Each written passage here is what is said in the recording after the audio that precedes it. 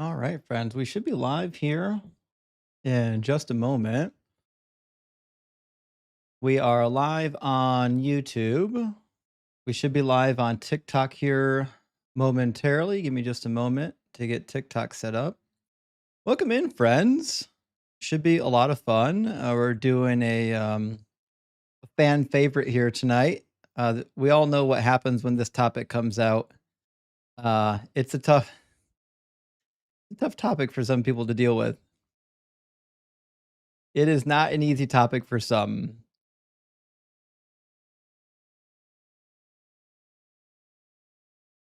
Phil bros lose their mind on this topic. They don't know what to do with it. They don't like it at all. But we're doing it. It is what it is. Let me double check the stream real quick, make sure we're live on TikTok. We should be ready to rock and roll. Greetings. I see we got a friend all the way from Munich. Welcome in from Munich. All right. Yeah, I think we're live everywhere now. We're live everywhere where lives are live. So we should be good to go. Let me open up the guest box on TikTok real quick before I forget. There we go. And our guest box on YouTube should be open already.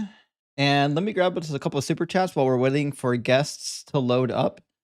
And then we'll get right into the good stuff. Godwin, great to see you. Thank you so much for the 1999, my friend.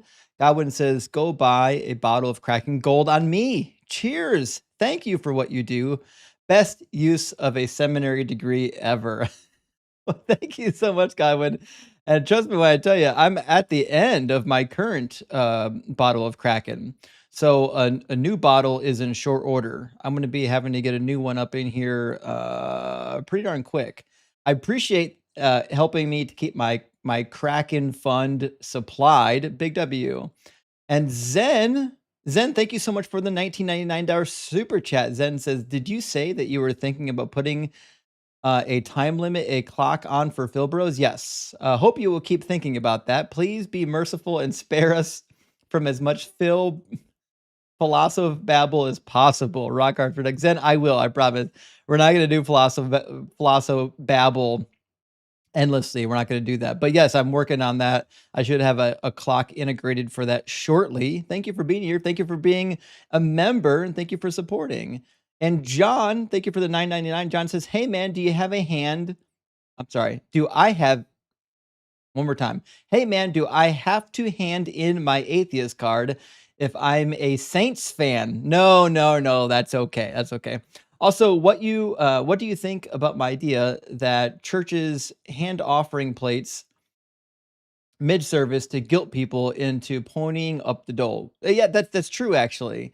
I think one of the reasons why the offering is in the service, like in the middle of the service, is specifically to like a light form of coercion to get them to donate, because it's almost like it's almost like shaming. It's a form of shaming for them if they don't give while everyone else is giving. You know what I mean? So I mean, it's a really good question. I do believe that it's true. T-Matt says, what are all the books you're planning on writing? Well, I've got two in tow. First one I'm working on now, it's going to be the prophecies as they're laid out in the Gospels. And then I'm doing another one of the prophecies as they're laid out in the rest of the New Testament. Good question, though. The first one should be looking at getting out towards the end of the year. Dex, thank you for sending out 5 DZ Debate memberships. Big W, my friend. I really appreciate that. Big W, Dex. And Carlos, thank you for sending out 20 Deconstruction Zone gifted memberships. That's huge, my friend. Great to see you tonight. I hope you're healing and recovering well. Please do keep us up to date on how you're doing. And I got 2 more super chats.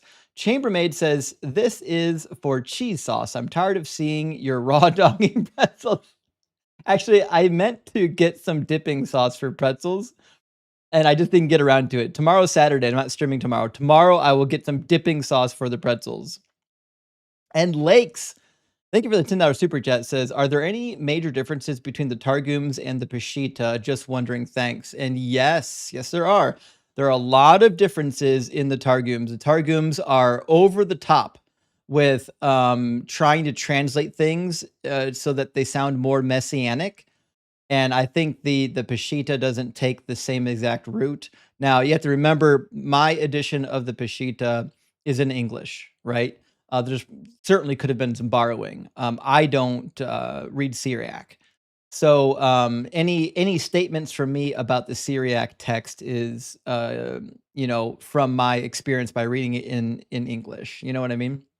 Texas Panhandler, thank you for gifting 5 Deconstruction Zone memberships. Big W, my friend. Super appreciate that. All right, we've got one guest waiting to get in, although I think it might be a friendly. We'll see. Godwin. Welcome in, Godwin. Hey, Justin, how's it going? Hey, how are you? Good. I'm not driving. My wife is. Very good. Be safe. Don't get yourself hurt by driving and living. Um, so Right. Godwin, you are the Godwin, our friend.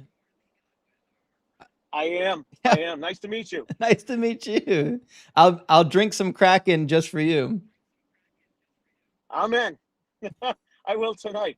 Um, I had a point. I noticed that you had that. Well, I'm hearing an echo of myself. We just turned myself down a little bit. Um, you have that point about Paul bumping his head, Yeah. and I think Paulogia has something similar. I want to throw this one at you. I'm into survival, and I used to go mountain climbing. And one of the things is if you fall asleep on the ground and you don't have a shelter, animals tend to come near you, especially the dumber ones. They want to like get the warmth from you. They cuddle up to you. When you wake up, you should wake up slowly and carefully. My theory is that St. Paul was on the ground sleeping, and a scorpion cuddled up to him. And I've heard that they can cause you to hallucinate and give you blindness, temporary blindness in some cases. So my theory is that he got bit by a scorpion and had some bad dreams. That's certainly interesting. The poison could also explain some of the longer lasting effects like the blindness and whatnot. When you get bit by a poisonous animal, sometimes your body reacts in ways that it takes a couple days to get over. Like it doesn't just recover right away. That's certainly an interesting thought. I never thought about that, but that's certainly something I need to mull over now. I appreciate that. Yeah, well, yeah, it hit me when someone in the military that I knew said that they were getting bit on purpose so that they could get pulled out uh, by an emergency helicopter. And in the meantime, while they were waiting, they got to trip out. That's Oh basically what wow, they said. that's wild. So, right. I So, never I yeah, well, never connected the two, but that's an interesting point. yeah, I don't want to take away from the cooking. It's good stuff. Hey, thanks so much, Godwin. Great to hear from you. Be safe. Yeah, take care. All right. Cheers, buddy. Thanks. W. Godwin. Big W to Godwin. That's an interesting theory. There's a lot of possible or plausible theories about the situation. All right, I think we've got a guest in the TikTok queue.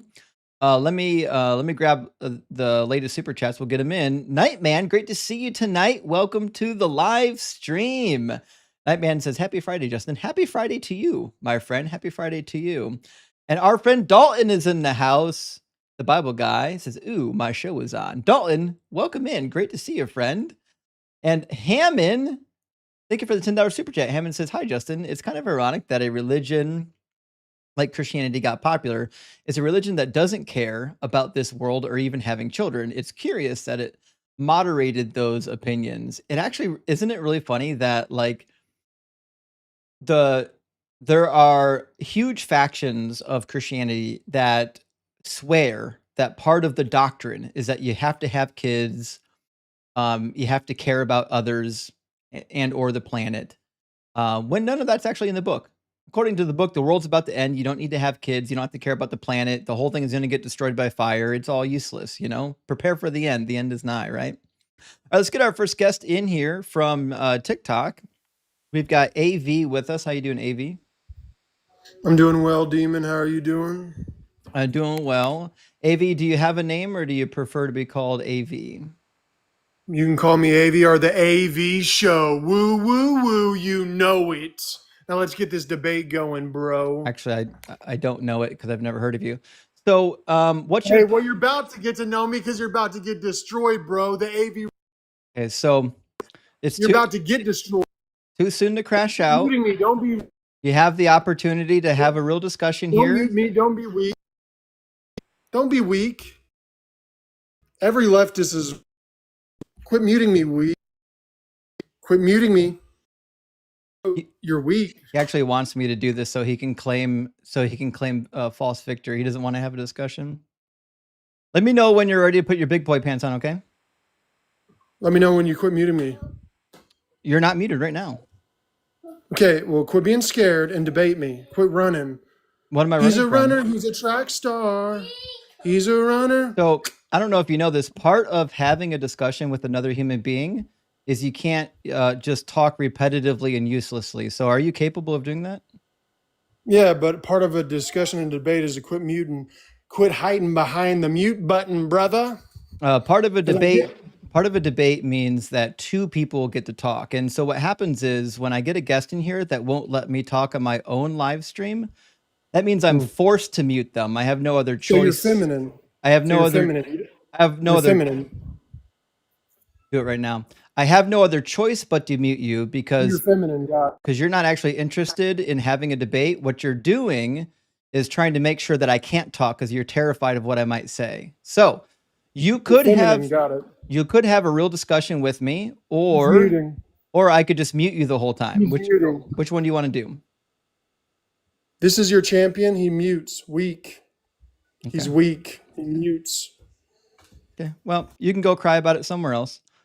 Everyone who's ever watched my show knows that you don't get muted if you know how to have a real conversation. Clearly, you don't know how to have a real conversation, and you're a waste of space, so you can go somewhere else. I'm sure there are adults waiting to get in and have a real conversation.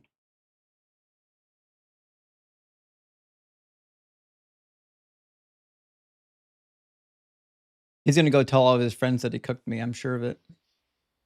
Welcome in, Rolf. Oh, hello. Yeah, welcome in. How you doing? How's it going? Good. How are you? I'm good. I'm sitting outside of my tool shed. Oh It's shit! Well, quite fun. I would imagine Yeah. so. That's Rolf, what are you I need. are you at least 18, and do you believe in God? Oh yeah, I turned 43. Yeah, I'm old. I feel found that. like a 4 centimeter. Yeah, I found like a 4 centimeter long hair coming out of my ear. that's So, yeah, that's going to happen with time. It is what it is, you know. yeah. It's So- panic time. Rolf, which God do you believe in? I don't believe in any gods. Oh, well, we're having a debate right now with people Yeah, who do I believe in know. God. So unfortunately, I have to. I just want to come in here and say like, good job, keep it up. Hey, thanks. I appreciate that. Yeah, all the it's all about what do you say in is how to control the public. Yeah, really. That's what I see of religion as being Yeah. something that they keep above you to make you be like to keep up with the laws and doing whatever they want you to do. I think the greatest utility of religion is mass control. That's my opinion. Yeah, because it's difficult to control a big population, and Mhm. that is what it's used for. And I look at it as yeah, it's evil Yeah, I agree. Yeah. in its purest form, and I think it's about time that people start waking up. We're And waking them up one seeing- at a time. Yeah. So, but yeah, either way, keep up the good job. Hey, thanks. I'm I appreciate it, just Rolf. in my tool shed here in Norway. Yeah. Well, About to listen, go to bed. one of my I'll favorite make- places to be when I'm not online is in the garage doing something. So I hope you have fun. Yeah, I live on a farm, so I'm like always doing some crazy projects or doing something fun with the kids. Right now, I'm just tinkering around with my new bow and arrow. So it's gonna be fun. This Newborns are a lot of fun. Enjoy the baby though. No. Babies are the best. Yes, they are. All right, have a great one. Cool. Well, I hope you have a good night. Hey, you too. Cheers, friend. Bye. Cheers. Bye. W. Rolf. I love tinkering in the garage. I love it. But you guys already know me. I love working on cars and stuff. It's a lot of fun. A lot of fun. Drifter, thank you for the super chat. Says I'm 44 years old, always learning and searching. I don't feel old. You're not. You're a young man. Says, but I know I'm old because the priests don't stare at me anymore. Oh my god, that's good. Oh, that's fantastic. To be fair though, the wandering eye of the priest is for the quite young. Quite young. Herman says, as a former Sikh, and we have our own wackos. Oh, I'm a former Sikh and we have our own wackos, but man, I cannot believe the kind of people that call into your show. It's crazy. It is crazy. I've talked to people of like the Eastern religions, and they're usually not all that like crazy about the religion. They're usually pretty level headed. But you know, the Abrahamic faith's a little bit different. Tariq says, watching live stream first time. It's 2:00 here.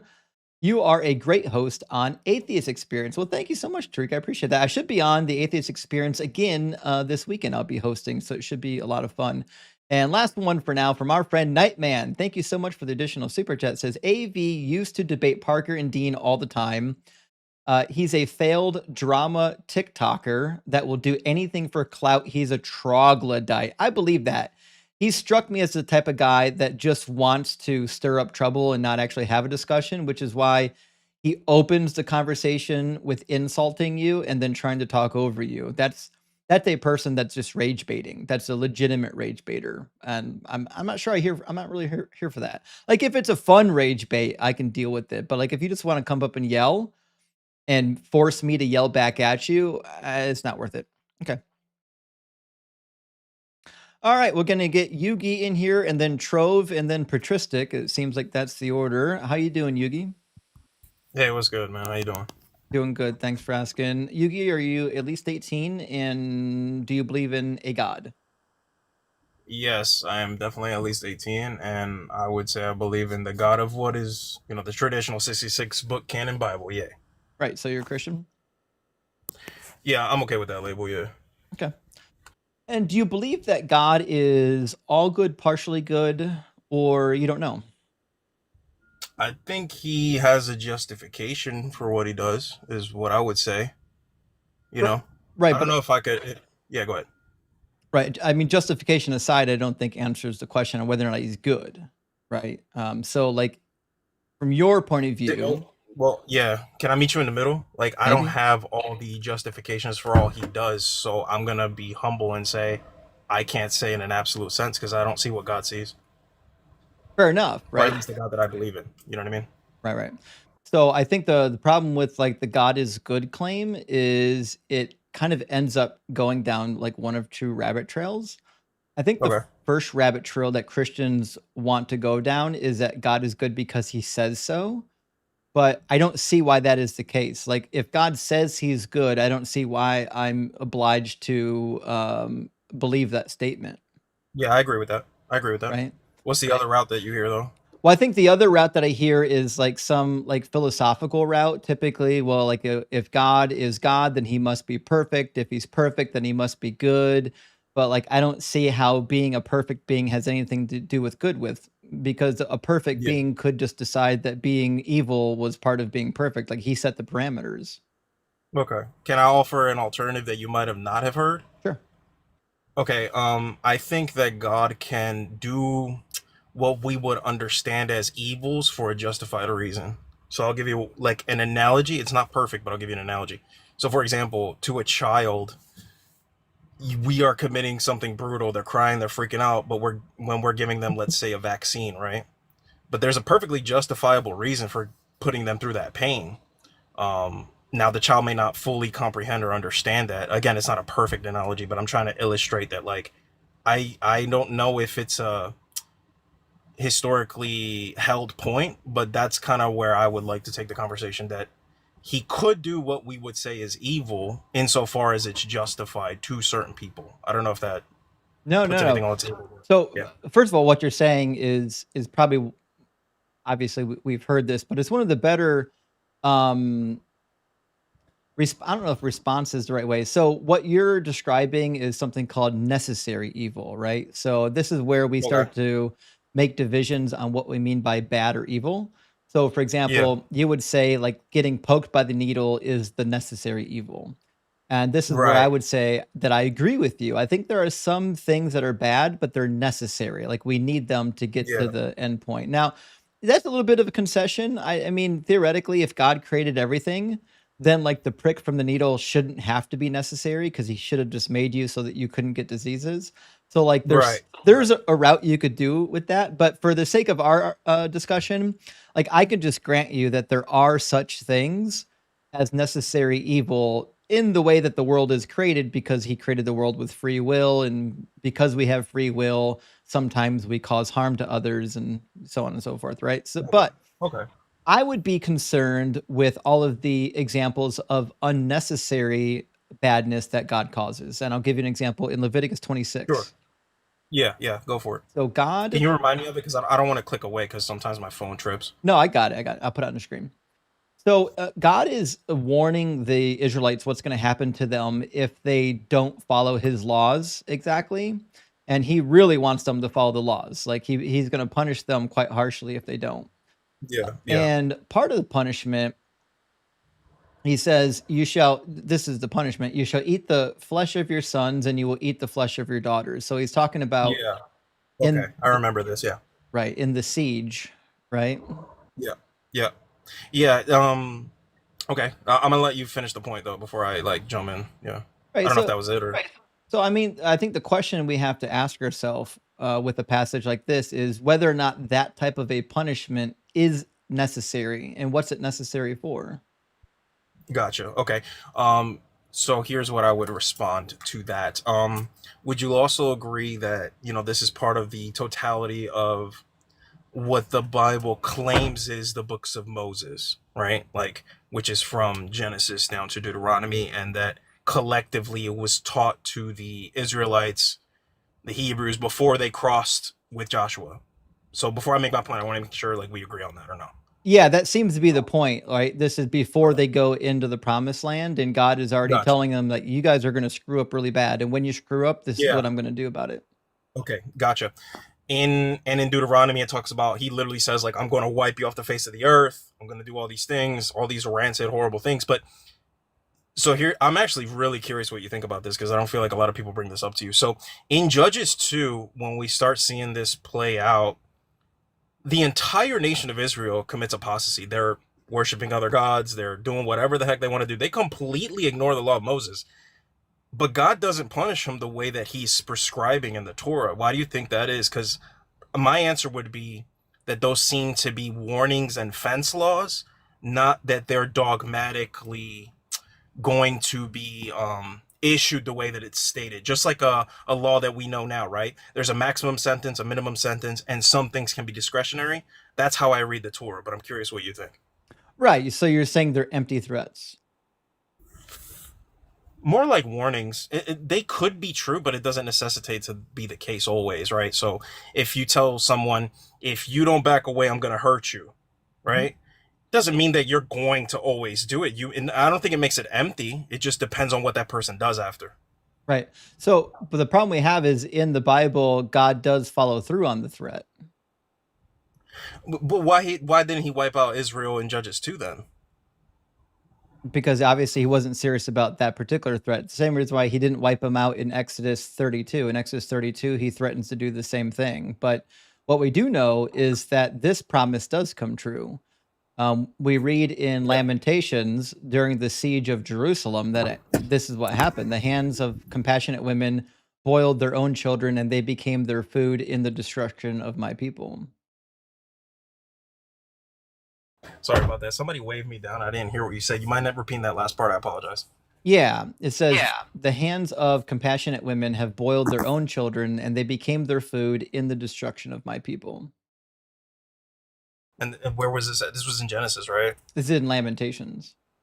Oh, Lamentations. Okay, I haven't gotten that far, so I wouldn't even know the context. But um, I don't know if, I guess like what I'm failing to see is, I don't see it as empty threats when I don't know if you would agree that it seems as though the God of, the ancients spoke in a way that they would understand. Right. So if at that, yeah, go ahead. But what I'm saying is the threat that I'm going to make you eat your children, that came true. Oh, that he actually did that? Yeah, in Lamentations, Jeremiah records how the women of Jerusalem during the siege boiled their own children and ate them. Yeah, I would have to see how that ended up happening, but obviously I will concede that like since we hold to the sovereignty of God, he's ultimately in control and he allowed that to happen. Granted, like, much later though. But I still struggle, like, do you think that it's at different points that he will do certain things, or is it just more like I guess you wouldn't see it as a general warning, right? You wouldn't concede that?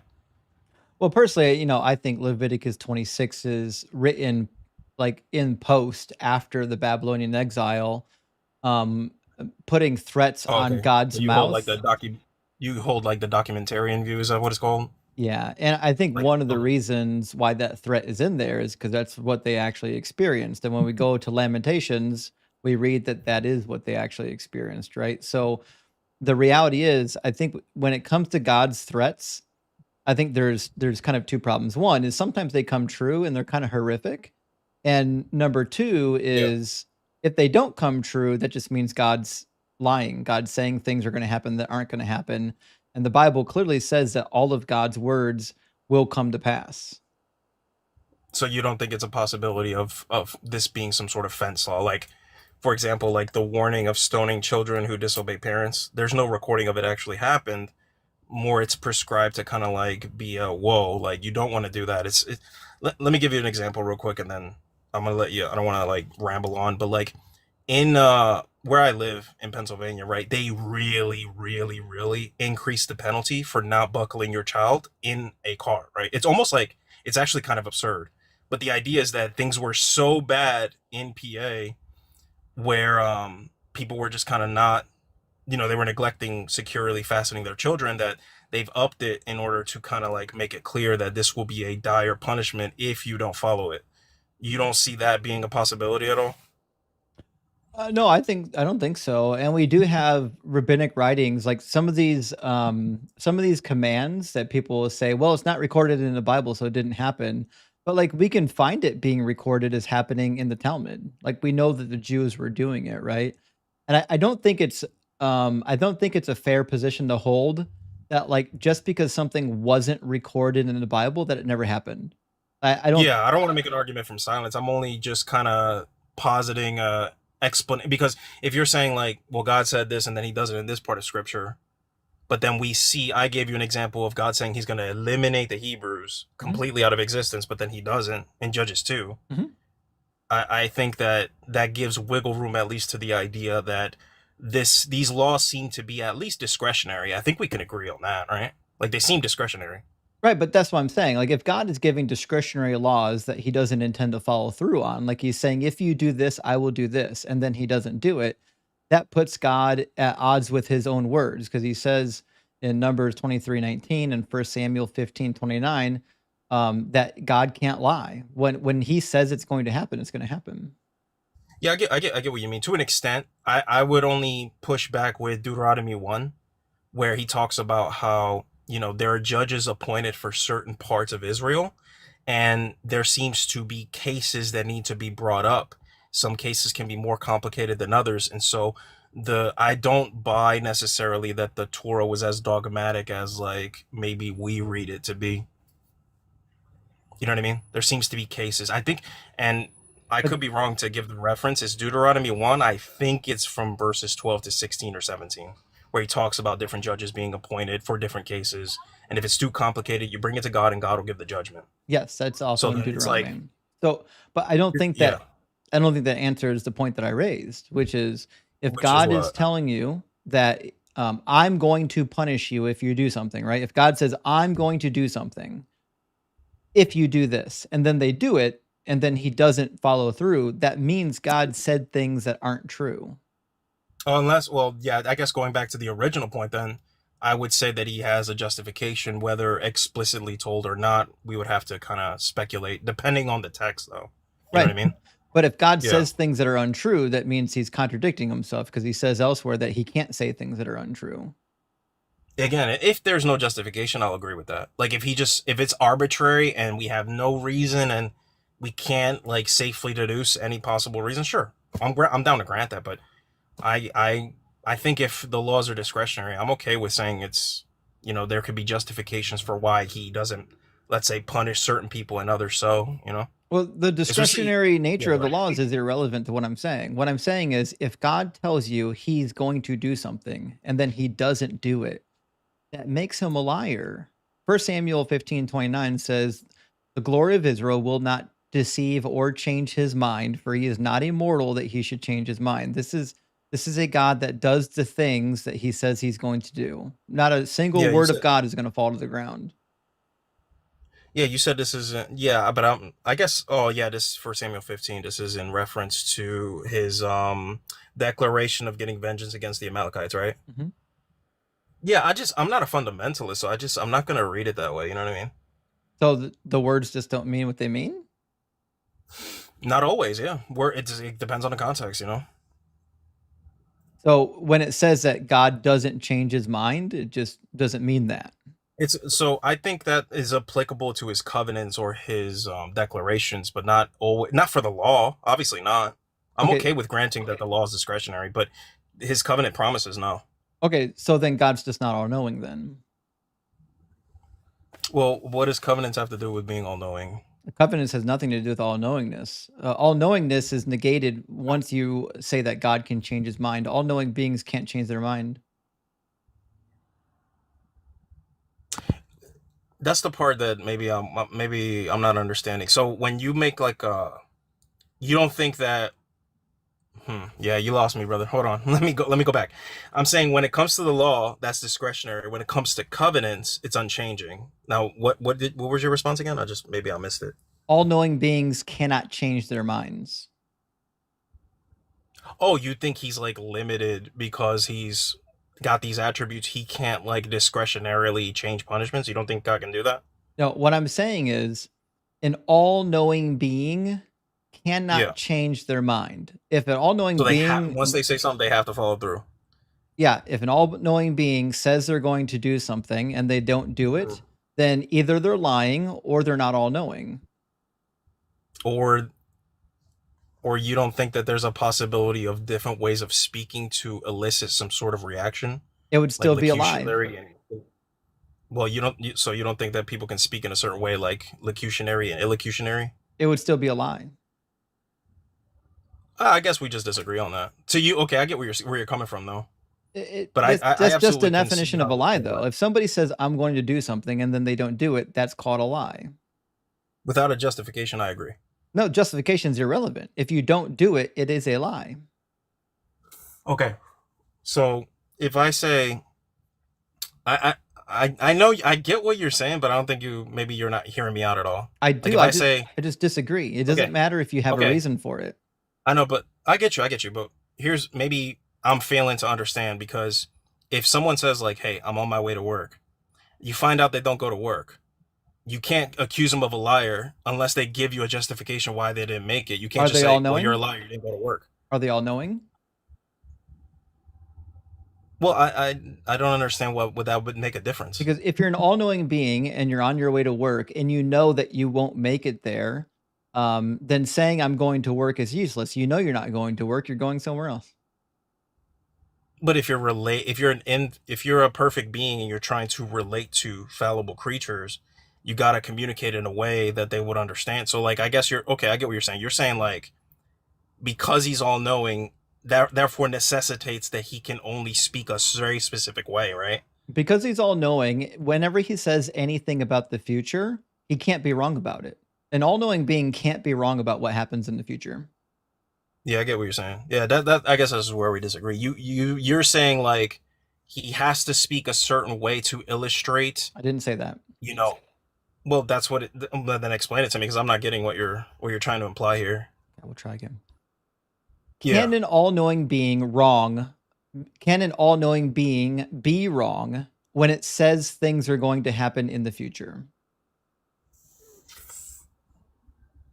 So you don't. I guess in the biblical narrative, it really does depend. You know what I mean? Like if we're talking about the Bible right now, right? You clearly see things change depending on what happens, like So Joel 2, Jonah, God right? can be wrong? It's not that he can't be wrong; it's that things are conditional. But I didn't ask about conditionals. But yeah, I guess we're God just talking about two God different things. God knows how conditionals work out. Conditionals don't matter. But if you're trying to relate to people or have a relationship with them, you could sure like you. Let's say God could just say, "I'm not gonna really destroy you. I'm gonna destroy you, but not really. So don't even worry about it." How does that like? How is that grounds for a good relationship though? You know what I'm saying? Grounds for a good relationship is that you literally don't just destroy people because they won't worship you. That'd be the first point. The second point is that you can just tell them the truth. You can say, if you disobey me, this is what will happen, and make sure that the thing that you warned them about actually happens. Like Yeah. my father had like one rule. The rule in our house is Yeah. you knew if you acted up, this was the punishment for it. And he didn't count the 3. He didn't give you warnings. If he caught you doing something, you got the punishment for it right away, right? No, I get you. I get you. That's what God could have got. God could have said, "Here are the Yeah. rules.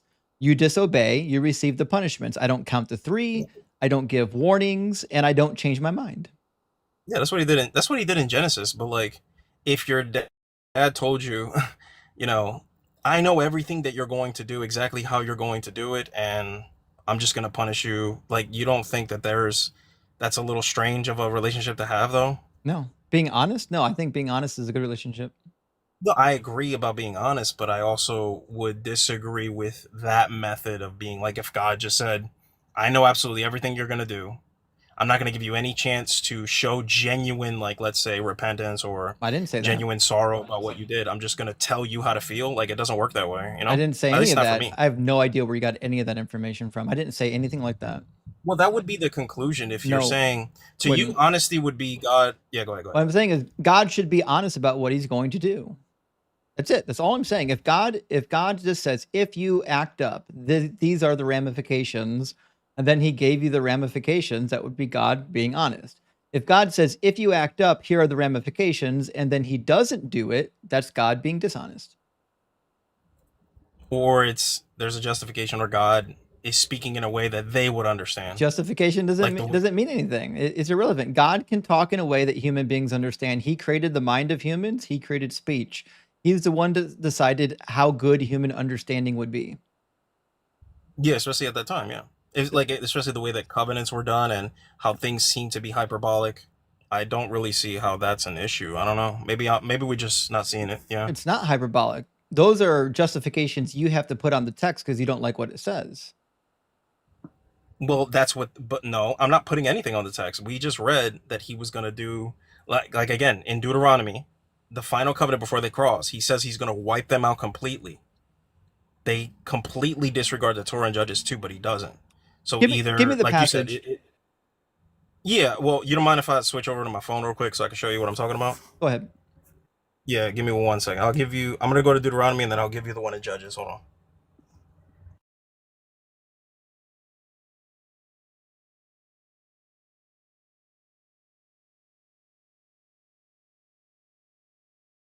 By the way, I don't think Judges says what he thinks it is.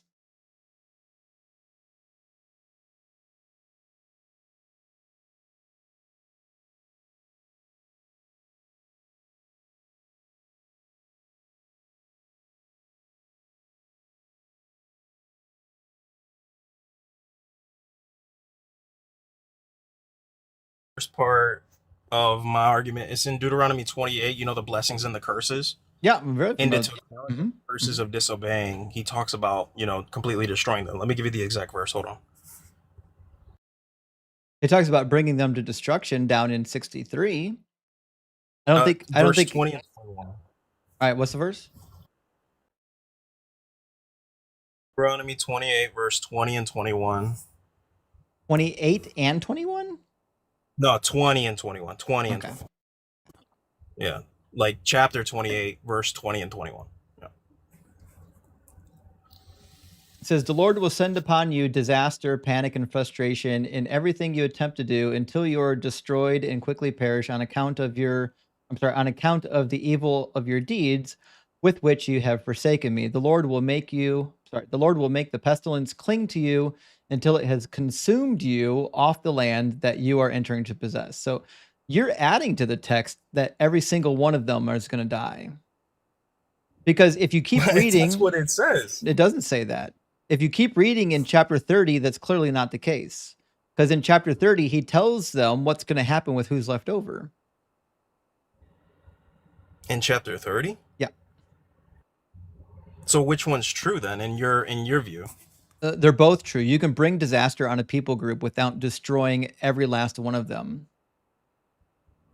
He's talking to a corporate people group. You can bring disaster on a corporate people group without every single individual person in that group dying. Okay, so then let's go to Judges 2, and I'm going to show you that it says that not a single person was good. Let me get it real quick. I agree. Yeah, not a single person probably was good. You understand though that the punishments that were dealt out were discretionary though. But let me get the verse. Hold on.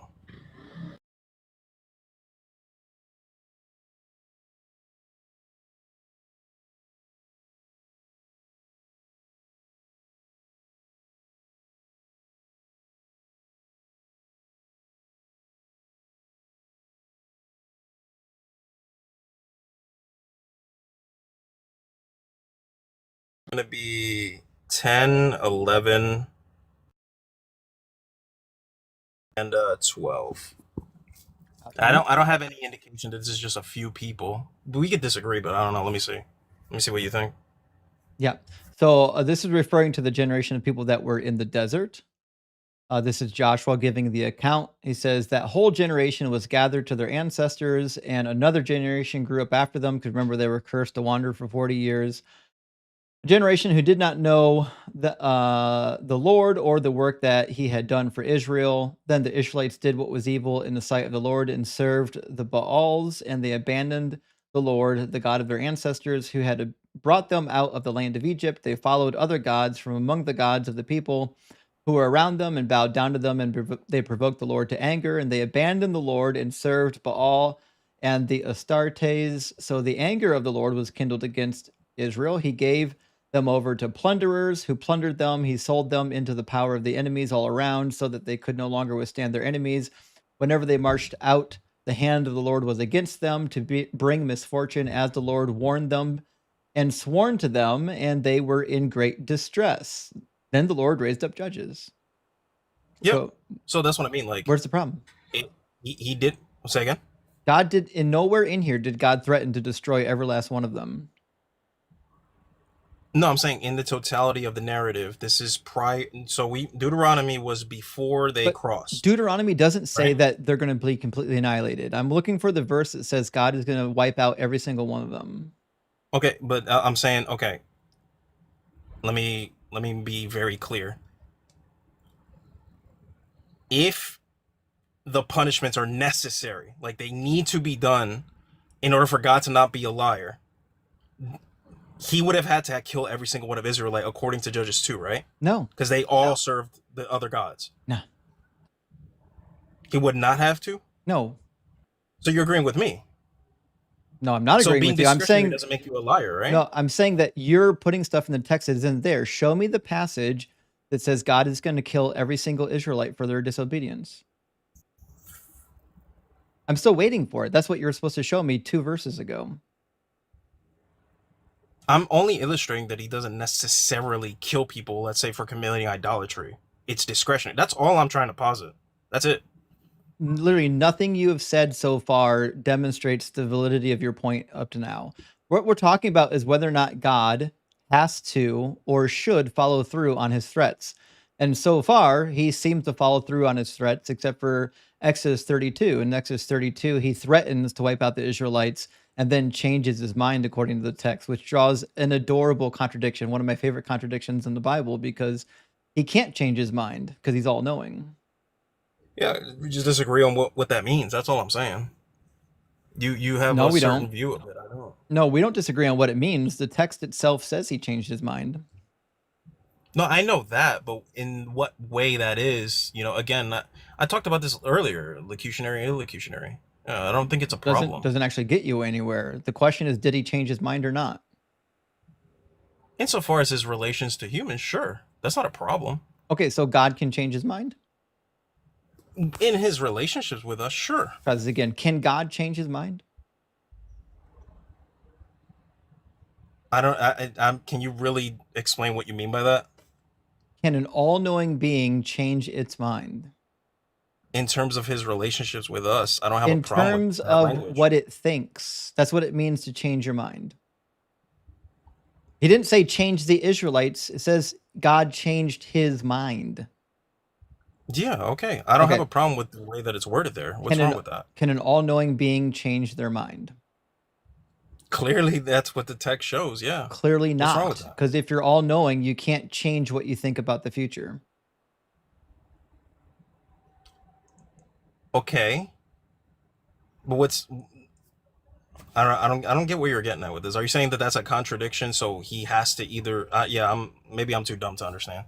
So okay, let me What try I'm to pointing repeat out it is back. your book. Yeah. Your book is got a contradiction on whether or not God does indeed change his mind. Because in multiple places it says God does not change his mind, and then in Exodus 32, and according to you, God does change his mind, which means Yeah. something's got to go. Either God does change his mind and he's not all knowing, or God doesn't change his mind and these passages are fake, false. Yeah, I think we've already, like, as Christians, kind of hashed this out, that it's just a way of him speaking to I don't us. think you have. No.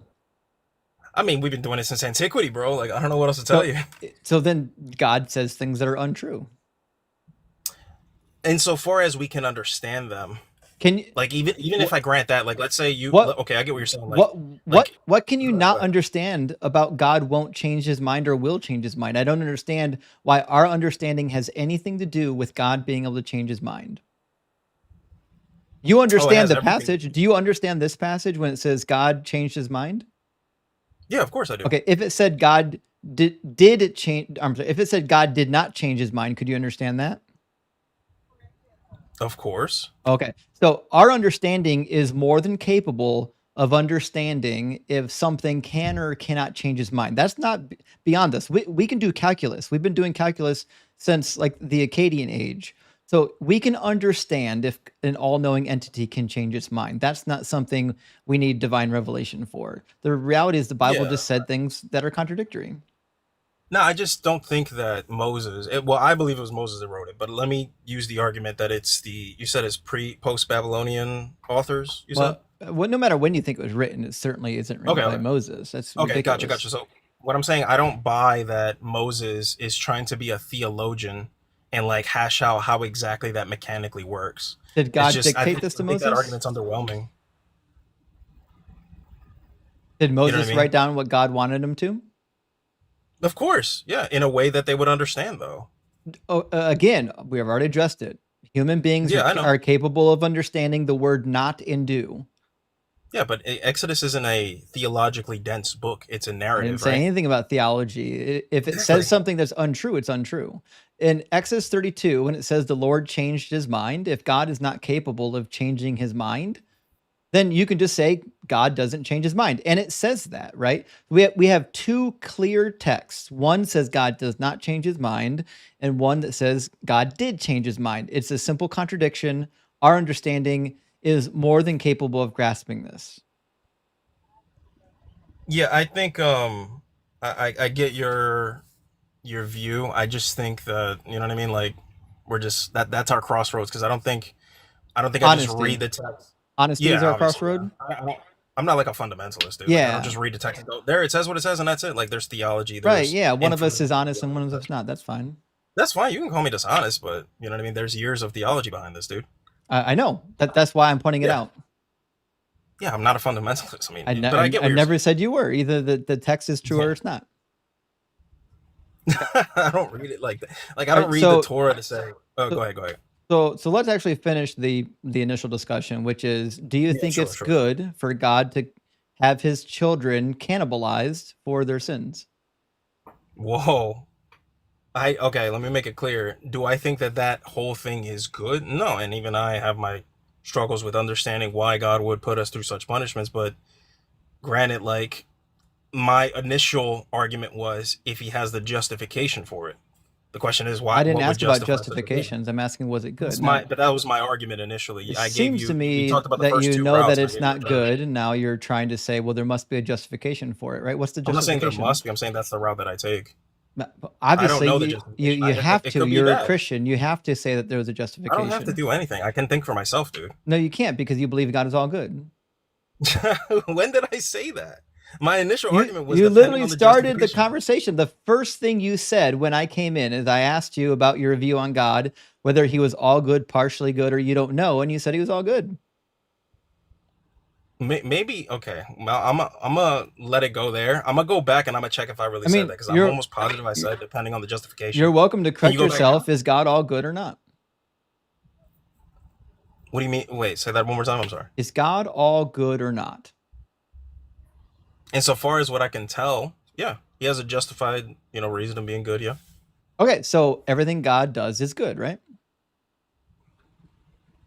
I don't know everything, dude. I really don't. Well, that's the position you're trying to debate right now. If you don't know if God is good, you can say I don't know. I can only speak for like the biblical narrative right now. I don't know every single act or why God allowed or didn't allow and whether it's good or bad. I don't know because I don't have that information. Okay, so you don't know if God is good. Insofar as what the Bible teaches, I do know that, but outside of that, I don't know. So you don't have an opinion? I'm saying I need to see a justification in order to properly give judgment on what is good or wrong. What do you think the justification is? We're both be speculating at that point. I I'm wasn't not. there, dude. I mean, I'm just sticking to what the book says. But I told you I don't hold that view. You know what I mean? Maybe if someone else was like, I'm a Bible alone, and whatever the Bible says, word for word, is exactly what I believe. But like, it's more complex than that. I don't know if it is actually more complex than that. Our discussion is based on like the Yeah. articles of Christianity, the basic like theology, whether you believe in Bible alone or Bible plus tradition, holds that God is necessarily good. To do anything that's not good would be against his divine nature. Yeah, that's like the classical position. But I told you from the beginning of this like conversation, it's going to be a different route. I'm not going to go down the rabbit holes that like you would typically go down. I'm saying like, I don't know the justifications. You don't. We can only talk for like what the Bible teaches, and maybe we can speculate off that. But beyond that, like, I can't tell you. I don't know. I'm totally okay. Hand up. I'm totally okay with saying like God could be wrong for all that he does, but I don't know. That's what I'm literally conceding with you. Yeah. Do you think it's Yeah. ever fair to punish somebody for making a mistake by having them eaten by lions? Well, which situation are you talking about, Daniel? No, Which one? I'm not going to tell you until you answer the question. I don't know. We're both speculating. What do you mean? Say that one more time. Do you think there's a scenario in which somebody should be punished by having them eaten by lions if they become deceived by somebody else? So, for example, if I said, Yugi, I need you to go to the post office and retrieve my mail. Let's imagine you go to the post office and you get there, and the post office guy is like, actually, you're at the wrong post office. You need to go to the UPS store. And then you come back to me and you're like, listen, I ain't got your mail because the UPS guy, or the other guy there said that it's at the other office. And then I have you eaten by lions since you didn't retrieve my mail because you were deceived. Would that be a fair punishment? I mean, in this limited scenario, wait, what's in the mail? You could just say just a general mail. You're saying hi to someone or something. Doesn't matter. Doesn't matter. Nope. Okay, what? I'm just saying, like, if that mail was, let's say, like the final code to solving something that's crucially important for the state of humanity. I'm not saying it would be right, but I'm saying I could understand why somebody would do that.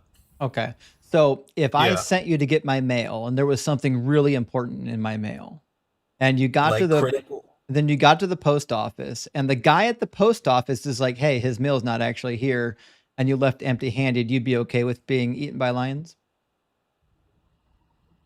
Just some general mail, you said, Just the mail. or it's really important. It I mean, doesn't matter how important it is. no, I mean certainly it's important. Yeah, I don't know. You're gonna have. I'm gonna need a little more than that, man. I can't just like throw out an answer right there. I would not Okay, do there's that a letter from the for. president in it. What now? And it's. You gotta give me more details, dude. That's Letter. What that's does it all there is. say? There's a Like, letter from the president. I'm corresponding with the president. There's a correspondence from the president that's going to be in the mail. I need you to go retrieve it. And if you show up empty-handed, I'm going to have you eaten by lions. Do you think that's fair? that happens all. I'm not saying I don't think it's fair, but I understand why people take it to that route. I get it. So would it be I'm good not if I saying did it's it? right. That's the. Would it be good? No, it's not good. Oh, that wouldn't be good. Okay. No, it's not a good thing that that happened, but I understand why it happened. No, Is no. what I'm Would it saying. be a good behavior? If I sicked lions on you, would that be a good behavior? No, that act in and of itself, there's nothing good about that. Yeah. Okay, that would be bad. Would I be wrong for doing It's a it? bad thing. That's going to be the debate. It depends on the totality of the circumstances. I need everything. You're just giving me So, vague. Like, it's important. Okay. so why does the totality of the circumstances have to do with whether or not my behavior is wrong because you've been tricked? Okay, because that's how we handle almost any He's hedging more so any. bad. He's hedging so bad for when we get to the Bible. He can't tell me anything until I read him the Bible passage. My guy, I'm right here. You just talk to me normal. Look, you got it, man. If you think like I'm like crazy or something, or if I'm messed up, you could just say it. It's fine. I don't think you're messed up. I think what you're doing is you're hedging because I'm about to read you a Bible story that I don't know what sounds that means. No, I vaguely promise you, I don't care similar about that. to the narrative that we just laid out. I got you, but what do you mean by hedging? I don't know what that means. What is that? Hedging is when you're laying down a preservatory bet for the future. So for like Okay. airplane companies practice hedging. When the price of fuel dips, they'll buy huge quantities of fuel to hedge against the rising price of fuel for when it goes back up. Okay. Okay. Can I tell you why you're wrong about that? Because apparently you can read my mind. That's not what I'm doing. Can I tell you what I'm actually doing instead of just Sure. assuming? Yeah. Okay. Thank you. So the reason why I'm asking for the totality of the circumstances is because that's how we literally judge people in court. I would appreciate it. Just like you, if you were a juror, would you not want to know everything before you sentence someone to life in prison? Okay. Then So what don't say I'm hedging. You what don't know me. circumstantial details do you need to know before you can judge it? All of it, whatever it is, all of it. I need all of it, I just told down you. to the little to the top. Yeah, but I you didn't just give me told enough to you. make an absolute judgment. I But I sent you will to the say, post office. You got deceived by somebody at the post office. And you come back empty-handed. I'm mad that you're empty-handed, and I have you fed to the lions. okay, and you said it was a message from the president, which you didn't want to tell me what it was. Why would I And tell then you're you? saying, It's internal correspondence. okay, so that's why I told you the act of having someone get eaten by lions is bad, but I don't know enough to know if it's absolutely bad because you just gave me vague details. I don't know. What would make it good? There could be a lot of circumstances that Like would make what? it good. Name one. Okay. The act of getting eaten by a lion isn't good, okay? But if this person, for whatever reason or another, you know what I mean, is negligent in doing it and it costs the lives of everyone, again, I'm still not going to say I that didn't it's say good, but I negligent. can You added understand that. I didn't say punishment. anything about negligent. Okay, but you just asked me what would make it bad, dude. I Don't said gaslight me, bro. I said You asked deceived. me how would it make it bad. No, within the parameters I gave you. The parameters I gave you is that you're Okay, deceived within by the the post parameters, nothing. office. When the parameter's nothing. But I'm saying you The asked me what parameter would. is I'm trying to give you an the example. parameter is everything. I gave you the parameters of the analogy. You can't throw away my parameters. The parameter of my analogy is that you are getting deceived by somebody at the post office. I didn't say anything about negligence. But you asked me what would make it. Within my analogy, obviously, I didn't ask you to make Okay, up then a I new. misunderstood you. Okay, then I Within my misunderstood you. analogy, Within those. you don't get to make up your own analogy. You have to play within the one we're already laying down. Okay, if new detail, let me be very clear. If outside of the parameters that you said, if new details came up at all, yes, it would probably change it. Then Like you what? asked me what would change it. Like So I what? misunderstood. Okay. Within the parameters or a new scenario? Which one? Within the parameters, you don't get to make your own scenario. Okay, nothing. Nothing. Okay, so there would be nothing, yeah, because So yeah, Because I'm just you saying were- that you're giving me because it's you still were- limited information. because you were deceived. You didn't act out of maliciousness, did you? Because I was deceived. Yeah. Dude, look. Okay, what do you mean by me? Like in the scenario? I or don't you're saying know me why right now? words are so hard for you, Yugi. It's a Bro, very I, easy I didn't go scenario. to school like you. All You right. you go to the post office to pick Uh-huh. up my package. The guy at the Yeah, I post got it. office tells you that that package is not here. You have to go to UPS. You've been deceived by the guy at the post office. He lied to you. He told you something that's untrue. You believed it. You were deceived. Because you were deceived, you show up empty handed. I say, listen, I told you not to show up empty handed. Now I got to feed you to the lions. Do you think Yeah, that's nothing fair? about that scenario is good, dude. Nothing. Right. It all sucks. Because Okay. you were deceived, weren't you? Right? What? Okay. No. Because I was deceived. Yeah, you were wrong. I'm wrong. I'm not wrong, but I should have. Let's say I should have maybe investigated further. I'll say that. If you're a diligent person, you're gonna make sure that. Are you really sure? What do you mean by that? I wouldn't just Right? go back empty-handed. I'll never understand Christians justifying the most horrific actions on the I'm not planet, like justifying being anything. Wow, literally fed to the lions. This guy that's crazy. literally thinks human beings should be fed to What? lions if What? they get deceived while trying to fulfill a I am not mission. saying It's that. Oh my wow. crazy. Okay, I'm not saying so that. let's That's crazy, actually bro. read the No, Bible you got it, man. passage. No, you got it. I'm I'm going to good. show I'm you good. the We're not Bible gonna like passage that slander you've me. been You hedging got it. for. So You got says, it. there lived an old prophet in You Bethel. got One it. of his sons came and told him all that the man of God had done that day in. Oh, he left. They run. They are so terrified of the Bible. Like they are so afraid to read this thing. Oh well. Second Kings 13. I'm sorry, First Kings 13 is where you can find the story.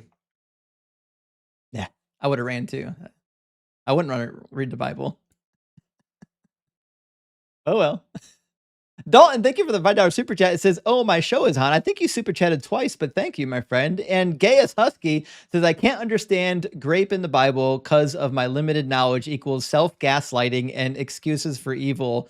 My moral ground, grape is wrong. Does God have a problem?" Yeah, I would imagine so. Christianity has a huge problem. Huge problem.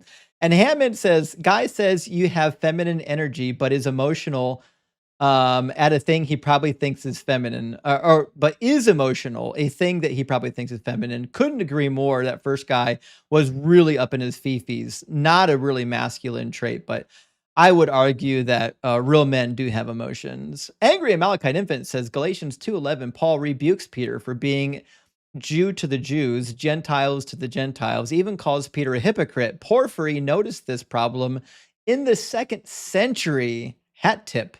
Thank you, Mindshift. I appreciate that. Yeah, so like if you want to read early disputes against Christianity that are good, you want to read Julian, you want to read Celsus, and you want to read Porphyry. Those are 3 really good early accounts. The other thing is I would add in Trypho. Trypho has a dialogue against the Christians that are recorded in Justin Martyr's writing. You can probably find a reconstruction of just Trypho's portions. Acme Hero, great to see you, friend. Thank you for the super chat. It says, "Not sure deconstruction is enough. These beliefs are harmful to humanity. They should be shunned into non-existence. Genocide is bad." Okay. I know. And we literally just demonstrated why it's so dangerous. Because people will literally get up here and justify being cannibalized and fed to lions. Crazy. And remember, God is punishing these people because they won't worship him. God's standard of justice is you must be abased and worship me or I'll terrorize you. Meg says, "Leaving Mormonism makes me feel cynical about being forced into being a stay-at-home mom, but Justin's love of babies makes me remember it wasn't all bad." Well, thank you, Meg. And I fucking love babies. Like I'm the guy, like if I go to someone's house and there's a baby, I want to hold the baby. Guys, go get a drink, have some dinner. I got it. Give me the baby. I want to hold the baby. Babies are the best. Babies, puppies, kittens, they're just the best. Hyman says, "On what authority do Protestants say that the canon is 66 books?" They don't really have a good authority. That's just the facts of the matter. But it is what it is. What are you going to do? We could have that as a debate topic once. Maybe we should. Eric, thank you for the $20 super chat. Says, "Been an atheist for a year, just recently stumbled onto your channel, and I must say, you are incredible. I love how you use the Bible to destroy Christians and common sense to hold others to the ridiculous beliefs. Stay rock hard for Doug. And also stay," let me get it right. Sinfully wet for Sharon. Absolutely. Hey, thank you for the super chat. I appreciate that. And Git says, if God's will encompasses all action of what humans do, then it's not evil or wrong, any consequences of said action. For instance, grape is not wrong if it falls in his will. I mean, that's from the theistic point of view, but then you would still have to justify why I would conclude that just because he's God, his will is good. Like, that's something you're assuming about the God. That's not something you can prove about the God. The God could just be an asshole and you're easily deceived. You know what I mean? Also, David says New Testament, Ananias and Sapphira lied to Peter, and the Holy Spirit died, and the Holy Spirit, and then died. Same God. He tells you the consequences. People just trust him constantly. I know the story of Peter basically executing Ananias and Sapphira for not donating all their money is a wild one. Rationalist Muscle, thank you for the $20 super chat. Says Justin, I dislike this show and I'll never let my youngins watch it. But because I'm a believer, that really means I adore this show and I make them watch, or I'll torch them because I love them. Hail, Doug, brother. This is right out of Yahweh's mouth. This is exactly something he would do. Thank you for that. And Gaius Husky coming in again says, Christianity is bad for society. HRT, abortion bans in, I don't know what MS equals, infant deaths because doctors are scared to work with Christians, makes kids in Philippines give birth, causing poverty. Christian tyrants in Russia, Africa, and Hungary. Christian ATKs, science, education, and free speech. Couldn't agree more. Christianity is holding back society. And Just Rancher says, do $2 YouTube super chats get read? Seemed not the other day. Also, do you have any thoughts on Tim Mackey Bible Project in terms of quality and accuracy? I like the Bible Project. I've heard him say some things that I disagree with, but in general, it's pretty good. The $2 super chats, like anything below like $4.99, I kind of save to the end of the live stream because I get so many super chats that like I have to prioritize them somewhere. So like if it's super relevant to the discussion or you paid like a certain amount for it, I'm gonna put that at like the front of the super chat line. But like unfortunately, like I have to have some kind of system of prioritization because of all the super chats that come in. And that's kind of the system I decided on. I figure like if somebody's willing to pay 10, 15, 20 bucks for a super chat, that kind of puts them to the front. Because nobody wants to put 20 bucks down on a super chat and then not hear it read. It's just one of those things. So that's kind of how I've developed my system. I know other channels like The Line, they only read super chats $10 and over. They don't even read $10 or $9.99 and under. Like everybody has this system. I'm still kind of working on my system. You're welcome to give me feedback if you don't like it. Cahoto says, long drive tomorrow, brother. I look forward to getting some pretzels. Well, you are going to get some pretzels, actually. You're going to get some. They're coming up. And the ungoogleable man says, a priest, a rabbi, a blonde, a lawyer, 3 clowns, a horse, a policeman, and Richard Nixon all walk into a bar. Bartender looks around and says, what's this? Some kind of joke? I mean, I think so. I think that's the most apparent joke that I can think of. I got 2 more super chats. Mitch Murray, thank you for the $100 super chat. Big W, Mitch. I really appreciate that. That's huge. Thank you for supporting the channel. Mitch says, you are the dog's bullocks, Justin. Look it up if you're not familiar with the expression. I think it's similar to like the cat's meow. I hope it's a good thing. Or like the bee's knees. I'll have to look up the dog's bullocks, but thank you for that, Mitch. I really appreciate that. That's really huge. And last one from our friend Josh. Joshua, thank you so much for the $10 super chat. Josh says, big congrats. I hope you grow big and appreciate the thought in taking the Bible serious leads to the absurd. I couldn't agree more. Taking the Bible seriously will lead you to holding absurd ideas. All right, let's grab our next guest. I promised that a Trove would be next. So let me grab Trove from our YouTube queue. Trove, are you still with us?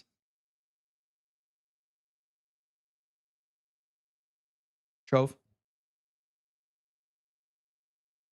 Maybe? Trove, I see your microphone and your camera are turned off.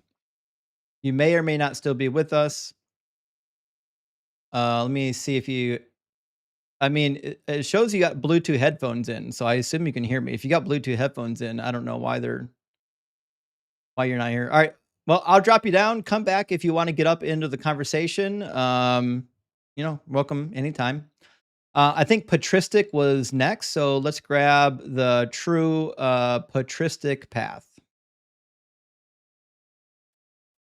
What's going on, brother? How's it going? Good. How you doing, patristic? Very well. Cool. Patristic, are you Orthodox or Catholic?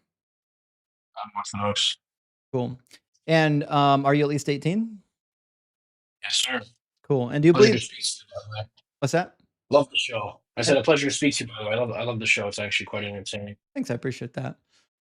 Do you believe that God is all good, mostly good, maximally good, partially good, or Yeah. you don't I know? believe he's good. Yes. Yes, sir. I believe he's all good. Okay. And do you believe then that all of what he does is good? Yes. Okay, so there's nothing bad he could do. Straightforward. There's nothing bad he could do then. Definitionally, no, because that would be contradictory to his nature, which is good. Why would I accept that his nature entails goodness? I'm saying obviously from my perspective. If you want me to argue that, I guess we could, but I was just listening to you and explaining my perspective, brother. No, I agree. That's why I was saying, like, I know from the Christian So perspective. you want me to argue it? Yeah, because first of all, you're Orthodox, which means Sure. I already know that you are into philosophy because, like, No Orthodox. philosophy will be used in the making of this video, I promise. Okay, so I've done from that before, and then Big Daddy Ian got called, and I got my pee slapped. Oh, I probably shouldn't say that on live, so I will not do it again. so I mean, the question I would have then is, if you're me, like if you're in my position, or Yep. really anyone's position, why do we think that we should or need to accept the idea that God is necessarily good? Because it seems like God could just desire to do bad things, and we could just have to accept that as well, right? That is logically consistent, like when you're just arguing it logically. However, again, it would be contradictory to his nature from the Christian paradigm. So we would posit that it is impossible for him to be evil for that purpose because it's contrary to his nature, and he cannot be contradictory because he is not composite. He is not made of multiple things, so to speak. Well, no, that is the Christian doctrine. I agree with you. According to Christianity, Mm. God's nature is good. I'm actually, what I'm doing is I'm pushing on that specific doctrine, and I'm asking. I know, like, Christianity teaches that, but why should one accept that? For Oh, example, like what's the argument for it? yeah, because like the Greek gods, right? So the Greek Yep. gods, or like the Egyptian gods, or even the Ugaritic gods, there were some gods that were good, and then there were some Yep. gods that were bad. It's not entirely clear to me that just because you're a god, you have to be good. I'm not sure why that's the case. Right. Well, so the reason why is obviously ultimately going to come down to divine revelation. Now, the arguments therein would be essentially the way that he is the God of, for an example, he says multiple times the widow, the weak, the innocent, the poor, so on and so forth. So that's why, from our perspective, we would say that he is a good God. Again, that's purely from the humanistic perspective, looking at his let's say doings in the world, his actions in the world, we could see that he is the god of basically the weak. He's the god of people who need help. Okay, so the goodness of God, it rests on like an evidentiary foundation. I don't believe so, but again, I'm not going to debate like because Fair again, enough. this would have to be a super internal system. Which if I Right. start bringing up Saint John Damascus, you're probably not going to know half of it, which No. is fine because you think it's gibberish anyways. Yeah. Yeah, so it's pointless for me to bring that up. Fair It's enough. totally, so I'm saying I'm trying to talk about the biblical worldview because it seems like that's what you're most familiar with. So I'm trying to be like, obviously, if you start talking about, evolutionary biology, I'm going to be in a disadvantage also. So I'm trying to say something that we can both have a conversation with. Ultimately, it is a show. Yeah, first of all, I mean, and I think that's a very charitable position to be in. So, like, big W for that. I think there's a lot of people who really know philosophy that want to come up here and just use a bunch of big words that nobody knows, so they sound smart. And that really doesn't move the Yeah, conversation forward. Like, even like I agree. I agree. like most philosophical conversations I can follow until you start using the insider jargon, and then like, why am Right. I doing this, right? I agree. Yeah, no, we're on the same page, brother. Okay, I just so want to talk about the issue at hand, like particularly the morality within the Old Testament, particularly. Yeah. Yeah. So if I asked you then, according to the Bible, right? Would a good Mhm. God take delight in harming or destroying wicked people? Yes. Yes, he would. He would take delight in that. He would. Yeah, right. So like there's multiple forms of justice. From the Western view, we have social justice, which is only like a really recent thing, but it always has existed, of course. We have retributive justice, which is where, a punishment is made according to the action. And then we have no, excuse me, we have punitive justice, which is what I just described, and then we have retributive justice, which is where we're replenishing what has been stolen. So that is the three frameworks of justice we view it from. For God, justice, and in the Hebrew in the Old Testament, it's misfat. I can't pronounce it in Hebrew, but Mitzvah. it's like M-I. Yes, there you go. Thank you, brother. I appreciate that. So that form of justice, as also described in other ancient Near Eastern traditions, such as the ancient Egyptians, is putting things back in their proper place. So to put things back in the proper place is God's justice. This is divine justice. So if that requires a destruction of an evil person, that is totally and completely in line with good. And even I would argue we still do this today through forms like, for example, the death penalty. I think 99% of atheists would agree that if the tiny mustache man was alive, he should be put to unalivement, for an example. However, that's just one small example of what's going on in the Old Testament tradition So for morality. there's a couple words. So like a mitzvah would be like a command from God or a command, right? Or Yes, kind it of also command, means that. Yep. right? And It means like a then judgment also. Yep. right, and then there's let me see what if I can remember mishpat, similar to Yes. right, okay. That's what I'm speaking of, which is again the frame of justice that is exegeted in the Old Testament. And it also kind of entails fairness, right? Absolutely, which is again why certain things need to happen that from our view would be unjust, but in the view of God is completely and absolutely tenable to the position of him being good. Right. Okay. So I started on this conversation asking if God takes delight in destroying the wicked. And the reason why I asked that is because I had an assumption that you would know that Ezekiel 33, God says that I don't take any pleasure in the destruction of the wicked. Again, all of the biblical texts need to be within the context, which I'm sure you've heard millions of times. But this Ezekiel 33 again is probably laden within responsibility and accountability and all these other things. And then you would have to say God's role of justice and mercy. So maybe this text is saying this or that. Would you like to read it in particular so I can maybe exegete it a little bit better? Because I don't have the context of this. It's been a while since I've read Ezekiel. Yeah. So in Ezekiel 33, the command is given, say to them, as I live, says the Lord God, I have no pleasure in the death of the wicked, but that the wicked turn from their ways and live. Turn back from your evil ways. For why will you die, O house of Israel? So it seems like what he's suggesting is like, Yeah. I don't want to kill you. I don't want to bring Right. destruction on you. I would prefer for you to turn from your ways because I don't actually take any pleasure in having to destroy you.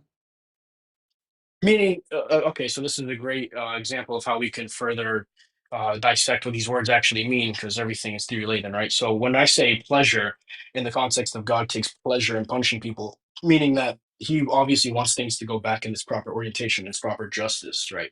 And so if that requires the destruction of a person, so be it. However, like you just read, many times he warns before he punishes, like for example, in Jonah, the Canaanite story, and so on and so forth. And then when you know, I think the biblical example is when the cup of iniquity runneth over, so to speak, meaning his view on it becomes to its point where it's boiling over, so to speak, then he executes judgment. So he gave humanity many years to repent for an example, the way that they were living in Genesis.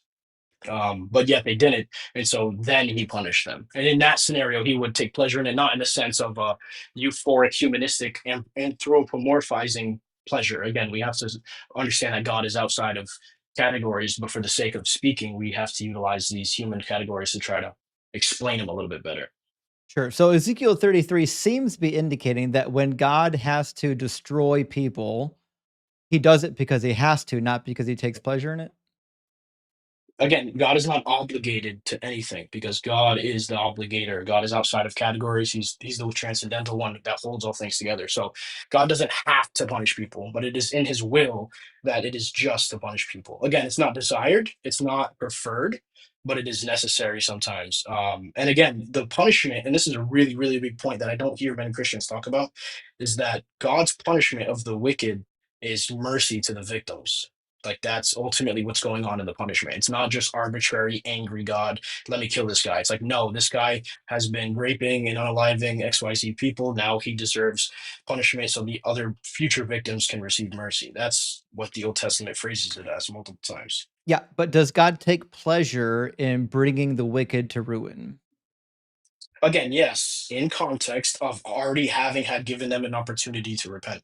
And if they continue and persist in their sin, then yes, God takes pleasure in setting things back in its proper orientation, which is justice. Okay, so Ezekiel's wrong. Ezekiel's not wrong. You're having a very literalistic Protestant like fundamental reading of the text I'm where just I'm just clearly what reading he's for trying what to it say here. says. I understand that's an easy way for us to say that, but again, you have to take this in context of being an ancient Near Eastern tradition, an ancient Near Eastern language that is not I easily have no idea transferable why into people just English. assume I don't know anything about the ancient Near East.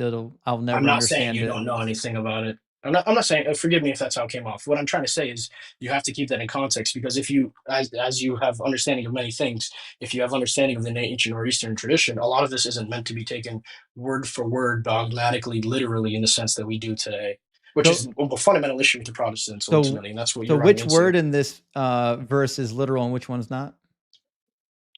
Again, it's not like there's a word that you can say this word in the Hebrew is language is literal, and this word is an allegory. What we're saying is that within the context of the overarching narrative and the exegesis of the authorities who have procured, protected, and condensed these texts, right?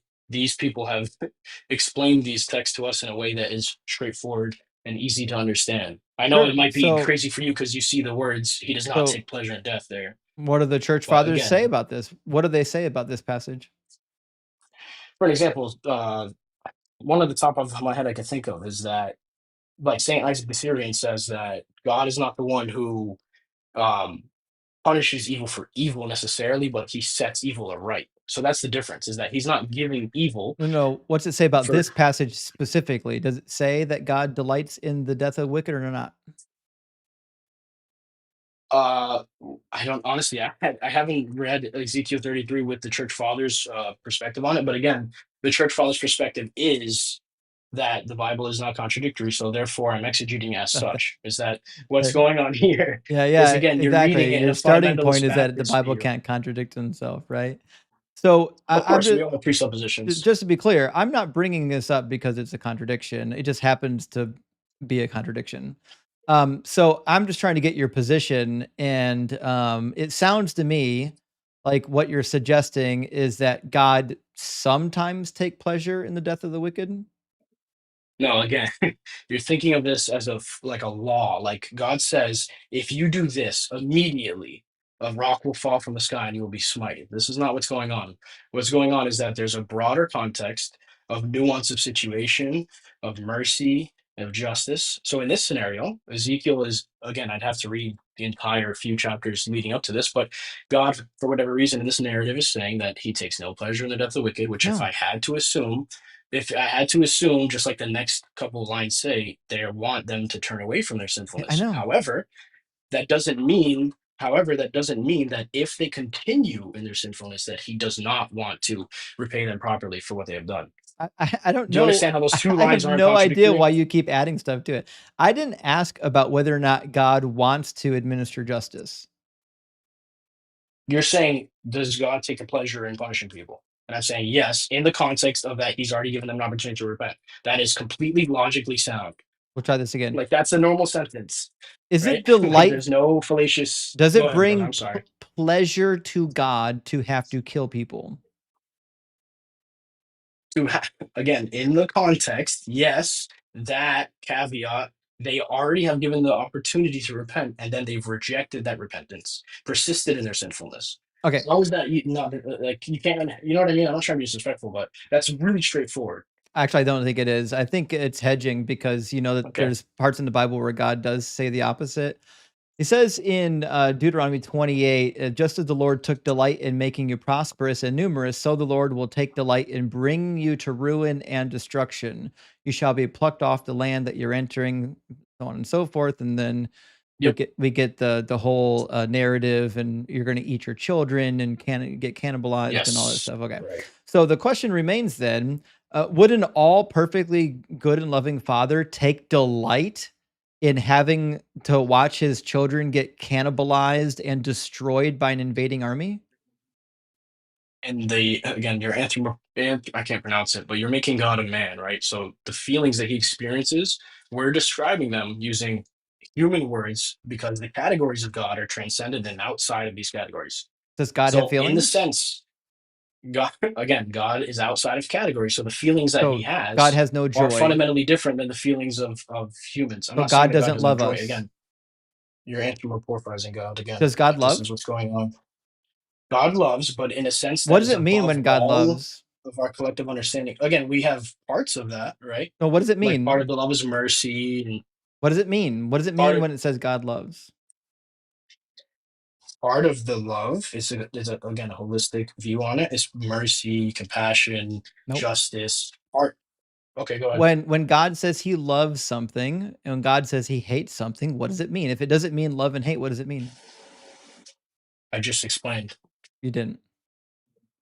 I just said, for an example, mercy, compassion. Those are all Mercy's implications of love. mercy's a behavior, not a emotion. Mercy comes from you loving something. A Like if mercy you love your can neighbor, come you from will have love. mercy upon them. Okay, so a loving entity would be So, what is the other merciful, result of mercy? right? Say it again. I'm sorry, bro. A loving entity would be merciful, not wrathful. You're again, no, not necessarily, because you're presupposing that wrath is unloving. That's not necessarily true. There's times where wrath is fully appropriate and is the most loving thing you can do in a situation. For an Right. example, someone breaks But in your house to try to unalive your children. Your wrath is love for your children. yeah, Quite yeah. straightforward, brother. But do you take delight in bringing others to ruin? Again, yes, depending on the context, of course. Okay, so God takes delight in bringing his own children to ruin. Depending on the context, absolutely.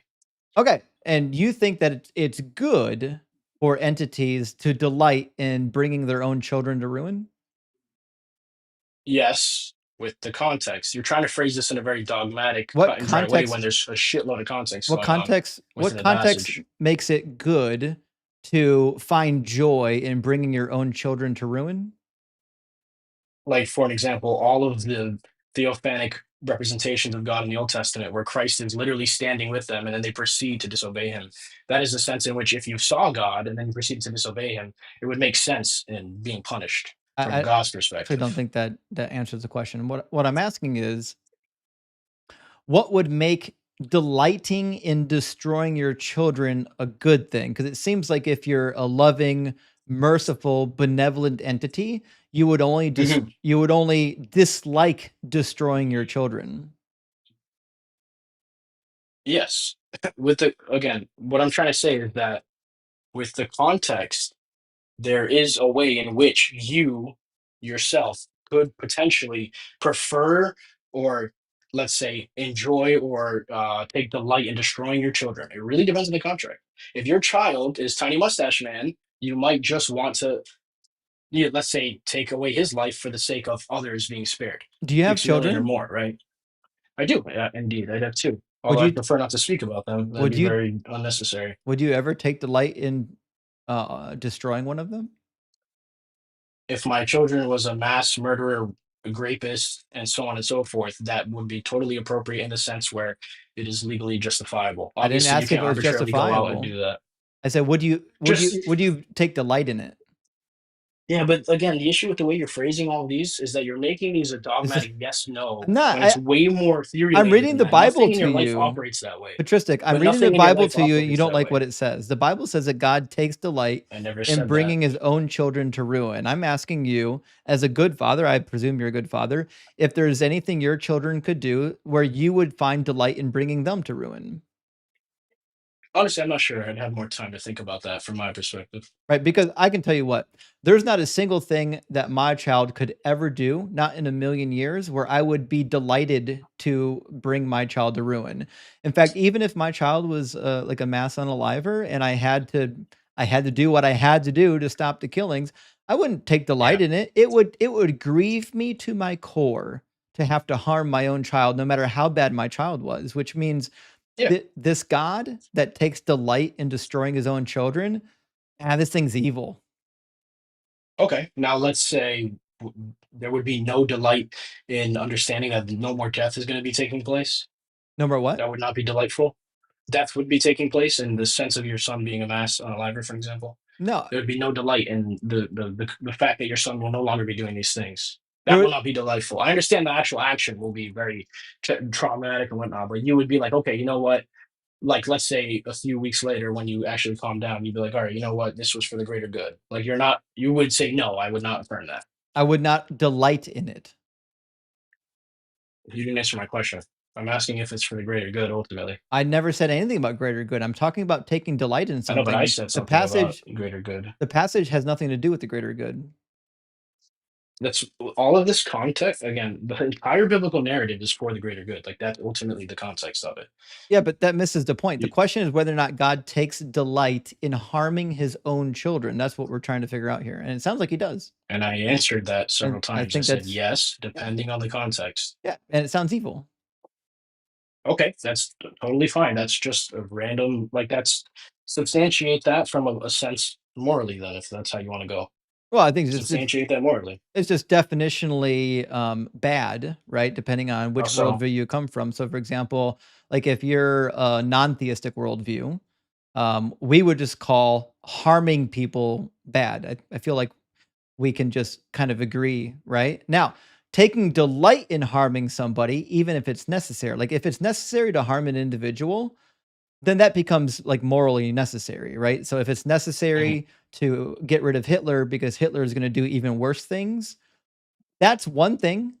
But taking delight in actually harming your own children is separate from that. There's difference. okay, I get what you're saying. Do you Like, understand what I'm saying about how you're anthropomorphizing God? You're trying to make his emotions akin to humans' emotions, when the reason why they're utilizing human words is so that we can understand it, obviously, well, but it's not a one-to-one correlation of his being. well, you can't tell me Do you what they understand that? mean. Yes or no? You can't tell me what they I mean. just said multiple times.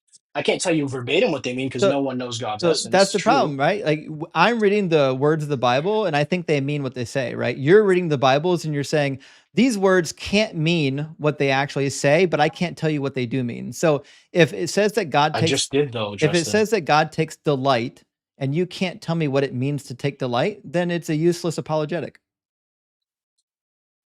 I, okay. Do you want to redo the entire argument from the beginning? Because I already explained this. Which you didn't. I asked you on 3 different emotions of God what it means if it doesn't mean what it says, and you couldn't tell me. So we'll try again. I When it just when it said says that that, God delights in something, what does it mean to delight?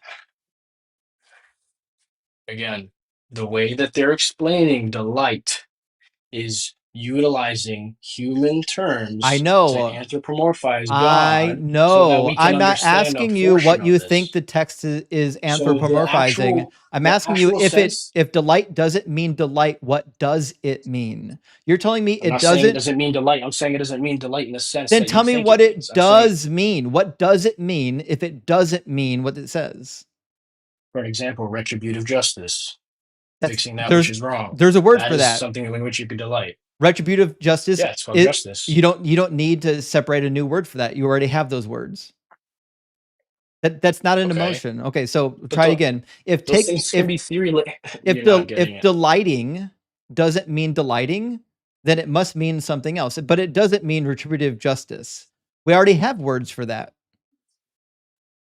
No, but you delight when you see a murderer put on trial and then be sent to jail for life. But yet that thing that he went I through is not don't. called delight, I it's I called do I justice. do not delight So when you don't delight I when, like, the do Boston I do bomber not is I do not prosecuted. delight in human beings having to suffer. That's very interesting. Even those who deserve to for the actions that they've committed of ill. There's not I feel like that would be there's not disingenuous. a single person that's ever been on death row that I would be delighted to watch them die. I would be I'm delighted not saying, I would be delighted if they hadn't done what they done. I would be delighted that if they weren't evil individuals. That's what I would be yeah, delighted I in. agree. When a single person has to be punished, when a person Yep. has to be executed, I don't take delight in that suffering. It pains me to my core, not only that they did what they did, but now they have to receive the punishment for that because that person has parents too. That person is somebody else's child. Every child, whether they're small or whether they're grown, when they experience pain, their family members experience pain. I don't take delight in people having to experience pain, even if they've caused other people pain. Mm, that makes sense. Yeah, but again, we're I think it's also disingenuous at the same time to say that we don't want and we don't actually appreciate when people are punished respectively for what they've done. Desiring I just justice, don't believe that. desiring justice is different than delighting in somebody else being harmed. Okay.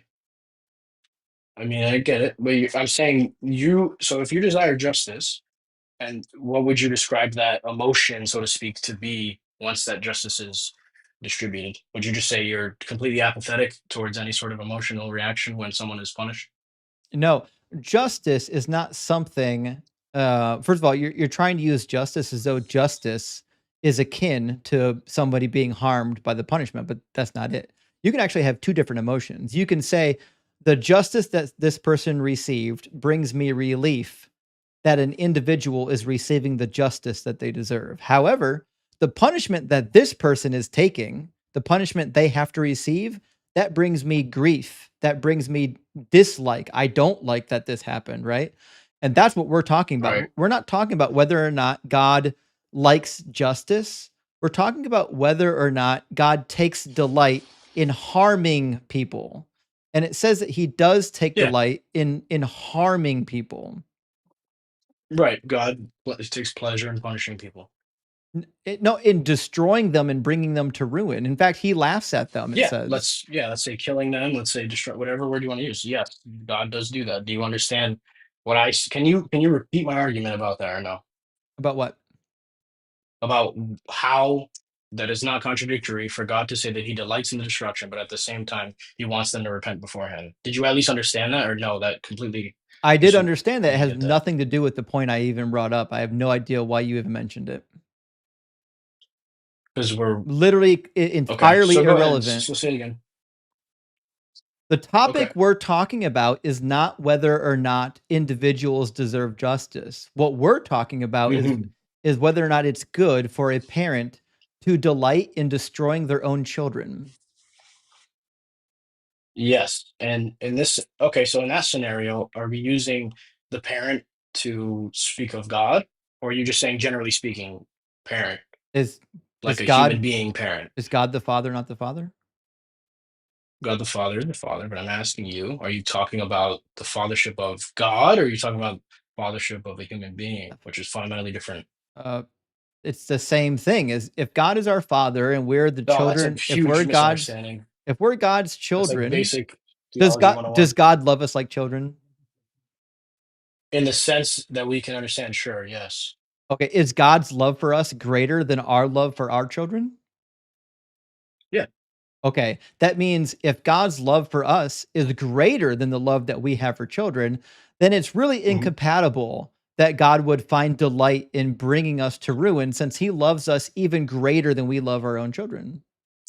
Yeah, but you're presupposing that God's form, way, and being and love is the same exact as yours, Then a tell me what is human who is much lower than Well, God. then tell me what it is. You keep saying that when the Bible God's says love, God has emotions, that those emotions aren't emotions, but you can't tell me what they are. God is outside of categories, which Y- is what I'm trying to say. And This is why it makes it difficult to speak of these just saying things. that is a useless statement. If you can't tell me what that word means, if all you can tell me is that word doesn't mean what it means, you're giving a useless argument.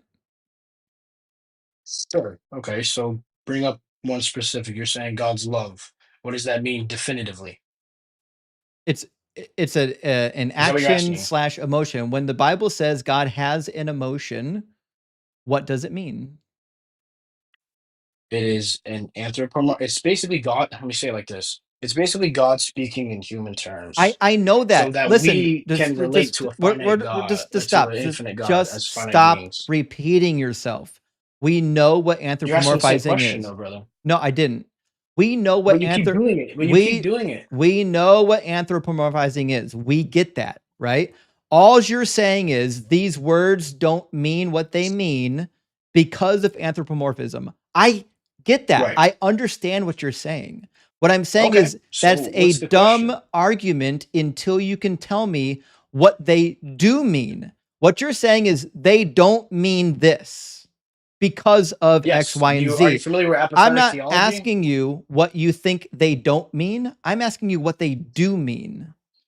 Are you familiar with apophatic theology or no? Actually, that one, no. Go ahead. Okay, so the Orthodox, this is probably where we're getting a big misunderstanding. I apologize for not saying this way sooner. So, like 101 theology for Orthodox Christians is that we do not speak positively of God's nature, we speak negatively, which is apophatic. So, for an example, we don't say, the reason why I'm saying God is good in this sentence is so that you can understand it. But typically, we would say God is immutable, God is uncreated, God, so on and so forth. That way we can categorize him not what he is, because what he is unknowable, because his essence is unknowable, because it's infinitely greater than us. So you don't know if he's However, good? we know, I don't know if he's in the sense that I don't know his essence in a way that I can explain it. Okay, So so I know that he is not evil, so which again, when we speak of it, we could say he's good, but what that means for a God that transcends all categories is fundamentally different. And to ask me to explain what something that is transcendental means is contradictory to the Orthodox theology of God, which cool. again is the oldest So then God is tradition not of good. Christianity. If you can't make Sure, if you want if to you say can't that, make positive the claims point is about that God, if you what can you only make mean, negative claims about God, then I would just say God's not good. Prove me wrong. that's great. Now, again, when we speak properly in terms of what we can try to portray to other people about God, but it is not basically all encompassing. It's not the totality. It's not an inexhaustible explanation of God. Like I can I can explain fully, I don't know, paper down to its molecular composition. However, I cannot do that with things of God. So it's basically it's a negation. I mean, literally, apophatic in Greek means negation. So it's basically that because God is beyond human understanding and we cannot fully describe in human language, we say what he's not rather than what he is, which is one of the big fundamental misunderstandings with the way that we're reading the Bible, because we're reading in a fundamentalist way. When Okay, so the you Bible don't was know written what God to, is, you only know yes, go what ahead, God is brother. not? I suppose so. Yes, for terms of his essence, yes, Okay, so you have no idea if God is good then. we know that God is not evil. Oh, we don't know So that. that would lead us to assume no, no, no. Again, apophatic meaning we say it in negation. So instead of saying Okay, God is good, so we give me say the God is argument for not God evil. not being evil. The entire biblical narrative. I mean, do you want me to give one example? I mean, the entire biblical But this narrative is going to be verses, verses, verses. It's going the to be entire silly. You know what I biblical mean? We're narrative just going to pull demonstrates different that verses he at is each other. evil. Do you think that it's Let's walk ever through it then. do you think it's ever not evil to have for example, if your wife committed adultery and then covered it up, Mhm, would it ever be mhm. not evil for God to have you raped for her adultery crime? Some of the passage I'm curious about this. I'm not sure exactly what you mean. You're You're not sure saying what I mean? God will We'll try this again. have If me you raped if your for wife commits my wife's adultery crime. your wife commits adultery and then covers it up, and God comes to administer justice, and as punishment, he decides that you're going to get raped because of what your wife did. Would that be good or bad, or do we not know? What what's the context? Just like the last person was I, saying, I what you just were I saying did over gave and you the over again. context. It's an Can I analogy. can I can I if you literally just give me 1 second. So one of the things you were talking about in First Kings, for an example, There's no biblical story in which God feeds someone to lions for an innocent mistake. Oh, you're So it's just a wrong. mischaracterization of the story. You're wrong. Because in 1 Kings 13, it's a serious consequence for It's God not. being heaven. Okay, go ahead. Let's run through it. So, More than happy. we'll do this after we get through with the analogy that I'm laying down. But it's the same thing where you're Don't making a claim No, that's it's just not not. true. Stop running from it. Okay. So, in the scenario that I laid down, if your wife commits adultery and then covers it up, and God comes to administer punishments, would it be justified as part of the punishment that you get raped? I would say that there is no story in the Bible in which this happens. That has nothing to do with what I'm talking about. I mean, it does, but it sounds It like is because you're trying to trap me. it sounds It's like like me not saying only have something you that not read your don't have Bible, it information sounds on. like you're terrified to answer the analogy. So just to be clear, let me Sure. ask the All right, just chat for sake of because argument, yes, Justin, it is everybody very evil. because Justin, it is everybody very in the evil, chat can Justin. actually answer this. Everybody in the chat, I just said yes. if I you just said think yes. it It's would very be evil. evil to have an individual raped as punishment for their spouse committing a sin like adultery, just type evil in the chat. Let me know what you think. Evil. A lot of evils, right? Yeah, it's really weird how Evil. like all these like terrible God hating atheists can just say that that's kind of evil, but you have to like quiver on it. Okay. Okay. Have you read the story of David? In part, yep. What was the punishment for David's adultery with Bathsheba? His son died. What else? I believe one of his family members was actually, like you're saying, was raped, if I remember now that you mention it. 10 of them. Right? Yeah. 10 of them. Ooh, let's read this. Let's do it. God says, "Thus saith the Lord, I will raise up trouble against you from within your own house, and I will take your wives before your eyes and give them to your neighbor, and he shall lie with your wives in broad daylight. For you did it secretly, but I will do this thing before all Israel in broad daylight." And what happens later on in 2 Samuel? Do you remember?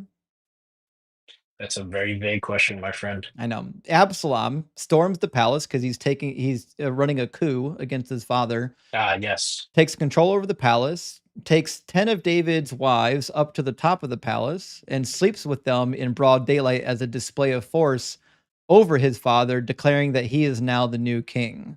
And God orchestrated the whole thing. Right. And you think that was good, evil, in between? Where can you show me where God justifies this? Are you saying because it's in the Bible, God justifies it? No, God causes it. He says, "I will raise up trouble against you from within your own house, and I will take your wives before your eyes and give them to your neighbor, and he shall lie with your wives in broad daylight. For you did it secretly, but I will do this thing before all Israel." So God is literally taking the onus on himself, saying, "I'm doing it." Yeah, this is the same way in which other passages in the Old Testament are God not literally saying he is going to come down in material and make this happen, He but said yet he's that this is causing the it. natural consequence for what happens. Yeah, and he also says that multiple times. Like, for example, like you said, well, he's going to cause people to eat their own babies. That's not exactly what it means directly. Again, you're reading in a fundamentalist way, which is very I certainly frustrating. didn't do that. I read it in the way that it's written. So both of the That's statements of called God doing fundamentalist things, way. when it says "I will take," the Hebrew word So "lakach" painful. here is in the causative Hebrew stem, which means the translation is perfectly spot on. God says, "I am causing your wives to be taken." Okay, but again, like I'm trying to say, So did God the cause this event to happen or not? Because if he didn't cause it to happen, that means it's not actually a punishment. God did not. No, no. So punishments can also happen from your natural But consequences. did God Yes. cause it? God does not cause everything on the earth in the But sense of did God active say he's potency. No. causing it? In the sense of this narrative, yeah, of course. Okay, so when the Bible says, when God says through Nathan that I am causing this thing to happen, give me one reason why I should read that and think God's not causing it to happen. Because no one understood in the sense that you do up until very recently. Not Is that even enough? not even remotely true. Okay, I'd like you to demonstrate that. Demonstrate what? You made the claim. Demonstrate to me that not a single person in the Jewish tradition or in the Christian tradition understood God's causing this to happen. Isn't God causing it to happen? The majority of the patristic Prove it. witness of the church Quote is him. that this is not. Quote him. I'd have to immediately do the research on it, but that'd be a waste of time. I don't think you've done the research on it. I'm sure I have something adjacent to this, but this quote directly, no. Okay. So I have no reason to believe that when God says I'm causing something to happen, that it means anything other than God causing something to happen. Anything beyond that is just being dishonest and coping. Okay. Yeah, Yeah. so again, from the Orthodox Christian worldview, we understand it as a much broader term that we say that this is the direct blessings and curses as described in the Old Testament. So, like God says, I will make XYZ thing happen. And typically that is just the correlative uh, consequence of that person's actions. In the example of people eating their kids, for example, that is directly correlative to their, I can't pronounce the word, I'm very stupid. Correlative to the situation at hand, which was the Babylonian siege of Jerusalem and then the Roman temple destruction 70 AD. This thing also occurred. I didn't, maybe I wasn't listening very well. I didn't hear That's anything okay. in there that addressed what I said. Okay, so um, let's see if I can put it in a different way then. So the Orthodox Christian worldview posits that these sort of passages aren't supposed to be read in isolation, and they're also not supposed to be representing all of the totality of the ultimate will of God. And they have context, they have historical context, they have context for the narrative of the story. They also have context for the people who are directly receiving them. I know So to about read it context. as a black and white, great. So to read it in a black and white sense is just not how the people who receive the text even read it themselves. Prove it. And this is understood. And the second time, I'd have to pull out all the sources. That would kind of be obnoxious for me to say, prove it to everything you say, because then you'd have to pull out all the sources too, which would waste everyone's time.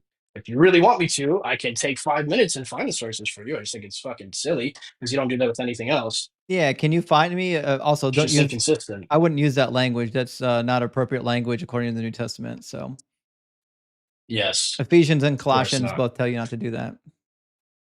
That's great. I appreciate you telling me all about my religion. I'll let you know. Don't worry. I'm actually trained in it. Thank you. Okay. So You're the best. it sounds to me that you don't have an actual argument for why God saying I'm going to do something doesn't mean he's going to do it, which is fine. But I think the conversation has gone long enough now. It's about 41 minutes and we got people waiting to get in, but thanks for coming by again. All right, brother. Pleasure talking to you. Have a great night. It's crazy having to be that dishonest.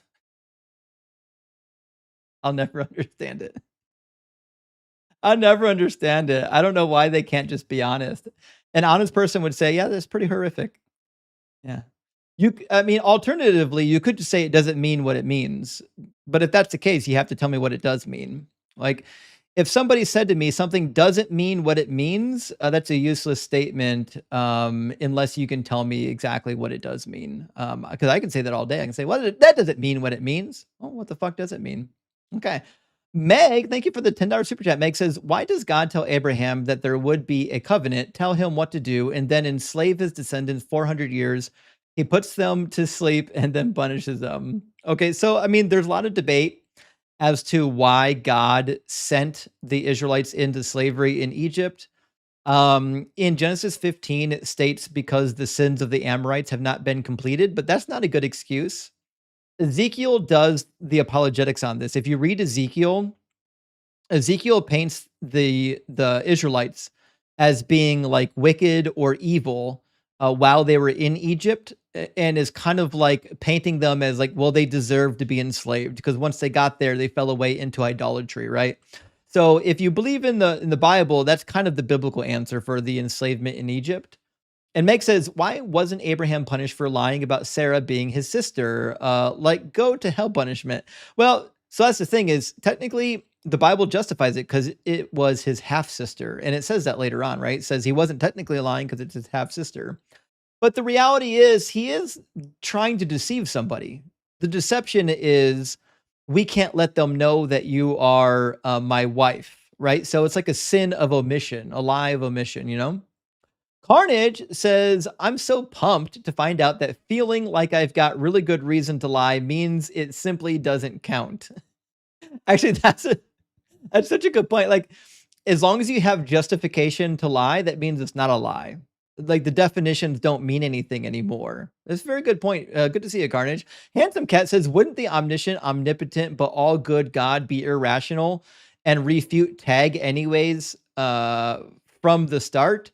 And isn't Yahweh just basically a pagan god? I mean, Handsome, Yahweh is a pagan god that was imported into this culture. I agree, but yeah, like the omni god. The omni god is a crazy god. But if you do believe in an omni god, I still don't believe that the omni benevolent is necessary. I think that's one piece of omni that is only there because Christians add that to the definition of God because they want it there. Acme Rose says, question, what do you get when you cross a Jehovah Witness and a Unitarian Universalist? A door-to-door evangelist with nothing to talk about. I love it. I love it. I made a Universalist meme a long time ago and people hated it. Where it was like a clip from that movie where The Rock is talking to what's that short comedian's name? Kevin Hart. And it's that movie where he's like, I got a question for you. And he's like, are you in or are you out? And The Rock is like, or Kevin's like, in or out of what? What are you talking about? He's like, are you in or are you out? And he's like, fuck it, I'm out. And he's like, nope, too late, you're already in. He's like, well, why the fuck did he ask me? And people hated it. I don't know why. I thought it was hilarious. But that's like universalism. It's like, are you in or you're out? It's like, well, too bad, you're already in. Well, if I'm already in, then what the fuck's all this Jesus nonsense for preaching to the world? Master Machitter says, pretzels to start the night, hoping to end with some good barbecue. Please send a pleasing aroma my way. Doing it.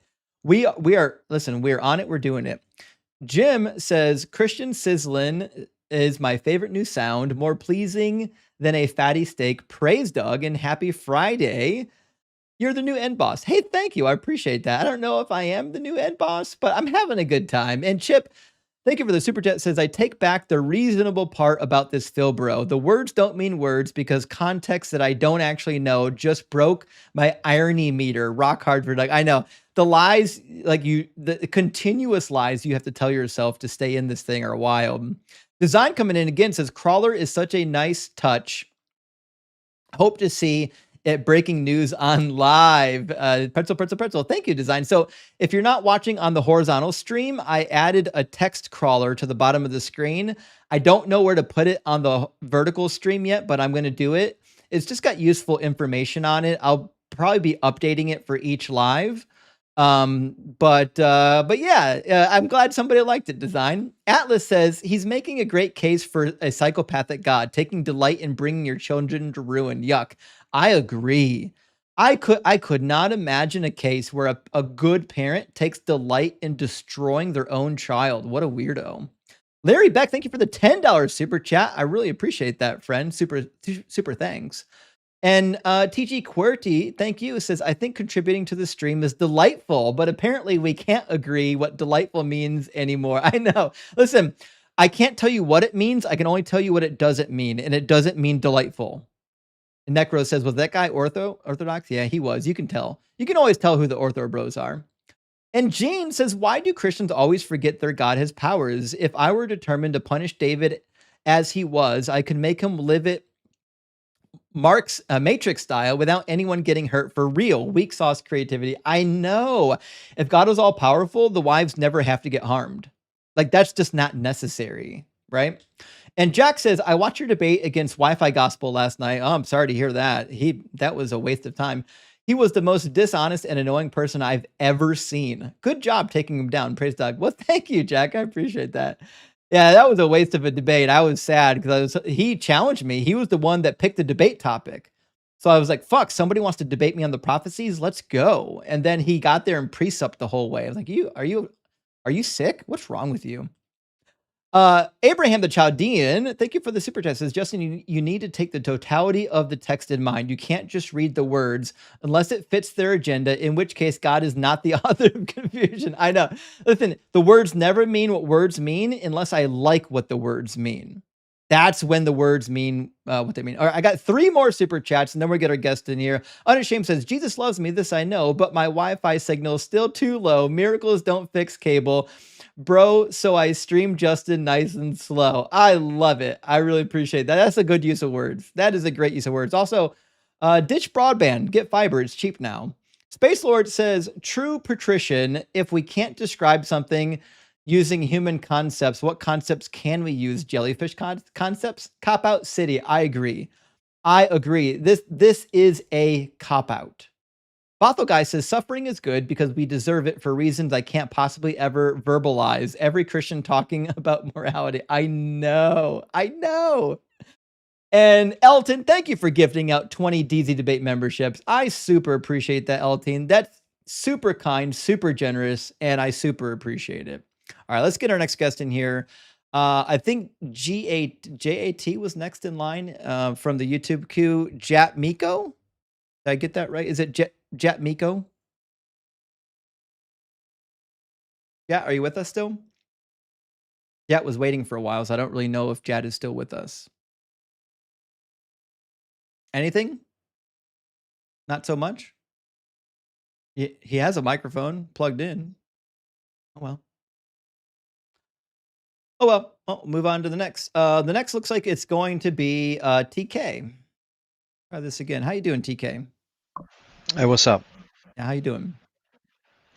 I'm good. A little frustrated listening to you, but I'm good. I get that. What's frustrating? That you're a militant atheist. Oh, does that hurt your fifis? No, it's just annoying. It's annoying that I'm making good points and you can't rebut them. The topic is God is good, and I find you're straw manning a lot. Cool. So I assume you're a Christian and you think God is good? Yes. What do you think a straw man is? Before we start, I have an echo. Why is there an echo on the platform you're using? This Ninja. I couldn't tell you. I have YouTube closed. Couldn't tell you. Well, that's annoying too. Yeah. Okay. Gonna have to just deal with it. That sounds terrible, doesn't it? Having an echo? Yeah, it's awful. That is awful. Okay. So I assume that you believe God is all good, right? Yes. Okay. Do you think that by extension, with God being all good, that means that everything he does is good? I believe that living is good. Try this again. Do you think by extension of God being good, that all of his actions then are inherently good? Okay, I'll just play by your rules then. Sure. But you mean answering questions honestly? Yeah, I would hope so. Okay. So you believe then that all of God's actions are inherently good because God is good and God can't do bad things? I didn't say that last part. Oh, do you believe that God can do bad things? I believe that God is the source of all that is good. There are bad things in the world, but I don't know if God creates them. I know that God allows for bad things to happen. Right. But my question was, can God do bad things? Yes. Okay. So God's only a percentage good. He's some percentage bad. No. So he's good, but he can do bad things? No. So when we say God is good, he is the ultimate source for anything that is good. Try this again. So without God, there cannot be any good. Yeah, we'll try this again. Okay. So if God is all good and he can't do, well, you just said he can do bad. If God is doing both good and bad, that means God is not all good. Like if I said I was all good, but then I went around hurting other people needlessly, you would say, well, that guy's not all good because he's doing this bad stuff. No, you're straw manning me. Can God do bad? Yes or no? I said yes. Okay. So if you can do bad, that means you're not 100% good because you're doing something bad. That's a fallacy. That's not a fallacy. Which fallacy is it? Yeah, what? Yeah, it's a straw man because what did I say That's that? not a What straw did I? man. I didn't. Yes, it is. I wasn't repeating your position. I was giving you the problem with your position. No, because I laid it out very clearly, definitional, You like didn't. in the definition. Yeah, Okay. I So said God okay. is the ultimate source for anything that is good. Okay, and then you say that, oh well, God is not good because he does bad things, Is he which the is source not of what I bad? said. It doesn't say that. I'm not sure. Does he do bad things? He allows for bad things to happen. Does he do bad things? I'm not sure. It says that he allows for bad things to happen. It's not my question. My question is, does he do bad things? Satan is understood to be the one that does the bad things. Okay, so God does not do bad things. I didn't say that either. I'm just trying to figure out if God does or doesn't. It sounds like you're confused about whether or not God does bad things. I'm not confused. Okay, then give me the answer. Does God do bad things? It doesn't say that he does bad things. I didn't ask you if anything said. I'm asking you, in your opinion, does God do bad things? No, I don't think so. Okay, I that's all think you God had is to totally say. Holy justified. shit. Crazy that you could just say no. Okay. I never understand why I have to get the runaround from people just to give me their opinion. I'm asking your opinion. In your opinion, does God do bad things? You could have just said no.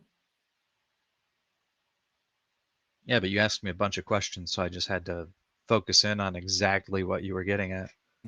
Focusing's tough. Okay.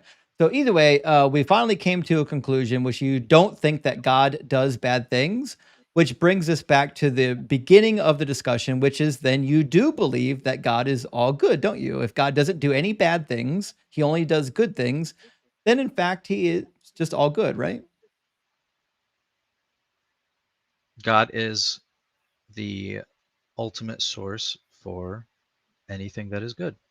I asked you if God is all good and you agree with that. I don't know why you don't just say yes. They're very weird questions. They're not weird questions. All right, we'll make it easy. If I gave my child permission to make slaves of people that he goes to school with, is that a good thing or a bad thing?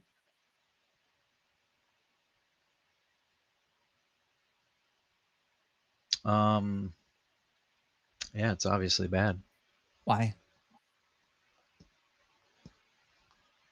because you don't have that authority. Okay, so slavery is good as long as you have high authority? It depends on if they're bad people. Okay, so we can enslave bad people if we have enough authority? Yes, So slavery is not inherently bad. right. So what was wrong with the transatlantic slave trade? I don't know what you're talking about. Do you think the transatlantic slave trade was bad? I don't know what that is. I'm sorry, you don't know what the transatlantic slave trade was. Nope. Did you finish high school? Yeah.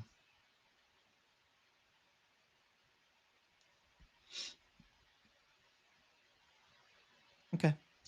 Well, you're not equipped for this. If you don't know what the transatlantic slave trade is, you're in the wrong place, buddy.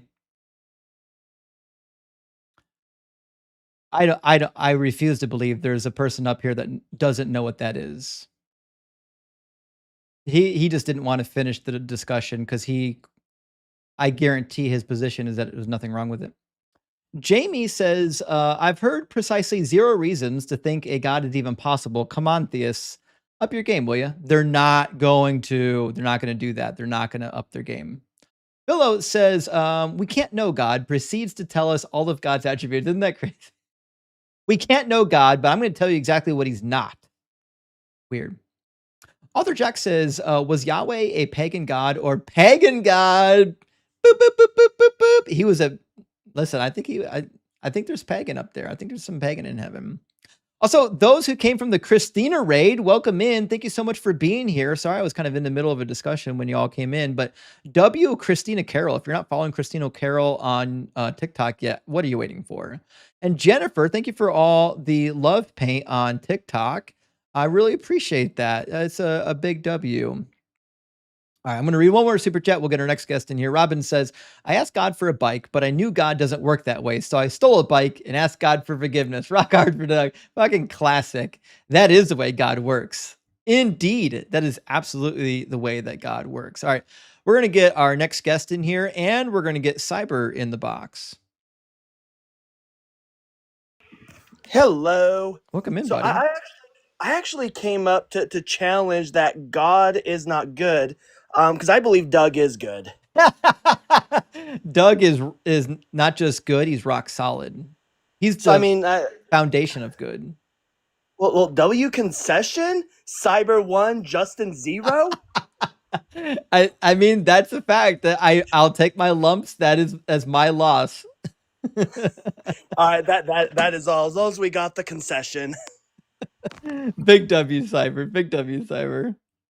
Well, Annie's not connecting. Or Annie or Ani. I'm not sure how to pronounce the name without the person talking to me tell me. But anyways, they're not connecting. We can move on to our next guest. Although it shows right now that I can't even dump them. There we go. Now they've finally disconnected. All right, we'll bring in the next one. Let's grab Jenny. Thank you. Hi, good night. I just happened upon your live. Welcome in, And Jenny. How you doing? not too bad. It's my day off, so I'm traversing the deconstructing space, and you sound smart. I don't know if that's the case, but welcome in. Are you deconstructing? Are you a believer? Are you an atheist? What's your position? So the beginning of this year, I kind of questioned everything I believed in. In 2019, I started reading the Bible like intensively to find out why was God so angry and why he's always on me. If I am God, I will. So he's always angry, and I'm wondering what did humans do to him so badly that he wants to just vanquish us at will. And I'm a nurse by trade. I'm an RN, and in those classes, I've been a nurse like maybe 14 years, and you have to have critical thinking skills for those classes. One day our professor said to us, "Evolution is real, people," and the entire class was stum, not a word. Nobody dared say anything because we were kind of young, and who dared question this professor from India who's telling us evolution is real?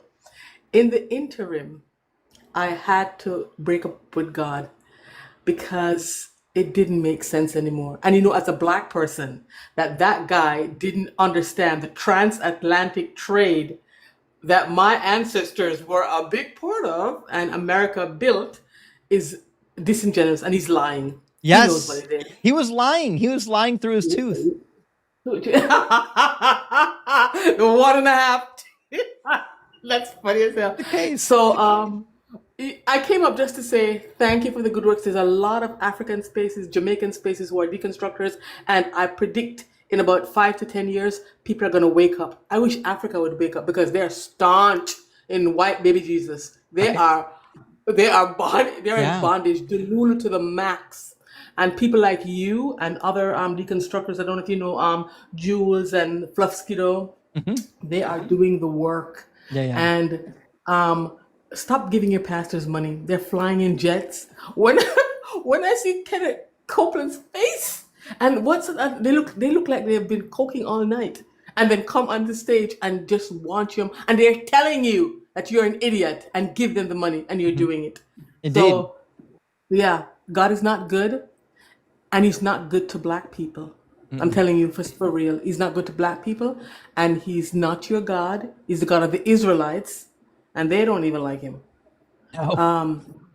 So, thank you for bringing me up, and I'm just ranting. I'm just spewing off. I appreciate it, Jenny. Thank you so much for coming in Yes, and sir. sharing All with us. right. But listen, we got your back. Got your back. Okay, darling. Thank you. Cheers, Have a nice friend. night. All right. I'm listening. Thank you. And W Jenny. Big fucking W to Jenny. Yeah. Can't wait for this nonsense to be over. Zen, thank you for the 1999 super chat. Says, enjoying the stream. Here's a bit for the Kraken fun. I appreciate that. And listen, this is all I've got left. I've just got a little bit left. Tomorrow, I've got to make sure and get Kraken because where I live, we can't buy it on Sundays. So like I gotta put it in my memory. I gotta remember to get some Kraken gold. Actually, I gotta get some Kraken gold. All right, let's get our next guest in here. We're gonna grab Jesus is Lord from the YouTube queue. See if Jesus is with us. How you doing, Jesus? Hello? Hello. How you doing? Yes.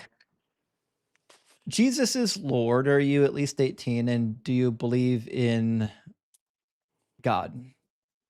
Oh, yes, most definitely. Are you over 18? Yeah. Okay. And do you believe that God is all good, partially good, or don't know? You might know that God is good all the time. Yeah, I've heard that before. Okay. Yes, sir. So then everything God has ever done is by definition good? Well, I'm sure you read the first part of Genesis. When he created everything, he said everything is very, very good, right? Yeah. So the question is, do you believe then everything that God does must be good because he is all good? Yes. Okay. Do you think that if I gave my child permission to go and make slaves of other people, that that would be good or bad? Can I ask you a question? Does it answer my Do, question? well, yeah, yeah. I mean, Okay. do you pay taxes? I do pay taxes, and taxes aren't slavery. Yes, they are. No, they're not. I can prove to you that taxes are slavery. No, you're not. So we'll try this again. What's the difference between Okay. me existing right now as a taxpayer and what happened in the antebellum South when the African Americans were slaves? What's the difference? Well, it's the same. There's no difference. They're forcing you. If you don't pay There's no taxes, they difference. get the no. So you're telling me right now, as a white fucking adult male sitting in a chair in my room, that there's literally no difference between the horrors that I'm experiencing and what somebody in the African American slave trade went through? What horrors are you experiencing? You said I am, not me. The horrors Well, of paying yeah, you were taxes, you. apparently. Well, they're taking your money, right? The horrors of paying. But you're. You do know that the property owners who own slaves pay taxes too, right? Well, do you know that taxes are illegal? Title 26. It's No, not. no, It's not a law. we're not doing any of this nonsense sovereign citizen Well, bullshit. You're in it's the the wrong same thing. You're in the wrong place for this. We don't do political live streams. So I don't Well, give a shit if you think you're a sovereign citizen, you can get arrested on your own time. I'm asking you about a the sovereign actual citizen. A physical sovereign citizen conditions is of a a it's a person government in entity, bud. slavery. So we'll try this again. It's not a government entity. It is the name for a stupid person. So Oh my god. slavery Okay. is when another Okay. human being owns you as property. They compel you to work. You do not get paid for your work. You do not get benefits for your work.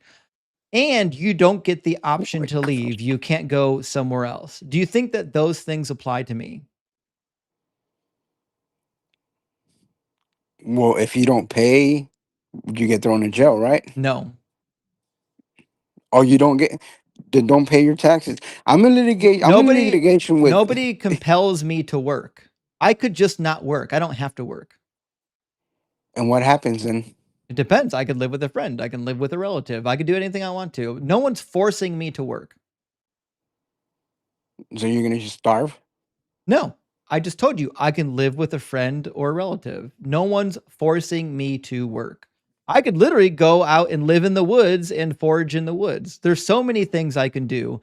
Nobody's Hmm. forcing me to work or pay taxes. And if you make below a certain amount, you're mostly not paying taxes to begin with, at least at the federal level. On the state level, you're going to pay some taxes, but not a whole lot, which I think is a fair trade Yeah. off, which is the other problem, which is taxes go to help you. Taxes give you the roads. Taxes make sure that you get electricity and water to your residents. Taxes are things that we decided we wanted to do as a people group so that we can have services. So Yeah, it's called tax social taxes experiment.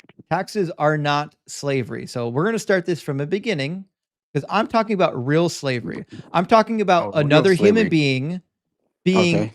being owned by an individual as property, being compelled to Hmm. work, being beaten with a rod if they don't work, and not getting Hmm. the option to leave. That's what slavery is.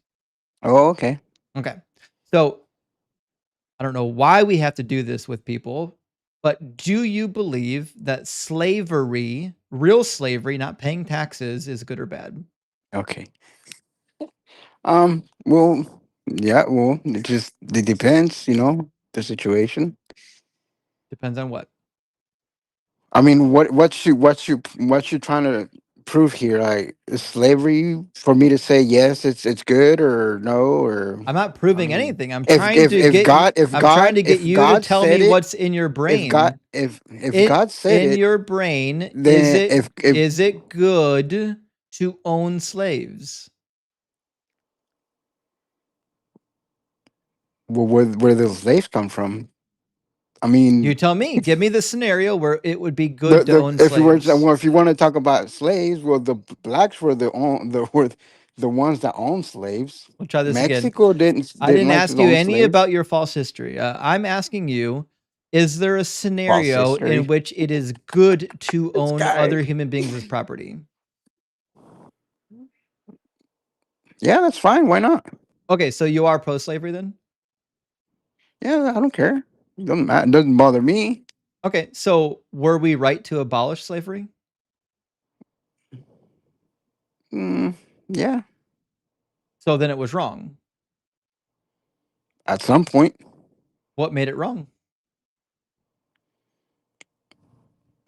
Oh, I see where you're getting. I see. I hear your trick questions, man. You Not a should have trick been a cop. question. You should have been a government worker. Um, it depends how you look at it. I mean, if you're gonna blame God for slavery I on the didn't. Jews, you are. Nope. You're. This is where. Yeah, I know. He's dying so hard to get ahead of the discussion. He can't help himself. He can't stay focused because he's like, "Oh my God, what Bible passage is he going to read to me?" These are No, like I don't. I really don't. these are really easy questions. All I'm asking you is give me a scenario in which it's good to take other people as slaves. A good scenario. Yeah. Well, it's the same thing, dude. Like you're basing your slavery questions when you're a slave yourself Well, to the then give me the government. scenario where it's bad to take slaves. It's always bad. Okay, so slavery is always bad because you literally just said Yeah, a minute ago you don't have a problem with but slavery. okay, but you're saying you're telling me about I've slaves. literally Where never in the seen Bible? someone Where contradict himself so many times. Is slavery good or bad? Just give me an answer. it's bad? Okay, so slavery is bad. Great. Yeah, In which forms? All forms?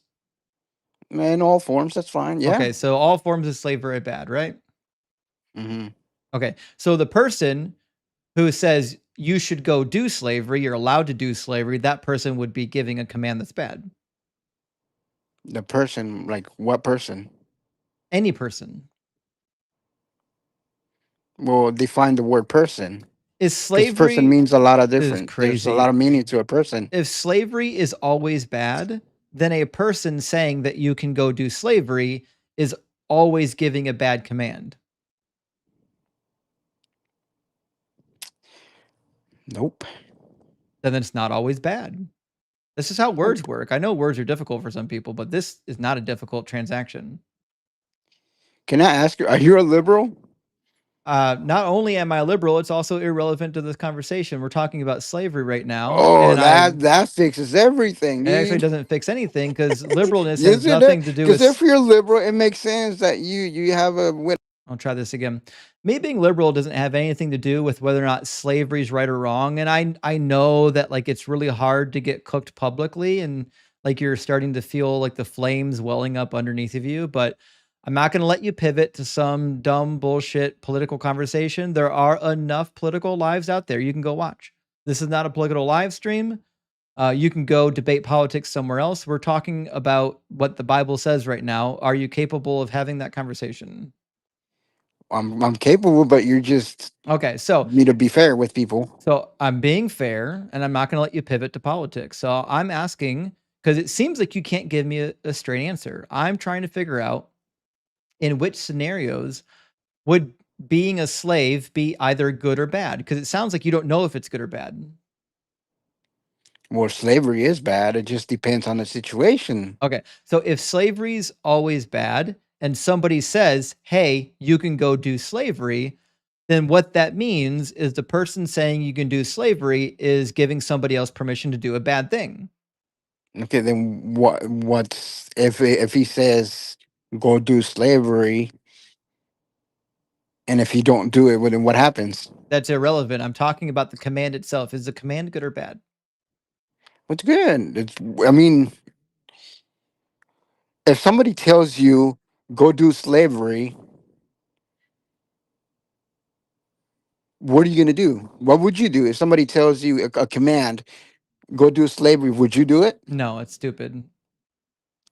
Okay. If God tells you to do it, would you do it? My question is not whether or not somebody would do it. My question is whether or not the command is good or bad.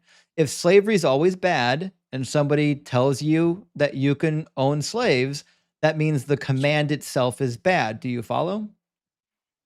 I get it. Do you follow though? I I don't agree with it, but yeah, What I don't don't agree with your point, what but don't you agree with? is that slavery is bad? But you said it was bad. Those were your words. Yes, I know, dude. So is then give me your actual opinion. Stop flip-flopping. Is slavery good or bad? I'm not flip flop. I'm telling you, if it is good, that is bad. Okay, It depends who it's coming from, is it though. always bad? Who is it coming from, though? It doesn't matter. We're talking about the act of slavery, not the person telling you to do it. Is it always bad? I get your. I know what you're trying to do here. The word always is encompassing. The word always entails that it doesn't matter who's telling you to do it. So if it's always bad, it doesn't matter who told you to do it. It means it's It does. bad. It does matter. It does matter though, So because then you if think you're, sometimes it is we're good. talking about we're talking about God here. So So if then I say, you oh, it's think bad, that then sometimes slavery is good. That's what you're saying. yes, Okay, then that's your position. Glad we can finally get to your position is that sometimes sometimes slavery slavery is is good. good and sometimes slavery is bad, right? Yeah. And slavery is only good when God tells you to do it, right? Yes. Okay. So anything God tells you to do is good? Yeah. Okay. If God told you that I need you to go like next door and kill the baby that lives next door, that'd be a good command? Well, it depends. On what? Do you believe in abortion? God told you to do it though. Do you believe in abortion though? God told you to do it.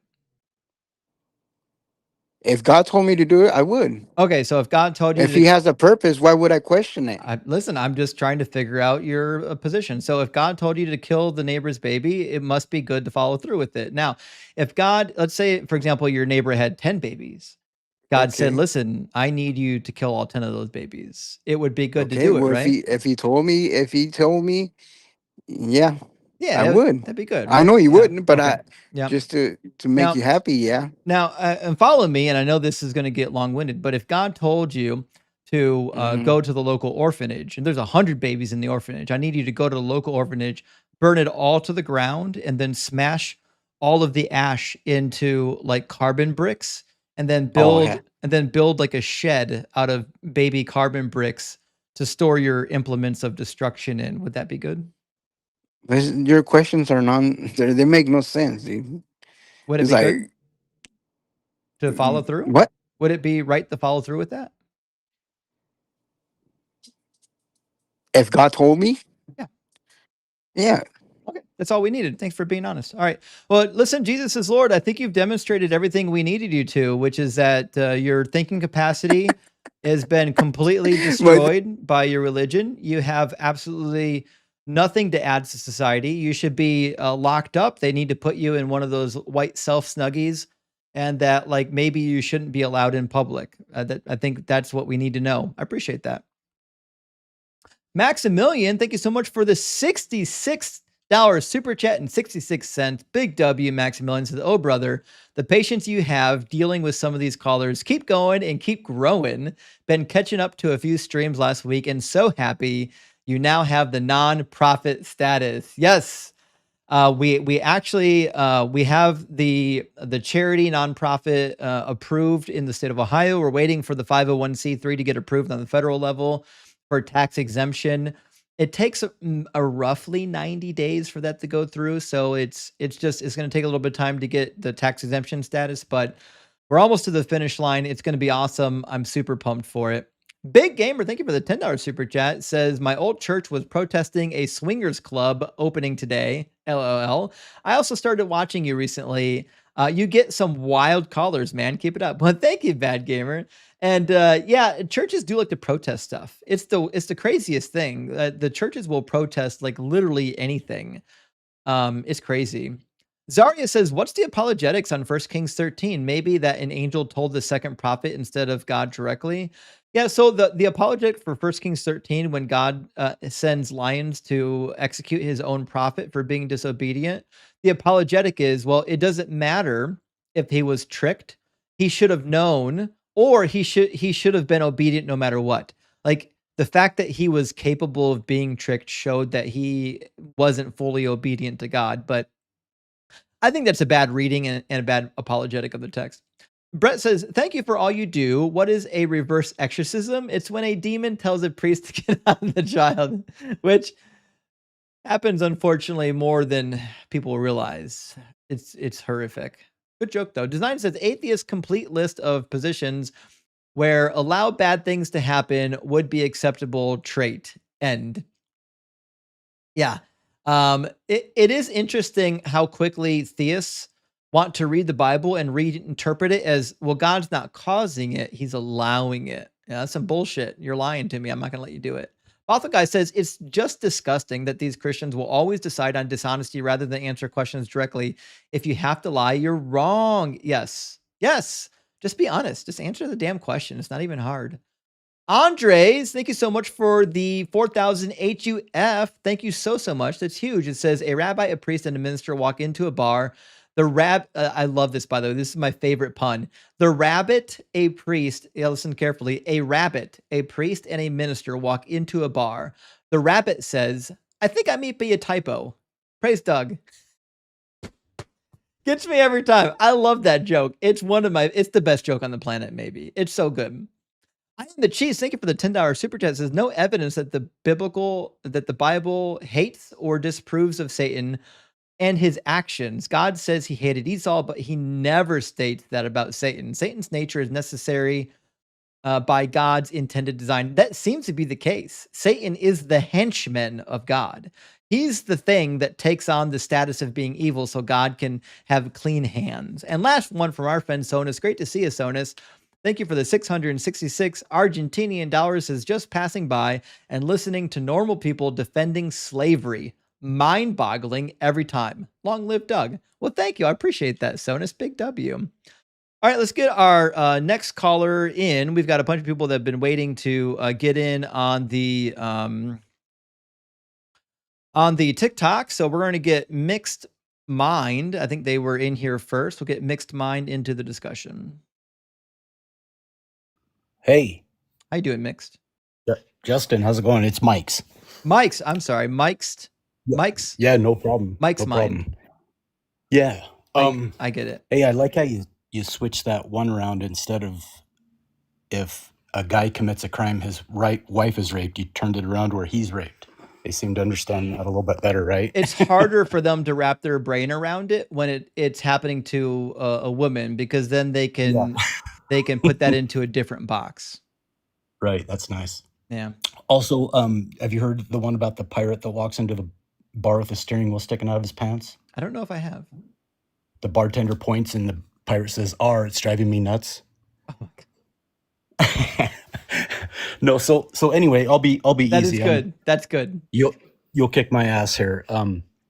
My one is think of this. There's trillions of stars for billions of years. So think of all those photons. Mm-hmm. Right? Pretty near infinite amount of photons. Why is it dark? What do you mean? You know what I mean?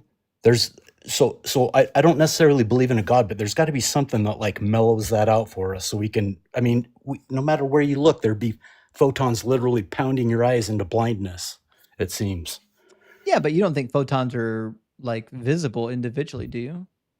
Yeah, well, I mean, so like for example, at nighttime you look up at the sky, you can see all of the stars. Mhm. So I don't know. So That's kind of the photons, I mean, are essentially illuminating objects. When they bounce off of objects, we see the like your eye. Yeah, right. I don't know. So I ran that by Blitz, and he thought I was stupid. I mean, it's an interesting question. I can see why somebody would ask it, but so here's my understanding, right? So photons are everywhere, but Right. that's not how our vision works. Our vision isn't looking out and then deciphering what's out there. What's actually happening is the photons are bouncing off of objects and then coming into our eyes, right? Which means in order for us to see a photon, it must be coming from something directing it to our eyeballs. So like if there's a photon that's like bouncing off of something behind me, that photon's not going to get in my eyeball. I'll never see it, right? But if I yeah. turn around, the photons bouncing off the wall are now going to get into my eyeball, and my eyeball is going to process that photon. And the other thing about the photons is like when they bounce off of things, they take on like different wavelengths. And that's how we're like figuring out, okay, this is dark, this is light, this is one color versus another color. So my Right, okay. understanding, and again, I'm not a physicist, but my understanding is like the reason why we only see things in space, we don't see individual photons, is because the way our brain and our eyeballs are receiving photons is that we're not looking out, we're waiting for photons to come in. And so we're literally just processing photons that have already like bounced off of something or emerged from an object. Like if there's a star or a light that's shooting photons out, we'll see those photons coming from that source because that's the source of the photon. And I think there's like a threshold of photons too. Like if I receive one photon bouncing off a rock, that's meaningless to me. Like you need a certain like threshold of photons to start making out like where the photon is coming from. To be able to see it. Okay. That's a pretty good good explanation. And also, are you the one that uses the the denial of logic proves its existence? What do you mean? Does that, well, just like if I were to deny a logic itself, that denial proves that logic exists?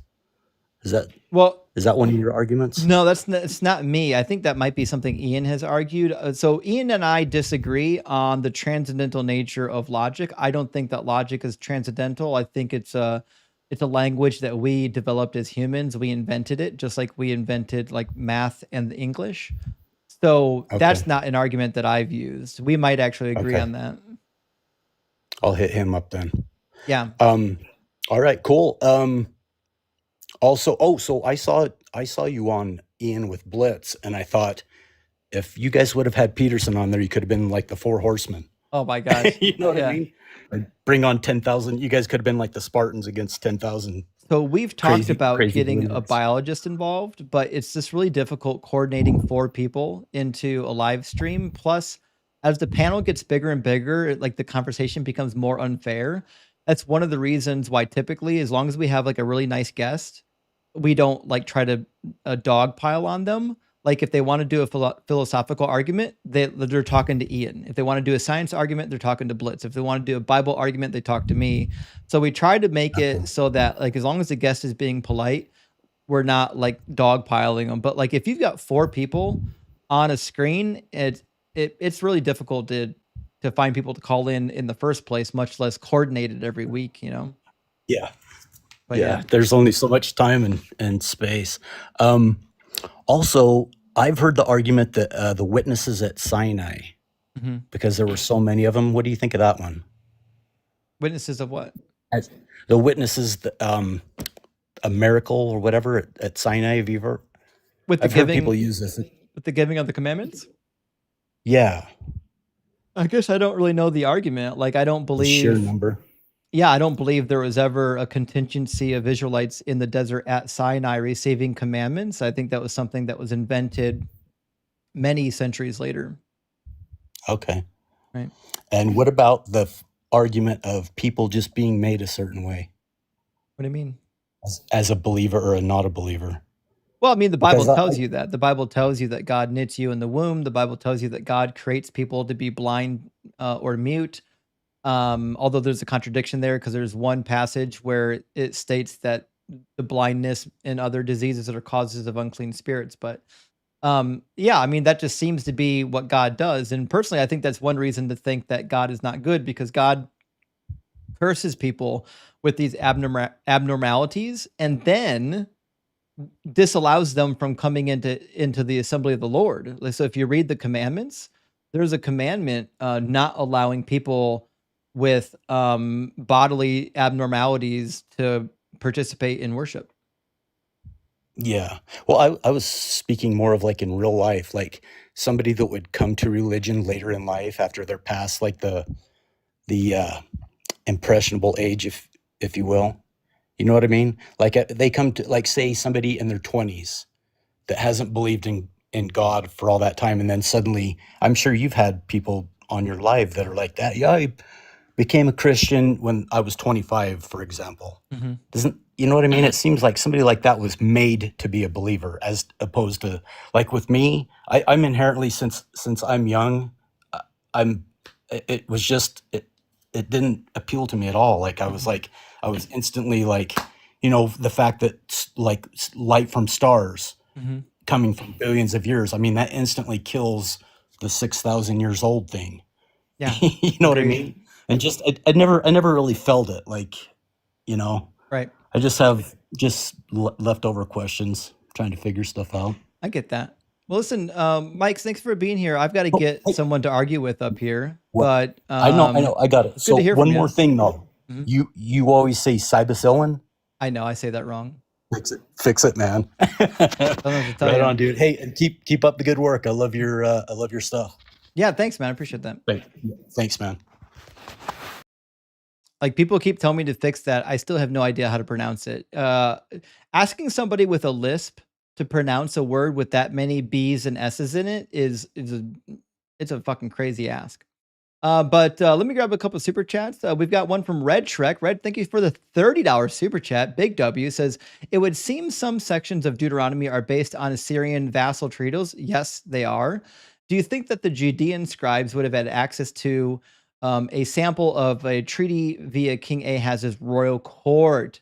This is a really good question. I don't know precisely which of the kings or the royal court would have had access to such literature, but we do know that during the Babylonian exile, a lot of these scribes were being trained to write in Babylonian exile. I'm inclined to believe the same was true of the scribes that went to Assyria during the Assyrian exile. In fact, there's been entire books written on this, demonstrating from the biblical text and from the Assyrian text how and from extant textual witnesses from Assyria, how when the Hebrew scribes got over to Mesopotamia, how they were trained in the scribal schools and how it shows up in the Bible. So yeah, I agree with you. I think the reason why these treaties show up is one, because they were common, right? And number two, because the places where they learned to write were using these treaties. But you don't even have to go that far. The idea of a treaty between nations, like a vassal treaty, was so common, everyone did it, right? Like every nation of that territory would have been familiar with vassal treaties. It was just such a common occurrence. You know what I mean? Loggy says, I made it finally enough to sleep to watch on time. I thought I smelled fresh baked pretzels, though I think you're a dentist today. All the teeth pulling is making me crave anesthesia. Stay rock hard for Doug. Well, thank you, Loggy. I appreciate that. Yeah, today has been a dentistry day. I actually agree with that. Cameron, thank you for the $20 super chat. Says, Justin, it's been over a year now since I'm donating a little money while I'm learning so much along the way. My Friday night used to feel so boring, but now they're meaningful and inspiring. Thank you for all you do. Well, Cameron, thank you so much. And thank you for always being here and supporting the live stream and supporting my work. I super appreciate it, buddy. Like, it really means the world to me. And Elteen too, thank you for the $20 super chat. It says, a guy walks up to his friend and says, hey, sorry I'm late. I hit a deer in the way here. His friend says, wait, didn't you walk here? The first guy says, yeah, I think I have anger problems. Cook them good, buddy. That's good. I like that. And last one from our friend Dr. Joe. Thank you so much, Dr. Joe. Says half this debate is about context. The other half is about context. I agree. That's a good joke. Also, here's some Dr. Pepper pennies because I'll let others fund Kraken. Well, thank you so much. I appreciate that. Big W to Dr. Joe. And friends, speaking of Kraken, I have to use the restroom just briefly. I'll be right back. I've got to take care of business. And then we'll get our next guest in here. We've got quite a few guests waiting to get in.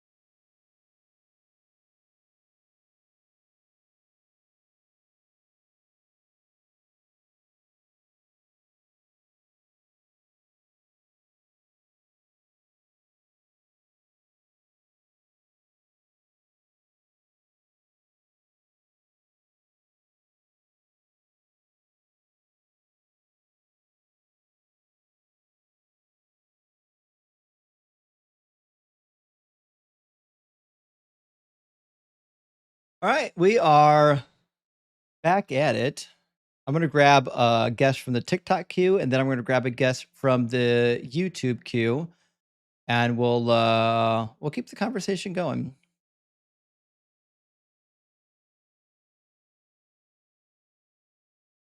See if Fern can load up. Welcome in, Fern.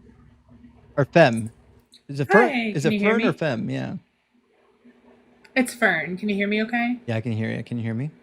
Awesome. I don't want to take up too much of your time. I just really kind of wanted to thank you because when I was 16, I was groomed into a Jesus based religious extremist cult.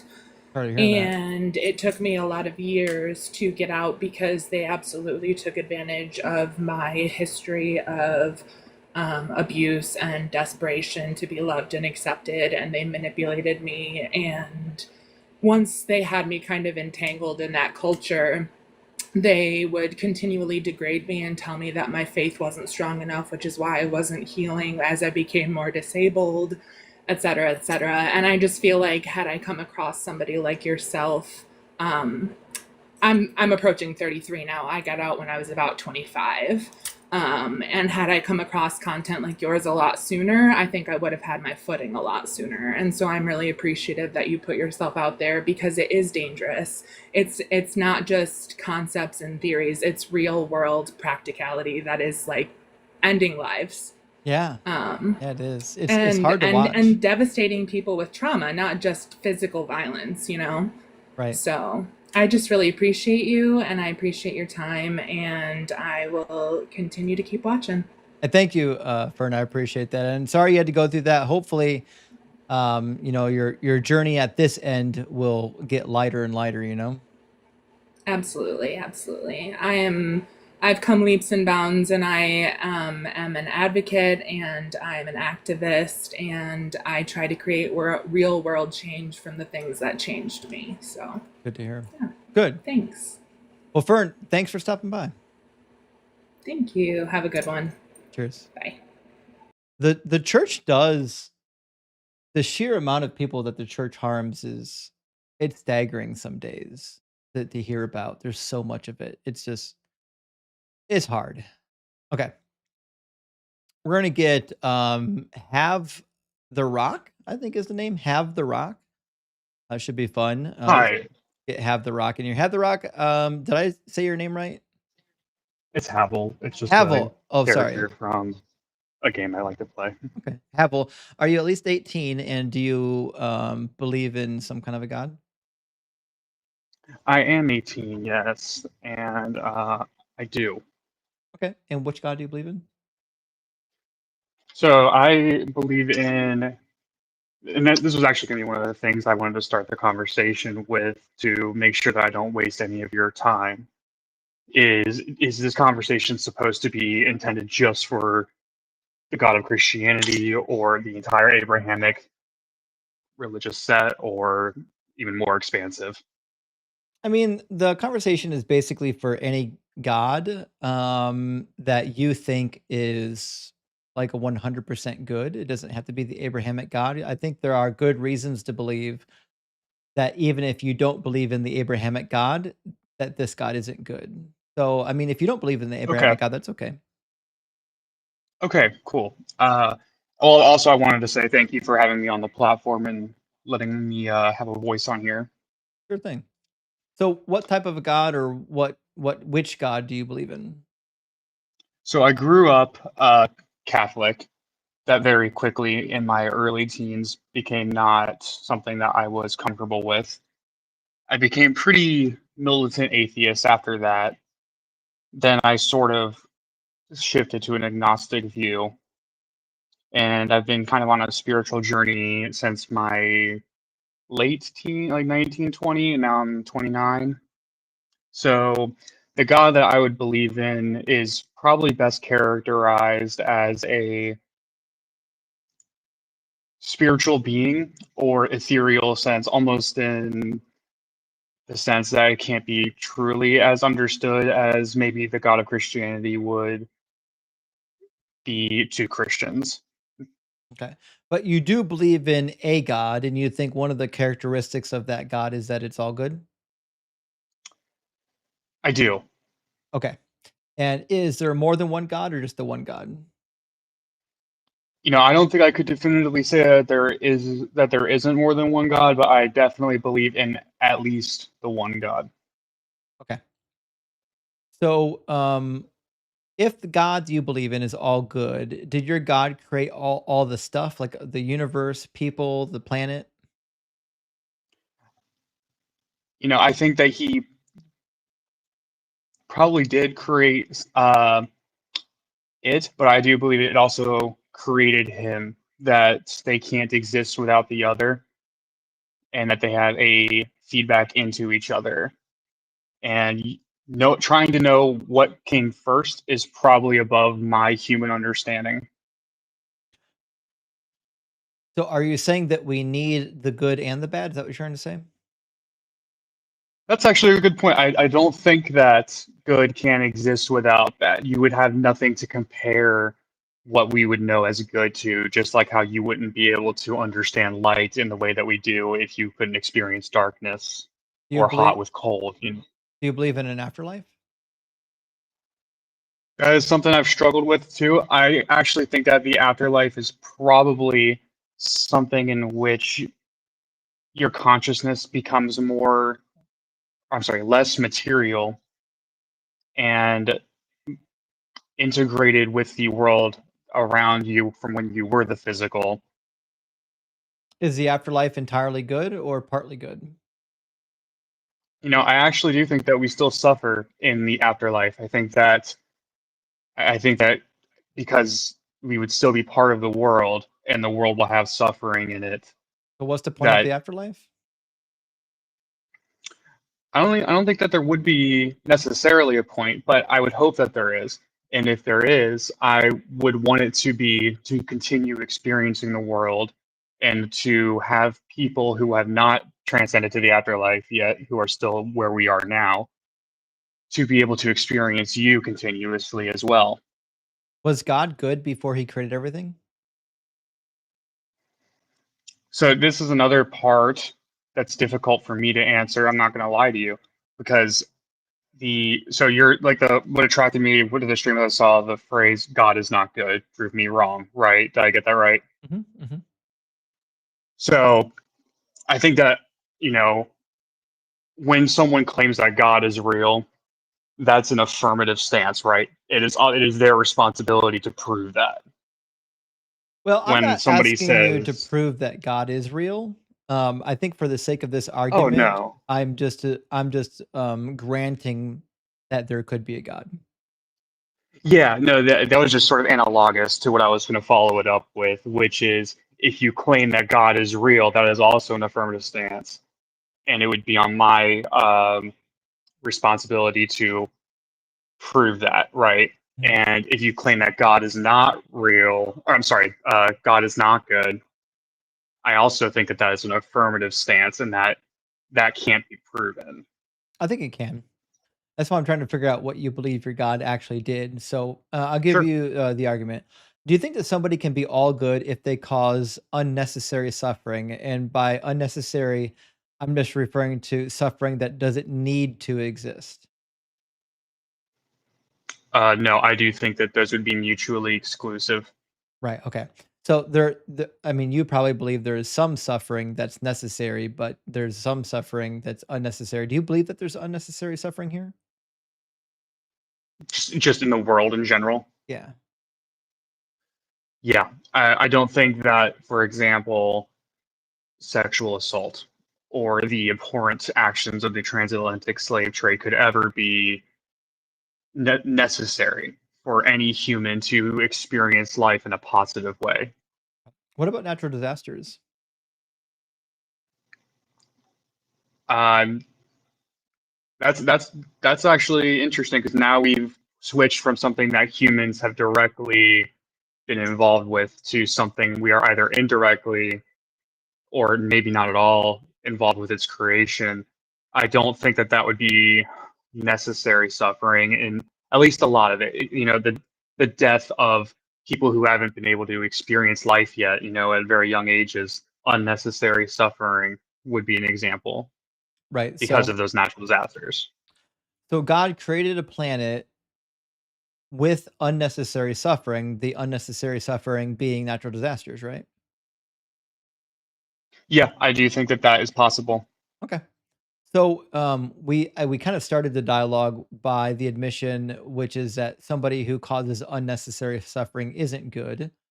Only the necessary suffering is good, right? So if God creates a planet with natural disasters that causes unnecessary suffering, then I'm led to the logical conclusion that God can't be all good. He might be like kind of good.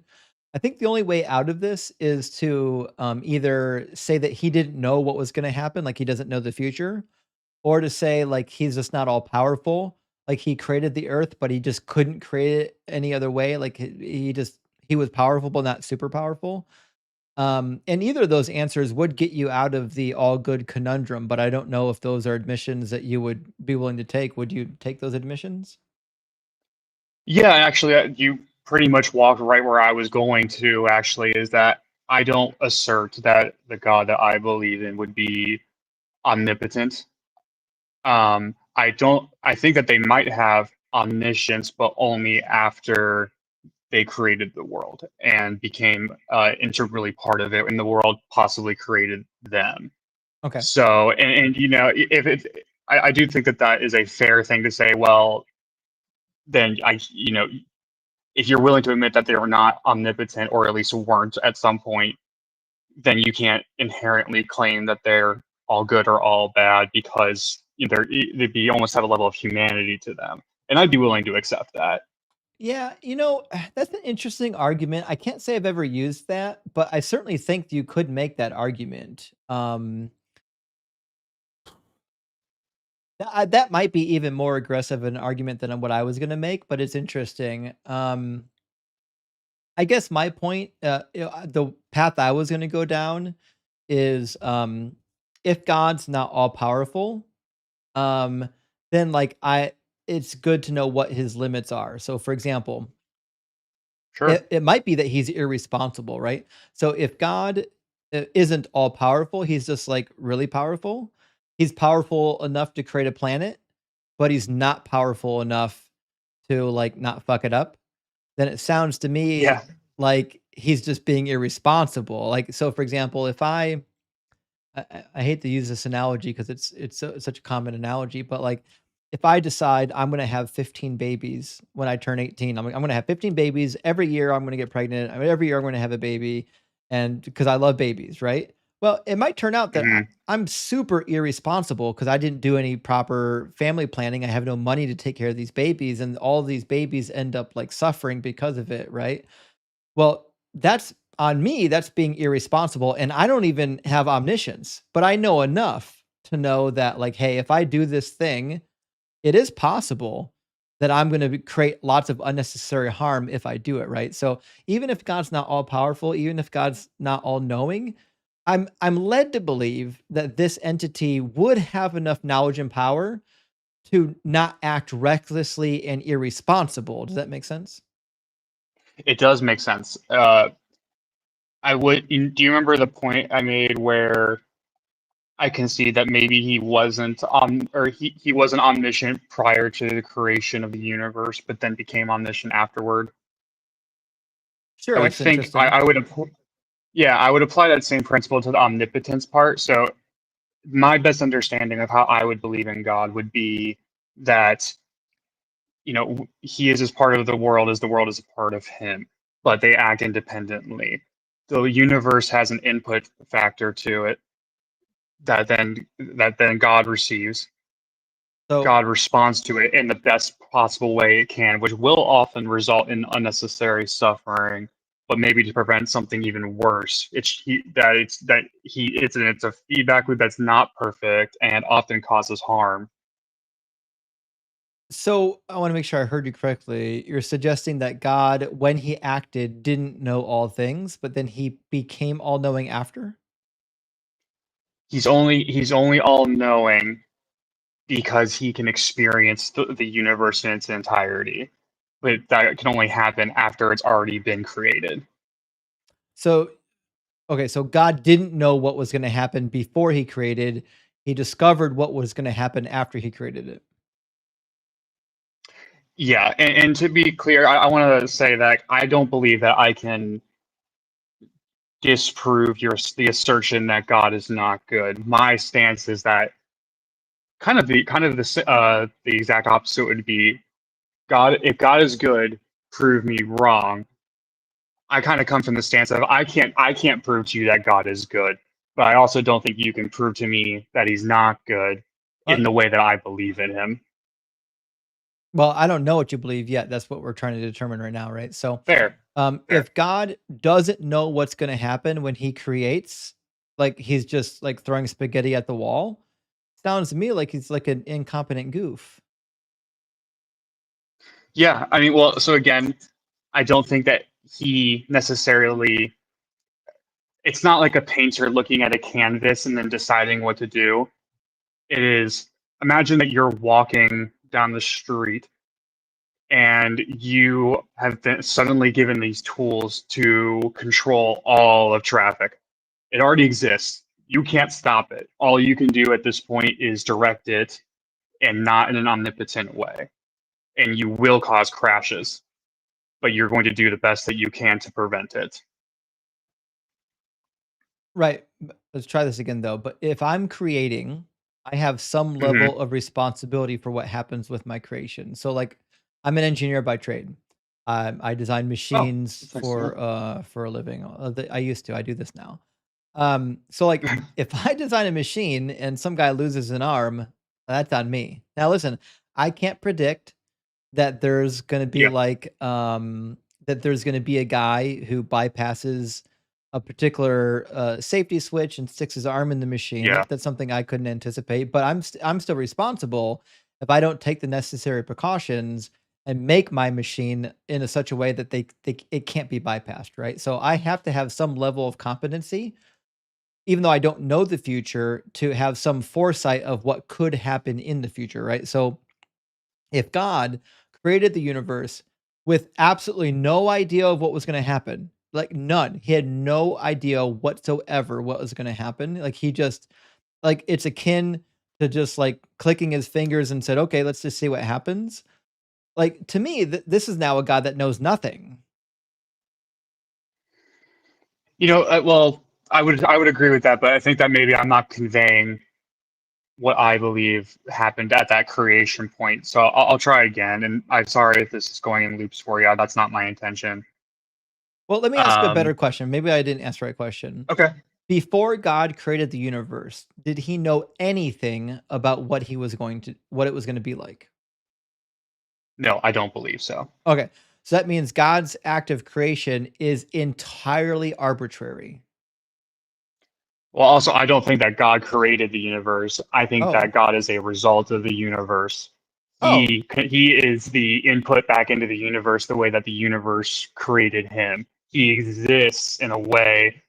He exists because the universe made him. The universe operates in the way it does because he is trying to guide it imperfectly. I will grant that. Okay, so you just don't believe in God. That's okay. Okay, so, like I've toyed around with the concept of a super evolved universal being before, a long time ago. It's a super interesting topic. I love it. My audience isn't here for it probably, but to me Sure. though, definitionally speaking, like if you believe in a super evolved being, not a being that created all things, then I think we just have a fundamentally different concept of God. I'm talking about a being that is like pre-existent to all things and had created all things. Yeah, I think you could totally make the case then that God would be not good because you Right. would be granting that they are omnipotent and omniscient and have control, and with that control, they've done atrocities Right. Yep. or at least allowed them. Basically. But can I ask you a question? Sure. Do you think that it's fair, or maybe it's not even a question of fairness, maybe you don't even care, that I would call that God, like my version of what I believe to be God is? Yeah, so I think this gets in like really weird waters where people are like, well, who gets to decide what the word God means? And Yeah. like I don't really know. Like I don't know who determined at what point where the parameters are of what God is. All I can tell you is that when I say God, I'm referring to some sort of an entity that is responsible for the creation of all things, which to be fair, does kind of cut out some God concepts. For example, Plato believed in an eternal universe with eternal gods. He didn't necessarily believe that there was like one master God that created all things, unless he wrote Right. about it somewhere that I didn't read.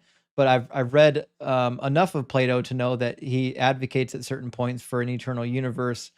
So like my God concept kind of cuts some of those God concepts out, but like Sure. if you're not really responsible for anything, like if you're just I don't know, some sort of primordial entity that didn't really create this space, then you're not really responsible for it. So I'm not really actually judging that guy. Like I'm not casting any aspersions on like Sure. Zeus, because I don't think Zeus created anything. Right. Yeah. And I think it's hard for, on a human level, if we were to actually see the God of the Bible that is omnipotent, omniscient, created the world, and then the God that I'm describing, Mhm. I don't think that we would ever be on the mental plane high enough to differentiate between those two. Yeah, Possibly. I mean, like, at that point, our brain would be almost in a black hole. Like, right. it would be so beyond our conceptions of reality and what could be. Yeah, and honestly, this is getting a little off topic, and then I'll let you have your time back, and I appreciate the conversation. But we're quickly approaching a level with AI where people are suspecting an actually intelligent, because none of what we have right now is AI. It's local language modeling. It's not intelligent by the definition of what intelligence is. Mhm. People suspect that maybe silicon-based intelligence could be possible soon, and if it is, it probably will have exponential or logarithmic growth to it. Could get to a point where like Ultron is beyond human understanding. We could never understand its algorithms that guide its processes and how much it can control so quickly. So that I'm like that kind of that not reassures, but opens my mind to the idea that the way that I believe in God may have already happened, and the universe is repeating. Who knows? But I appreciate your time and letting me on here. Yeah, thanks for coming in, Havel. I appreciate the kind conversation. Thanks. Have a good one. Bye. Cheers, buddy. I see people already trying to cook me in the comments about Plato. I haven't read all of Plato's works. I've read On the Soul. I've read The Republic. I've read Credo, and a couple others. But my understanding of Plato is that he believed in a demiurge, not like and correct me if I'm wrong. I don't believe that the idea of a demiurge is the same thing as our concept of a god. Now, if a demiurge is the same thing as a god, then it seems weird that we would have separate words for it, right? But I could be wrong. I'm not like a Plato scholar. I can only tell you what I've read so far, right? So like it seems like he believed in multiple deities. He certainly makes a case through Socrates, and this is the other question I always have about Plato is I don't know how much of what he has Socrates saying.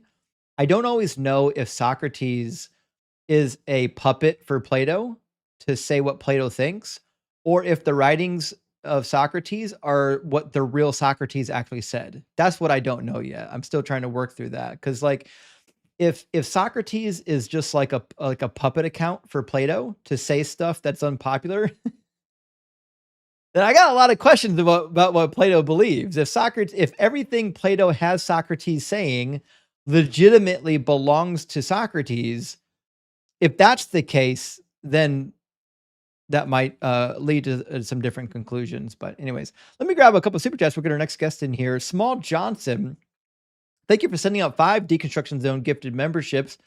That is huge, my friend. I appreciate that. And JMR, thank you so much for being here, JMR. Thank you for the $20 super chat. JMR says, Doug gives you what you want, but Sharon gives you what you need. Bring safe words. Sinfully wet for Sharon. I love it. Sorry, I didn't put that emoji up yet. I'm working on it. And expected thought on TikTok is saying kind of what I'm feeling, that Socrates is Plato's alter ego. I don't know. I'm still trying to figure it out. I know there's a lot of opinions on this. My philosophy professor when I was in Bible college was the first one to bring this topic up, and I've never found a satisfactory answer to it yet. I'm still trying to figure it out, whether or not Socrates is the mouthpiece for Plato or whether or not he was a real person. Mixtress says, can Doug turn water into wine? I need to know Doug's magical gifts before I join the church club. Thanks for helping me deconstruct. Mixtress, Doug is pro wine. I've never seen him turn water into wine, but I have seen him grind flour or grind like grain into flour to make bread. So he at least gives you bread. We know that much. And Phil says, Ann Coulter and a horse walk into a bar. The bartender says, hey, Ann, why the long face? Ann Coulter jokes are, you don't hear them anymore, but I always appreciate that. Last one from our friend Nathan says, prophets are a really insufficient way to deliver a message. God could have just waited a few thousand years and created a website like everybody else. I couldn't agree more. And this is such a good point because, like, listen, like if God wanted to communicate effectively, he's all powerful. He could communicate perfectly if he wanted. All right, we'll get our next guest in here. How you doing, Goat? I am doing decently well. Good to hear. Goat, are you at So least 18 and do you believe in God? I'm 19, so I guess that counts as a teen. And yes, I believe in the classical taste God. But before that, before our conversation, which I wanted to give, I wanted to make some comments about your comments on Plato. So about the Socrates and Plato thing, from what I understand, it's basically like 50-50. Yeah. Sometimes Socrates just says what Plato actually wants him to say, and sometimes just what Plato is actually recording he heard Socrates teach. As for Plato and the demiurge and all of that, well, this is really a bit complex because, well, first of all, what Plato concedes is that beyond this world, this material world, there is the realm of the forms, and the forms are like the true essences of things. There is like a form of It's like the transcendental existence of the physical object that's not physical. Yeah, basically, it's like there is like an actual man, the concept of man floating out there, and the concept of cat and of dog and of all of that, and then there's like some sort of chain, and then the ultimate one is the good, which is the transcendental, the highest form, and then the demiurge, from what I understand again, the demiurge comes along and then creates the universe according to the forms. So he sees the forms, and from the forms he creates the universe. Now this gets extremely dramatic later because then come the Neoplatonists with Oh, Plotinus. I don't know anything about Neoplatonism. I started reading Plato like way back when I was in college, and then I finished I on to other things. And I've been tasked with learning more philosophy. So I started reading it again a couple months ago, and I've got a couple of his dialogues under the belt now. But there's a lot of remaining questions, and I'm suspecting that as I keep reading, I'm going to learn more about his viewpoints that I didn't know, or they contradict other things previously because somebody else is saying it. Well, yeah, the thing with the Neoplatonists is that they were basically, of course, Platonists at some degree. They also had a lot of influence from Aristotle, from what I understand again, and they basically expanded Plato's theory even more, including the one which is like the ultimate, the transcendent, beyond being, etc. Then there is the nous, which is the intellect. Then there is the word soul, from what I understand, and that also influenced like a lot of early Christian stuff. Like half of Gnostic heresies was basically just taking Platonism, merging it with Christianity, and doing whatever. Sure. So let's I appreciate the dialogue on Plato. I don't want to bore the guests. Like if they weren't Yes, here, we could talk longer because my actual I am genuinely intrigued in this particular person. But nevertheless, you believe in some kind of a god. Which god do you believe in? I believe in the God of Christianity. But Okay. really, my main point here was that I remember a few days ago, you made in another one of your lives, you were talking about John 8:44, about Satan being a murderer from the beginning, and you say that this, according to the mind of the author of the Gospel of John, or authors, I guess, means that Satan was created evil. Was that your point? No, my point was there was never a situation that we know about where Satan was good. Well, not that be simply because we only like see Satan after his fall. Well, the fall's not in the Bible. That's the first problem, right? So the fall of Satan doesn't really appear in the text. You have to like try to force it into Isaiah 14 and Ezekiel Which is about 28, the and king. it's not really there. Now, I get that you like if you force it hard enough, you can just claim that it's about Satan, even though the text itself says otherwise. But I think the reality is whether or not you think Ezekiel or Isaiah are referring to Satan, I don't know if it really matters because when Satan fell, if you believe he fell, he could have locked him Like, up just like he did with the angels that did the stuff in Genesis 6. It says in Second Peter and in Jude that those angels, and in Matthew 24, 25, that those angels have been locked up in like the furnace in chains and they're awaiting judgment. He could have done the same thing with Satan and he chose not to. from my understanding, like, that's actually an interesting point. I have to investigate this because I will admit that even though I do know some stuff, I am extremely, how do you say, newbie, Yeah, amateur. no, you got it.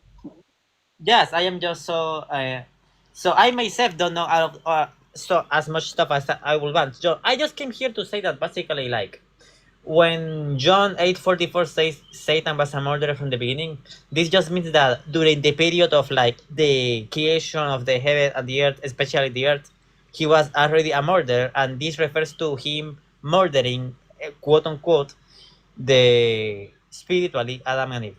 This is my interpretation. I know that you take the historical grammatical approach and are gonna be like, no, but actually in the Middle Eastern context, this actually refers to the struggle between humanity and divinity, which fair enough. But from my reading, if for the sake of the argument we grant univocality and Yeah, consistency, I'm okay with that.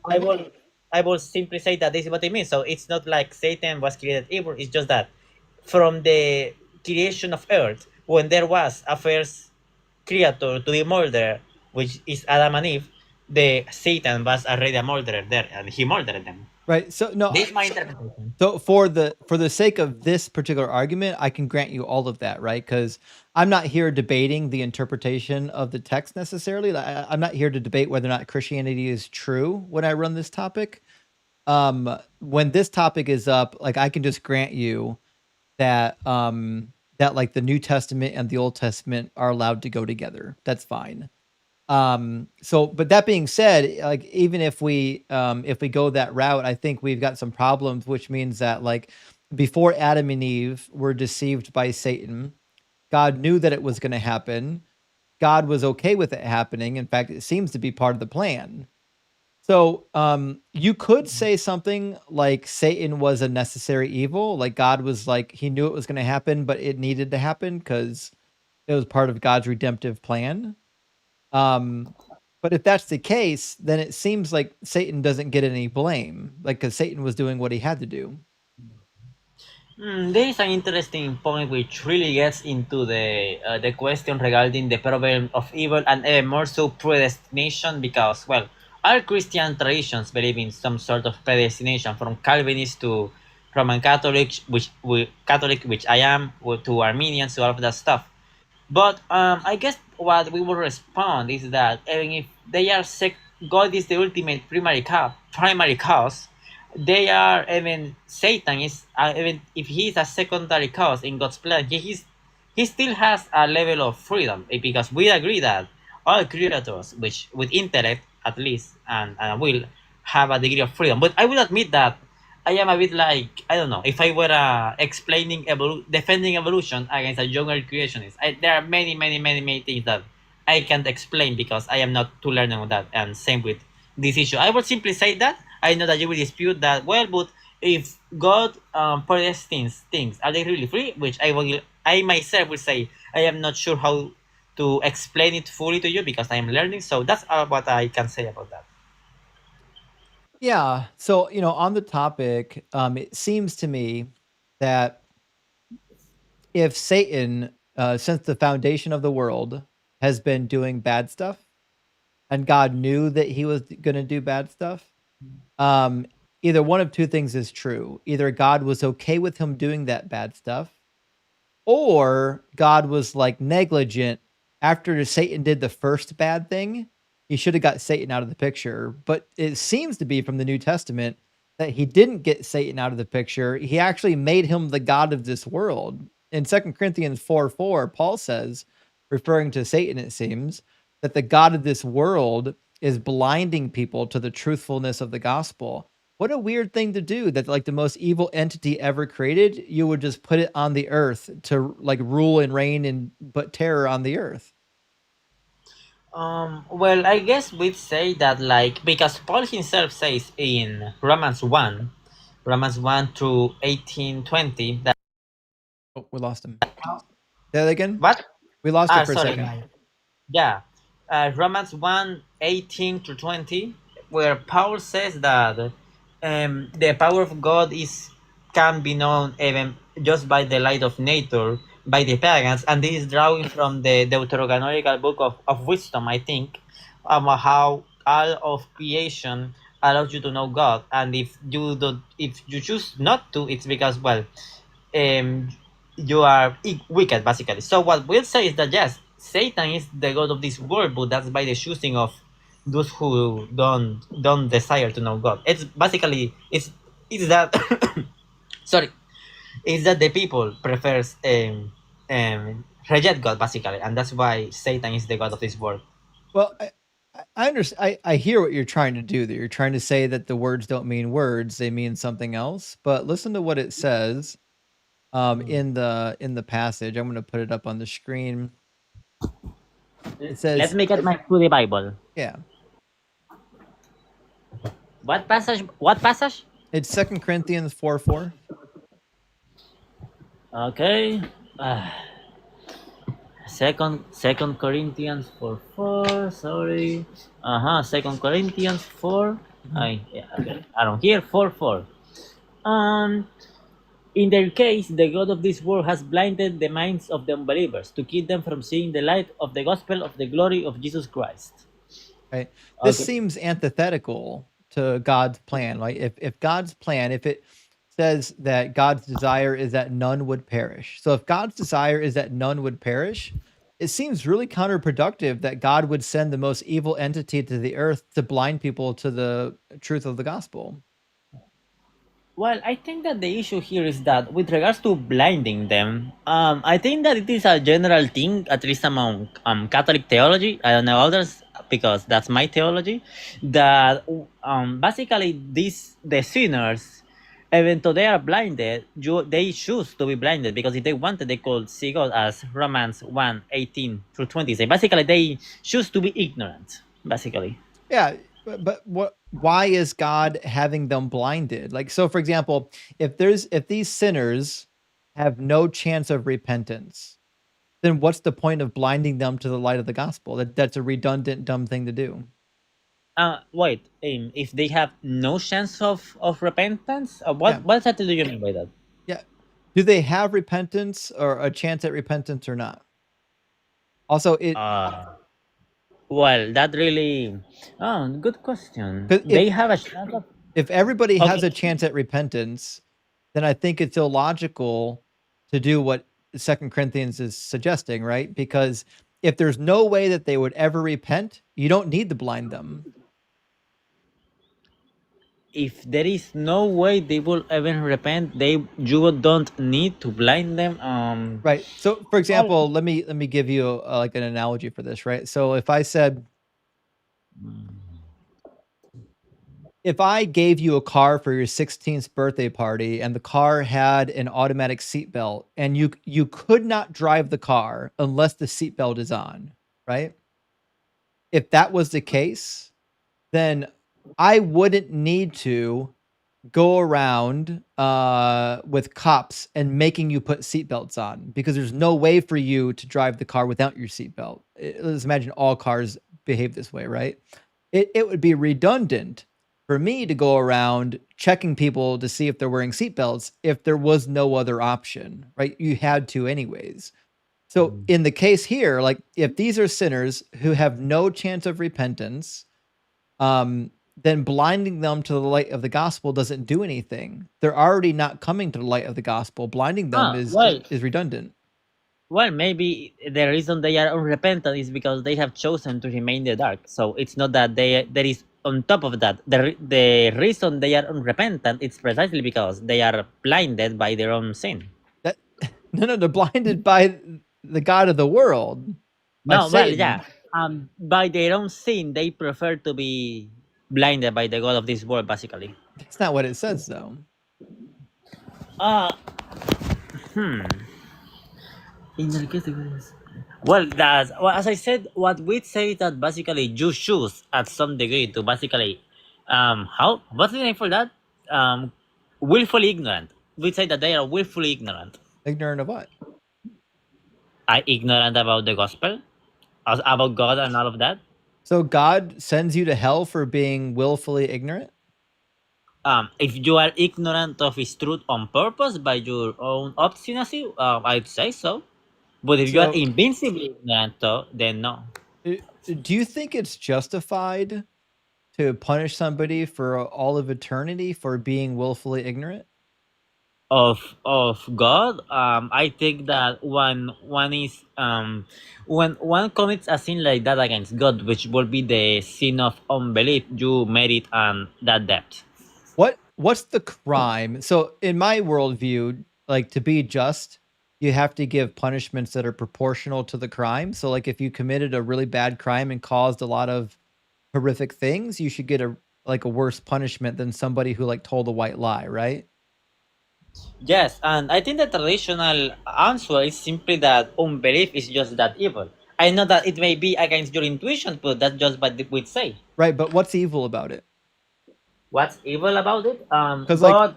if you asked me like what's evil about stealing, what's evil about lying, what's evil about punching another human being unprovoked, like I can give you an answer for why those things would be evil, But in the Christian worldview, I don't know if you actually have an answer for why it's evil to not believe and worship in your God. Um, I think that it will be without again. Don't take mine as like top answer because I am not a complete scholar or theologian, but it will be that God is of such eminence and perfection that rejecting Him is an utmost act of evil. Right, but why? Why is well this gets at the fundamental level of what God is. We say that God is supreme and perfect goodness.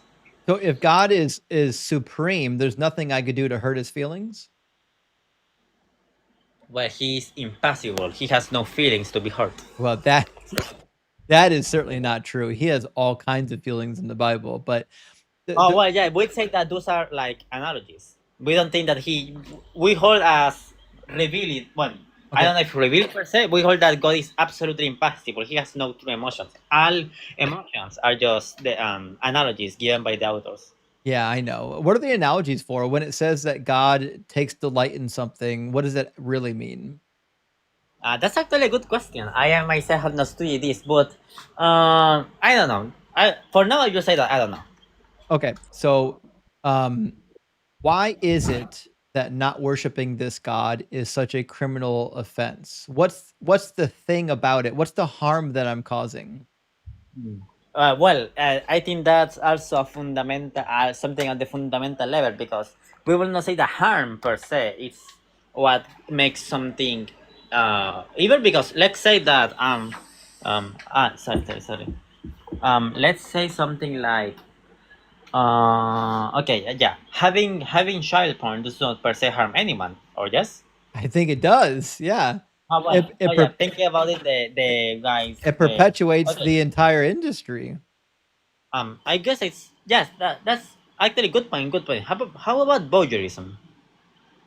Voyeurism? Watching people have sex illegally. I think that's what it is. You mean being like a peeping Tom? Yeah, being like Master Roshi of Dragon Ball, that stuff. Well, I personally think that like privacy has value, and I understand that some people might not believe that privacy has value, but I think that privacy has value because it's like akin to stealing. Maybe that's a good. Well, I really don't know that. I have to study more moral theology, but basically, we as Catholics hold that things have their proper end, and that disturbing the end of a thing is gravely evil, and God as the final end of absolutely all things is absolutely evil and merits the eternal punishment in hell to reject. Right, so this is actually what I'm getting at is like this God, if I don't believe in it and worship it, it will send me to hell, which is a weird thing cuz I can't figure out why it makes him so mad. Why does me not worshiping this God make him so upset that he'll torture me for the rest of eternity? Well, it's not really upset because, as we said, God has no real feelings. Well, we dispute that. I know that the Bible speaks about that way, but for the sake of the argument, we just simply say that it's simply evil and God has to punish the evil. Right, but I'm trying to figure out why it's evil. Like so it sounds to me like you believe it's evil just because God said so. It's less God said so, but rather because God, as the end of all things, has like a duty, maybe. Well, we are supposed to worship Him. That's basically because Why? he's our end. Oh, you know the So what? telos of the you know what telos is teleology. The Yeah, that's like the end point or the cause of the end point, right?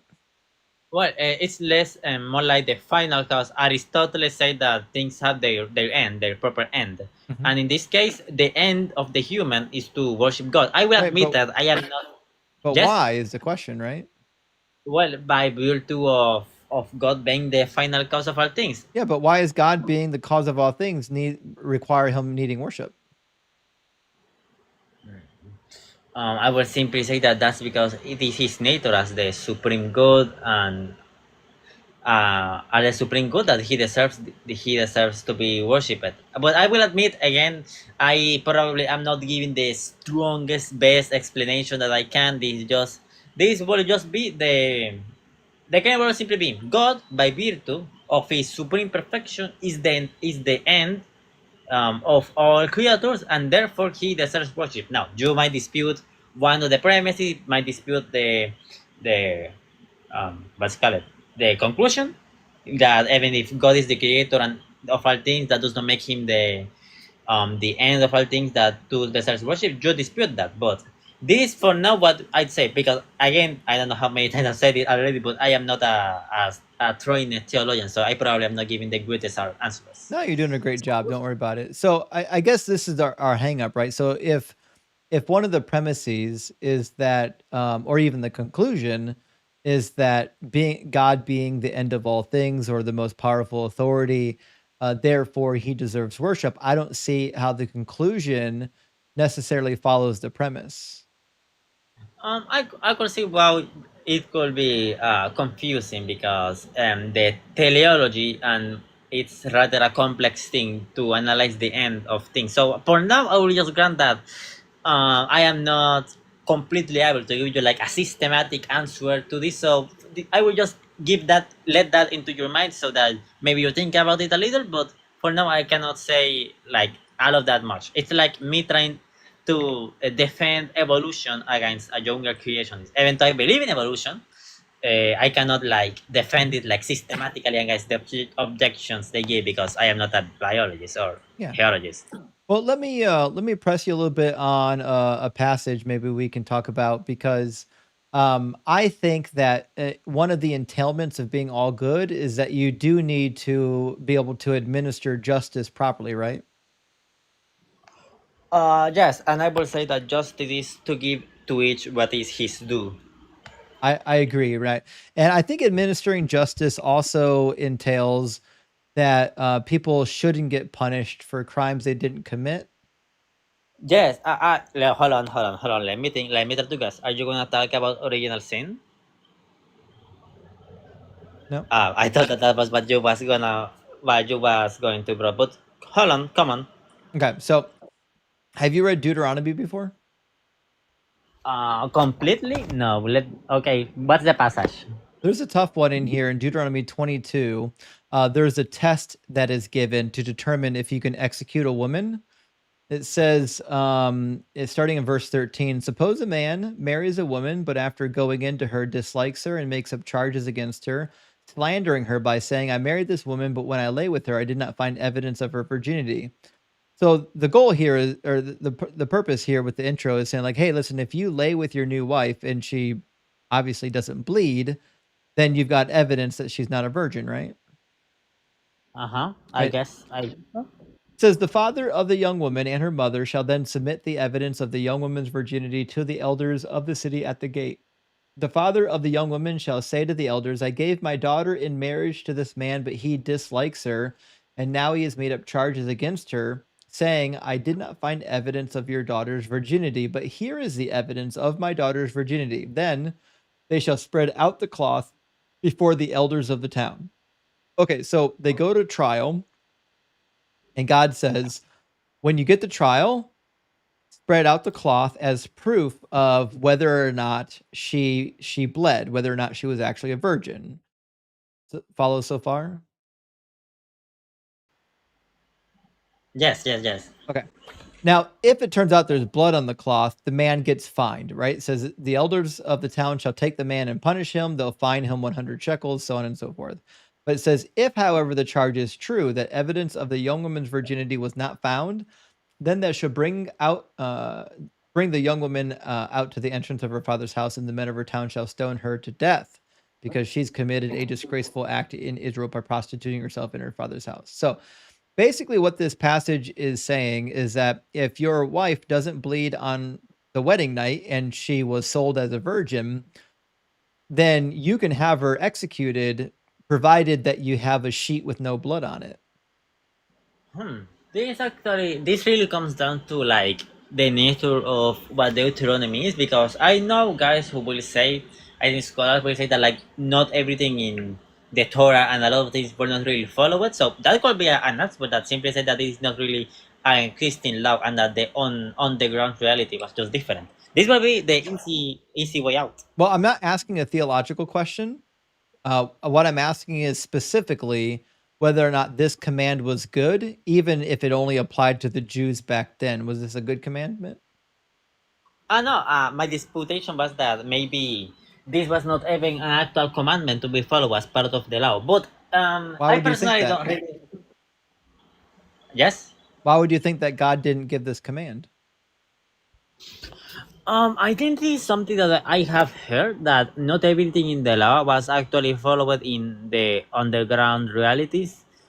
But I personally, I'm not entirely sure. But maybe I think that could be said is that there was an assumption that in this case the woman was indeed lying about her virginity. So this was basically that if you lie about your virginity, you get stoned. Now the real question is not having a sheet with blood sufficient evidence for that? Which, yeah, that's really the issue here, and Well, I'm not sure about that. to be sure, Yes. let's tackle the first point. The command came from God. Moses said so the day he gave the command. He gave all these commands in one day according to Deuteronomy. And it says in Deuteronomy 6, now this is the commandment and the statutes and ordinances that the Lord your God charged me to teach you to observe in the land that you are about to cross into occupy, right? So all the laws in Deuteronomy are given by Moses for the Israelites to follow in the promised land, right? So when we get to Deuteronomy 22, we run up on the problem, which is God gives them the commandment that they can stone the woman who doesn't bleed on the sheet. And you and I both know that not all women actually bleed the first time they engage in copulation, Yeah, that's true. right? So Well, I have not seen by experience, but yeah, I know that that's true. so yeah, scientifically, in the modern age, we've determined that it's roughly just a hair under 50%. But we have actually textual evidence from the ancient Greeks and even from the ancient Jewish rabbis, certainly way after this law was given, demonstrating that a lot of women didn't actually bleed. In fact, in quite a few countries, women would actually have like backup plans to make sure that they did bleed um, just in case something went wrong. Like, so there were women that would purposely time the feast, the wedding feast, when they would consummate the wedding, they would purposely time it so that it would coincide with their monthly flow. Some of them would actually bring little packets of pig's blood with them and make sure that they break it like a little bladder on the sheet. Women in the ancient world, this is not, first of all, the Bible isn't the only thing that does this, but women in the ancient world were terrified of this because they knew that there's a possibility that they could not bleed even though they were telling the truth, right? So I think it's really problematic that like the God of the universe didn't know this. If there was even a chance that one innocent woman would be stoned, this law is horrific.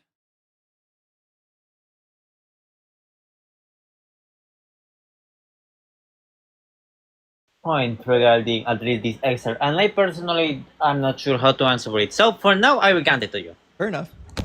Well, So by the way, yes. what's that? No, yes, you continue. I was going to say one last thing before. Oh, I wanted to speak about another topic, but if you wanted to say something. I mean, typically I don't let the guest derail the conversation, but you've been kind enough. I'm more than happy to oblige.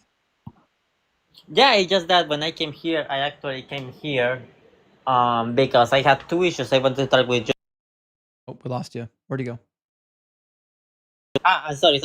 Sorry. If you let me wait a second because I am at 2% and I need my battery to charge my phone. So, wait a second, please. Yeah. Okay, where was it? Okay, I think that's here. It is this. Okay. Uh.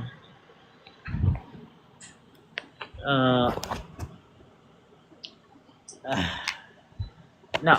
No. Hold on. Wrong cable. Um.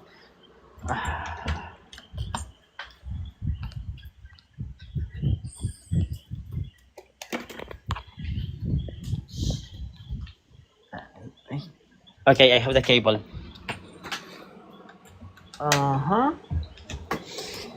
Now I connect here. Quick. Okay, I save it. I have to pay more attention to my battery. So the other issue I wanted to talk about is in another of your conversations, in one of your live. Oh, we lost you again. Sorry. In another one of your conversations, you said that like John 1 regarding the word was God. That was like two gods. You say that right?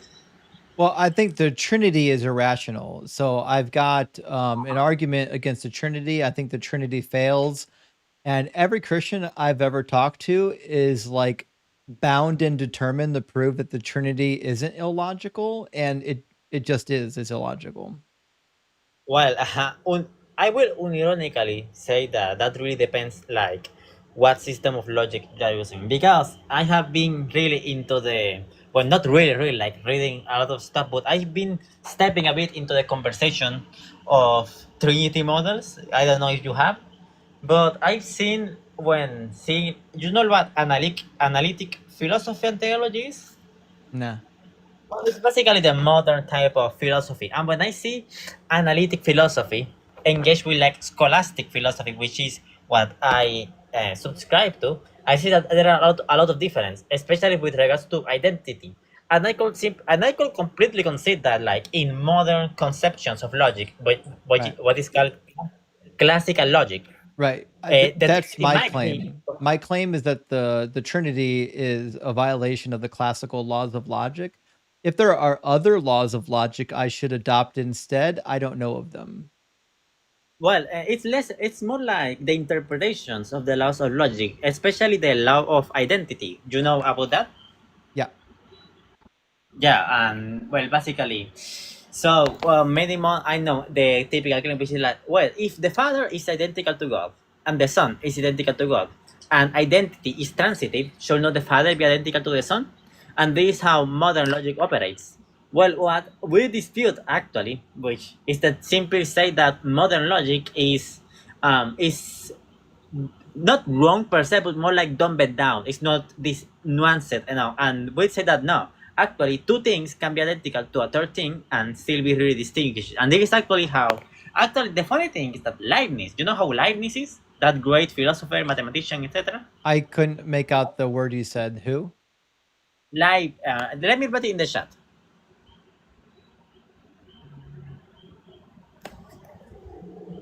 Maybe search it up Oh, if yeah. I've heard the name. I don't know a single thing about the person.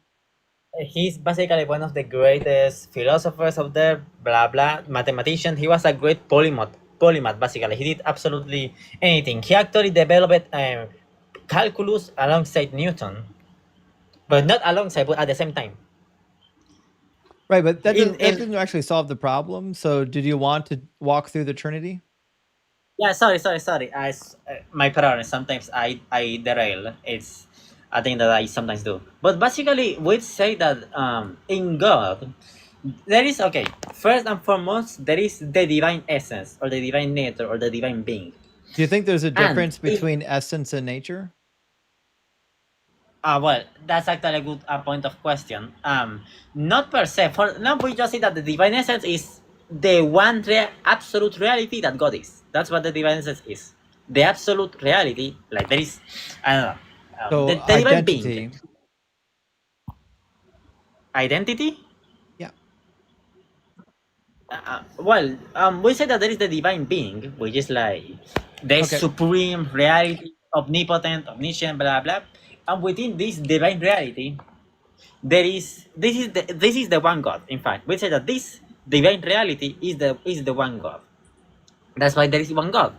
Now, within this So, reality, I mean, I'm trying to figure out what you mean by essence because like my understanding of essence is like characteristics or qualities that are intrinsic to something's identity, right? So for example, like the essence of a coffee mug is a collection of characteristics and qualities that are indistinguishable before something can be identified as a coffee mug. Like that's how I'm thinking of essence. If there's a different way of well, the thinking thing of with essence, since I don't know what it is. wow, well, we kinda agree with that. We say that essence is really the thing that the characteristics that a thing is. But the thing with God is that his essence, we'd say that his essence is identical to his existence. We'd say Okay. his essence is to exist. So That's why the divine essence is an actual thing over here. can you Yes. have 100% of God's divine essence and be distinct from him? Can you have 100% of God's essence? What do you mean by that exactly? To have 100% of God's characteristics implies that there's no distinction between you and God because you have all of God's characteristics. You're Oh yeah, we think that the omnipresent. Father. Yeah, we think that Father, Son, and Holy Spirit are identified with that same reality, which is God. That's right. So you would say that Jesus is 100% God, right? Sort of. We don't like the language of percentage, but we say that the divine nature, which is Father, Son, and Son Jesus Christ, and Holy Spirit, they are all that one nature. Right. But is Jesus 100% God or only 80% God? Only and no, he is completely, really identical to the one divine essence. There you go. So if Jesus is identical to the divine essence, then you must conclude that Jesus would have to have all of the characteristics that God has. He has at the absolute level, because we think that there are two levels of this. Two levels. There is the absolute reality, and then there are the three relative realities that exist in God. And I will have to explain a little bit of this. So wait a second. Well, I'm going to explain. First, in the divine essence, there is all the absolute perfections. There is God's intellect, His will, His mercy, His justice, His power, His good, blah blah blah. Now, God has Did you say will? two. Will, yeah, will. Does Jesus have the same divine essence as God? Yes. So they only have one will between the two of them? Oh yeah, there is only one will in the Trinity. So then Jesus And what lied is that? in the Garden of Gethsemane when he said, "Your will be done, not mine"? That's actually a fun fact. Is that we think that Jesus of Nazareth has two wills. One So Jesus has divine two will. wills? You did not know that? I thought that was pretty common knowledge. No. No, but traditional Christian So theology does holds that. Jesus have like split personality? I really could not really tell you what a personality is with like in the scholastic sense. I would say that Jesus has two minds: the divine mind and the human mind. He has two minds. Are they at odds with each other? No, they are in perfect harmony. Do they desire the same things? In one, well, it's the desire can be taken in like will the same things, and yes, they will the same things, and another are like passions, and no, the divine nature has no passions. Only his human nature has passions. So Jesus has passions, but God doesn't? Well, in his human nature, he has passions. In his divine nature, he does not. So Jesus has qualities that God doesn't have? In his human nature, yes. I want you to say that again out loud. Jesus possesses qualities that God doesn't have. Well, since God is the divine nature, he has qualities in his human nature that the divine nature does not have. So God has parts. Part of God has qualities that are different from another part of God? We don't think that like. Okay, this really gets complex. We don't Yeah, really because say it's that like. illogical. Yeah. If it was logical, you wouldn't have to do all the tap dancing. Well, I don't think that I'm tap dancing, but what do you mean by a part actually? Because that's actually a thing that has to be defined. Okay, so if Jesus and the Father have characteristics that are even 1% different, that means God has parts. What we will say is that since there are two natures in Christ, the predications of like passions and all of that stuff only apply to the human nature. Right, so God has parts. He's got part God nature, part human nature. It is that this is not predicated to the divine nature. This is only about the person of the Son and the human nature. Right, but if God has two natures, that means one of No, those the Son. natures is human, like the hypostatic union, right? One nature is human, one nature is God. which means God has Yes. parts. No, because the human nature is not like united to the divine nature per se. But that's the hypostatic union. No, it is united to the hypostasis of Christ, of Jesus, of the Son. Wait, The Son has two natures, I but thought you were not the entire. thought you were a Catholic. Yes, I'm a Catholic. You don't believe What? in the hypostatic union? Yes, I do believe in the hypostatic union, but what I am saying is that in the hypostatic union, the human nature is united to the hypostasis of the Son, hypostasis of the Son, not to Mhm. like the divine nature. Okay. That would be like, more like yes. So, if Jesus has two natures, that means there are at least two parts. Two parts. That's actually a good question with regard to whether like the Son is the hypostasis of the Son is composite. If there is composition in there, it really depends with what you mean by part. If by part do you mean like there is the Son here, there is the human nature which is united to the Son, and then there is the divine nature which is really identified to the Son. Because remember that, like the human nature does not stand to the hypostasis of the Son like the divine nature. Right, does. but the minute you mention Jesus's human nature being distinct from the nature of God, you've now Yeah, got it is really. you've got two different things. Like so, and so now God has parts. Well, if you by part, you mean that like there is a really distinct thing united to a hypostasis. If that is a part to you, I would guess so that that's a part to you. But I really will not describe it as that. But if your language of parts includes that, then I guess so. Well, what is a part? So, like, what's the differentiation between my pop can and the tab at the top of the can? What's the distinction between the two? They are in a part whole relation. Yeah, exactly. The part whole relation, right? So, for example, if Jesus has two natures, that means one of those natures, or even both of them, are part of a whole.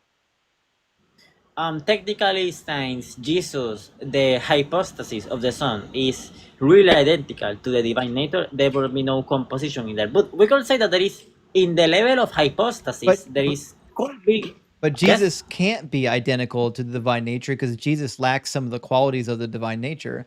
Jesus lacks omniscience, Like what? omnipotence, omnipresence. No. Okay, the hypostasis of the Son is identical to the divine nature. Now, the human nature, that's another debate. So you said omniscience? But now you've got Well, two parts. You've got one part of God that lacks the qualities of the other part of God. Like the flesh of Jesus is a part of God that lacks qualities of the overall Godhead.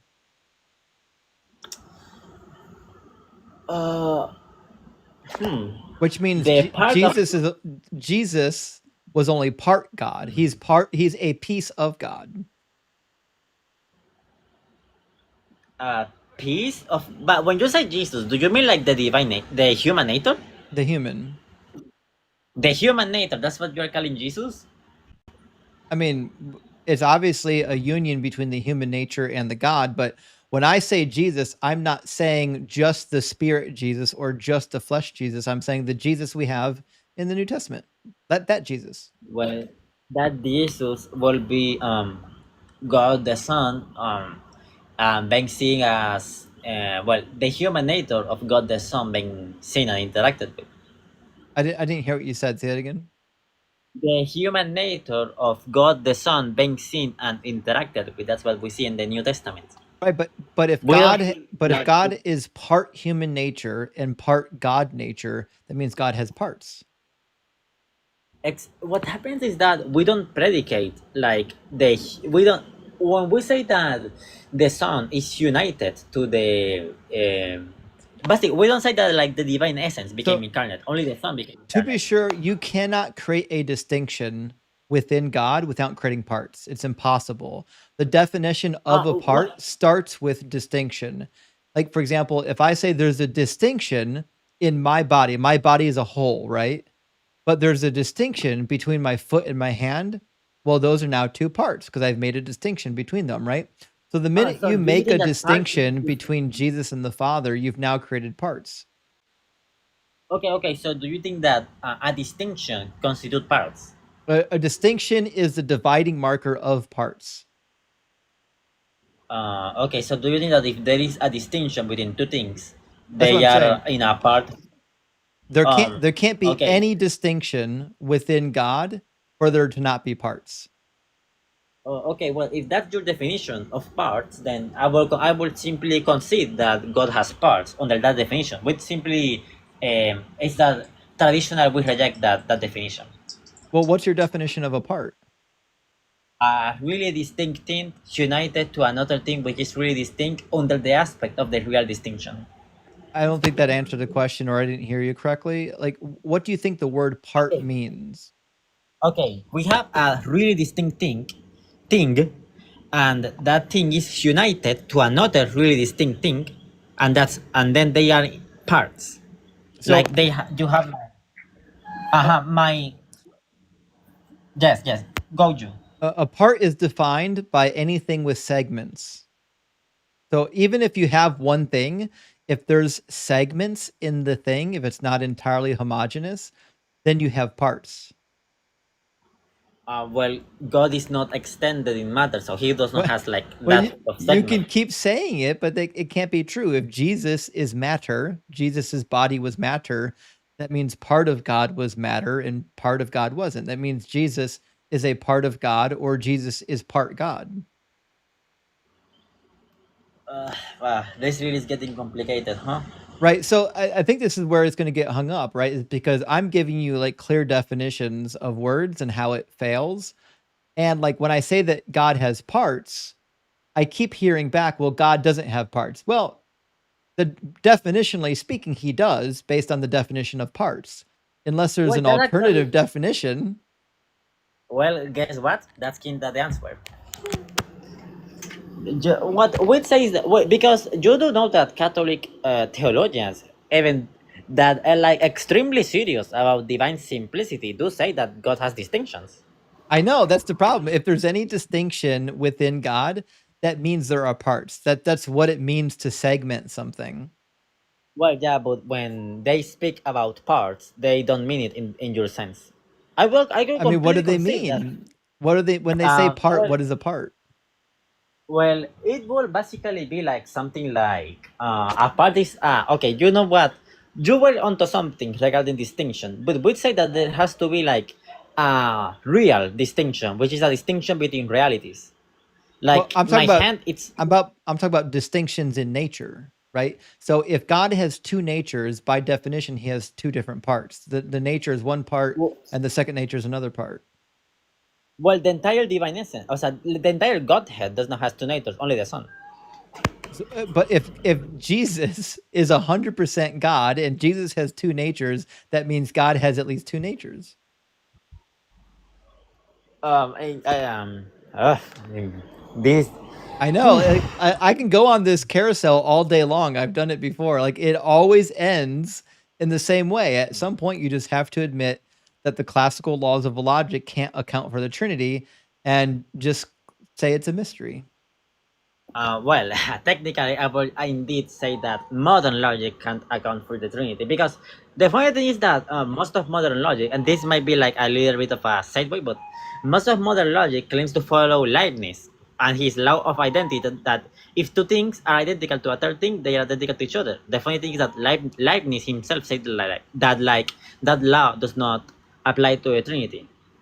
Yeah, I would say that too. Yeah, if I believed in something illogical, I would say that it didn't apply to this illogical thing. Yeah. Well, technically, he did not say that does not apply in an absolute sense, but like it does not destroy it basically because okay, I actually had to actually explain the Trinity but because we have not even gotten to that. Okay, let me try to explain that a little. So basically, you remember the divine essence, the divine reality, blah blah, that has all the absolute, uh, and that guy, what's that? Uh, Cyber what? Cyber. Yeah, he's just coming up to hang out. I'm sorry. So let me continue, please. Mhm. Go Um, ahead. So basically, there is the divine being, and then in this being there are two faculties: intellect and will. Okay, okay, Edward dilemma. Let me try to explain it. Sorry, I commented. In God there are two faculties: intellect and will. Do you know that? Right, but Jesus has a separate intellect and will. Well, in his human nature. But I'm talking about the Trinity now. Let's then after that I move to the Wait, incarnation. does God's nature change? Does God's nature change? No. Okay, so there's no Jesus nature then. Right. Jesus' nature is not like a change in the divine nature. It's more like a human nature gains a relation to the second person of the Trinity. So God has disposable parts?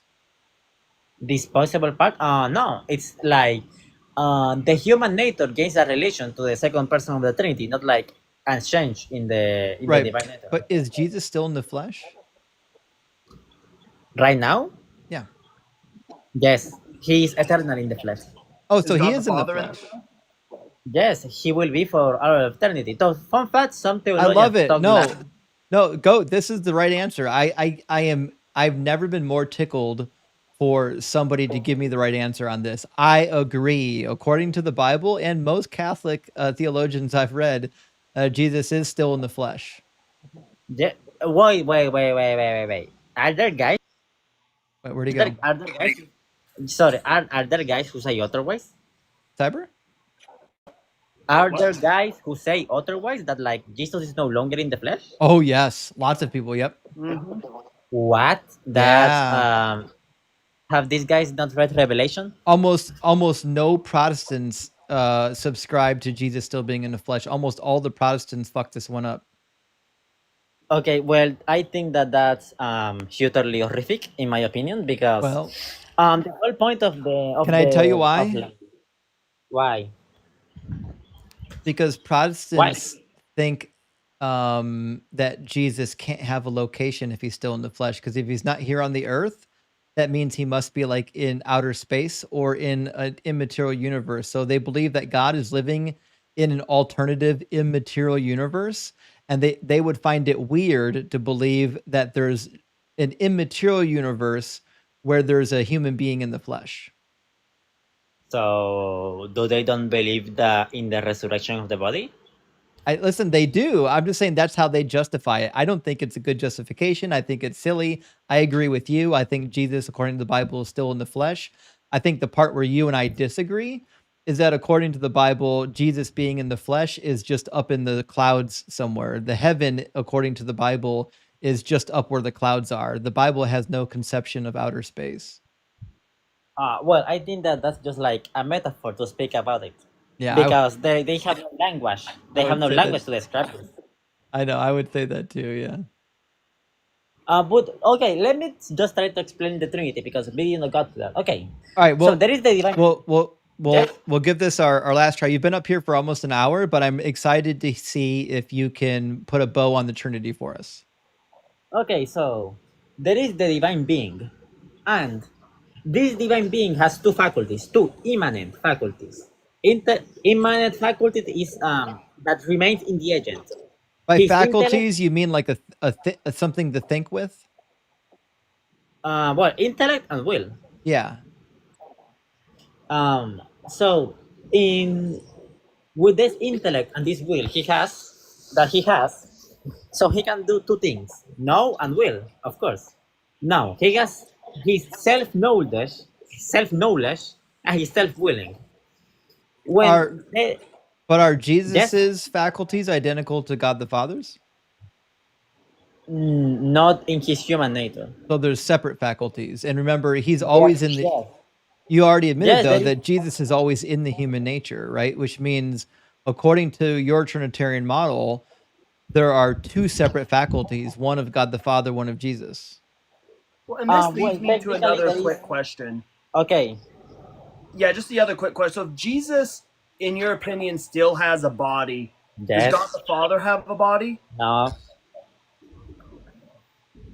No. No.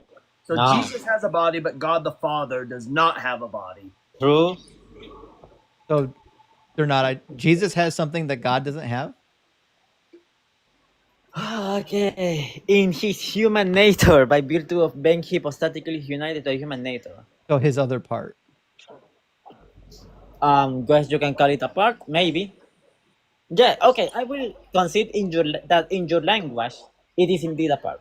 Right. This is actually, I think, the difficulty here, because like I think the church's framing of the Trinity is what ruins it, right? So, for example, there's a ritual in the ancient Near East. You can read about it in, there's a 4-volume series called The Context of Scripture.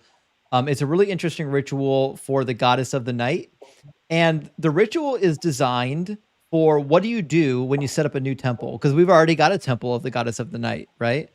And the general idea behind ancient worship is that you would do a particular prayer, a particular ritual, and then the god that you want in that temple would inhabit that temple once you've did all the rites properly, right?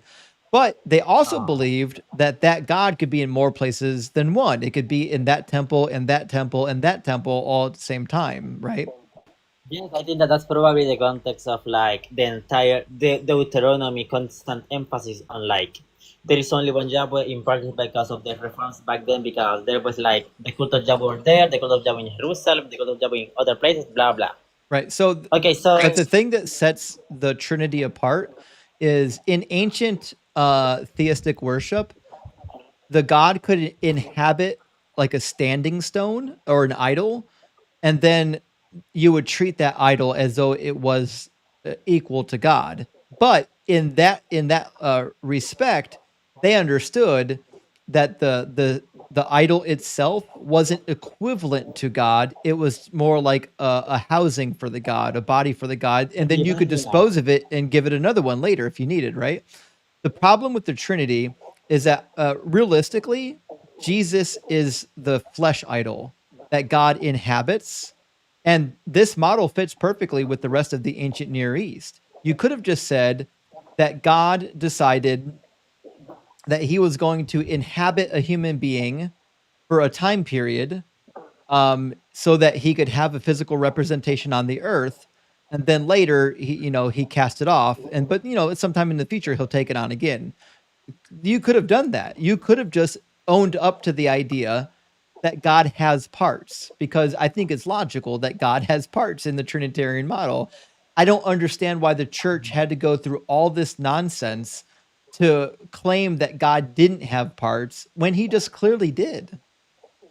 well, it's because they are using a different definition of part than you.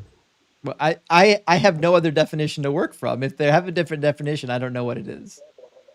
For them, a part has like to be like um, really distinct things united under the aspect of the real distinction. But that's not a meaningful definition to me. Like, because if something is distinct and then unified, it still is multiple parts. And that's exactly what the hypostatic union is, something that's No, distinct yes, I and am. unified. That could be said to be a sort of part. I have not studied that, but could we please just go into me explaining the Trinity, because whenever I try, something starts about so. All right, go We ahead. were in intellect and will. So when God, okay, the first person of the Trinity is the Father. Why is he? Because he virtually emanates from the divine essence. Not really. There is no real emanation between divine essence and the Father. It's just in a way of understanding based on the fact that the Father is like grounded upon the divine essence, because the divine essence is at some degree more fundamental than the Father because he subsists in it. So there is the Father. Now, the Father has intellect and will. So when the Father knows himself, he creates, by virtue of this, he produces an image, a word, a logos. And this logos captures everything that he is, and he communicates to that logos everything he has, including all the divine essence, all the divine attributes, etc. And he communicates it to that logos. And that logos is the Son. Did you understand it? Yeah, you just described parts. Well, maybe in your definition, I guess so. Yeah, all of those But things you described are parts, just like a part of like a part of a car is me inside the car driving it. Like at that point, I've become part of the car. Right? You're just saying that like Jesus is like the flesh part of God. No, we're talking about before incarnation. Before incarnation, in eternity, this is actually this is talking about eternity. This is not in time. This is what we call the eternal generation of. You know what the eternal generation of the Son is? Yeah, it's the idea that Jesus wasn't created, that he was being eternally generated from the nature of God. From the well, not from the nature of God per se, more like because that's not like he's really distinct from the nature, but like from the intellect, self-knowing of God. Right, Jesus, but that certainly can't be true if Jesus has a separate mind, will, and emotions, and he does. no, because that's just in the incarnation. No, Before the incarnation, no, then God's nature changes. If God's nature changes in the incarnation, then God's not immutable. it's not God who changes. It's the human nature that gains like a relation to Right. the. That's what I'm saying. If God's nature changes when he incarnates, that means God's nature changes. We deny that there is like a real change in God. There is like an extrinsic change, So which is like keep in mind, you believe that Jesus is still in the flesh. Was he in flesh before the carnation? no. Okay, that means God's nature changes. If God's nature is completely immaterial and then he materializes, that means his nature changes. What happens is that we distinguish between like an internal change and a change by extrinsic denomination, because we say that something like God was not always creator. He became creator when he created. This is an extrinsic change, not an intrinsic change. We say that the incarnation is an extrinsic change in like God, not an intrinsic one. Right, but what I'm saying is if God's nature is that he's completely immaterial, that is a quality of God, and then God takes a material form, that means God's nature changes, which to be sure, this is not a problem for Jews. I don't know why Catholics back themselves and Christians into this corner. I don't get it. Why is it necessary to have this dumb doctrine that God can't change his nature? Well, actually, there is a lot. What? No, go ahead. There is a lot of arguments for it, but basically the argument is that if God changes, he is a creature. No, if God changes, then he's not perfect, because something that's perfect is entirely complete and can't change, right? Well, basically yes, basically that. Okay, which means God couldn't have changed his nature to take on the form of a human being, because that means he wasn't complete. What happens is that it's not God's nature. It's not like God. It's not like God's nature morphs into a human nature. Think it more like there is God's nature over here, and then a human nature gains a relation to the second person of the Trinity. Then there's So parts. does this go something? Go ahead, And does Cyber. this go something along the lines of like Optimus Prime, where Yahweh is like Jesus Christ, gain a nature? Something like that, I guess. So my friend Cyber here, actually he grew up Jewish, right? So like I am I wrong here, Cyber? Like, what is there a need to add these weird limitations to God? Like God can't change like his No. qualities, or like, because he clearly does in Genesis 18, he manifests in human form. So like clearly he could. So I don't understand why we have this language. Like when we talk about God's essence and his nature and saying that is completely unchangeable, it's just demonstrably untrue. He changes it all the time. Well, about that, regarding that, you mean the Well, thank you for Jacob answering, versus Cyber. the angel? Do you mean like Jacob versus the angel, the versus God? There, they fight that, or what? No, I don't think. So- Go ahead, Cyber. What are you gonna say? Yeah. So, the idea that God needs to like add these natures, he's an all-powerful being. It's ridiculous to think he would need to do this, right?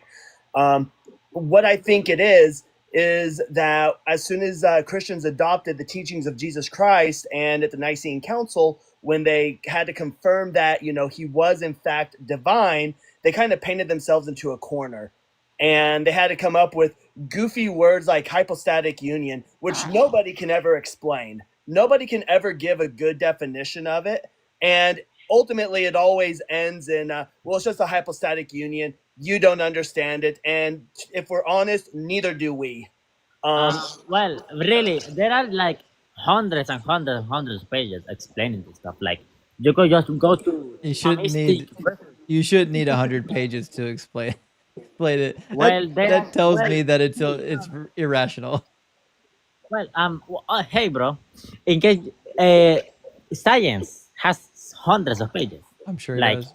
Well, listen, yes. listen, Goat. We've been talking for like an hour and some change. I've got to get one more guest in here before I call it for the night. But Well, maybe one I've day I enjoyed will talking to come. you.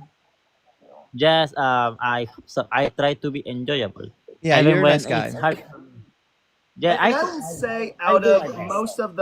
most of the Catholics and Orthodox that we talk to, you've been probably one of the most enjoyable to chat with. And the most Well, I informed. always I Yes. am. Oh, I am really.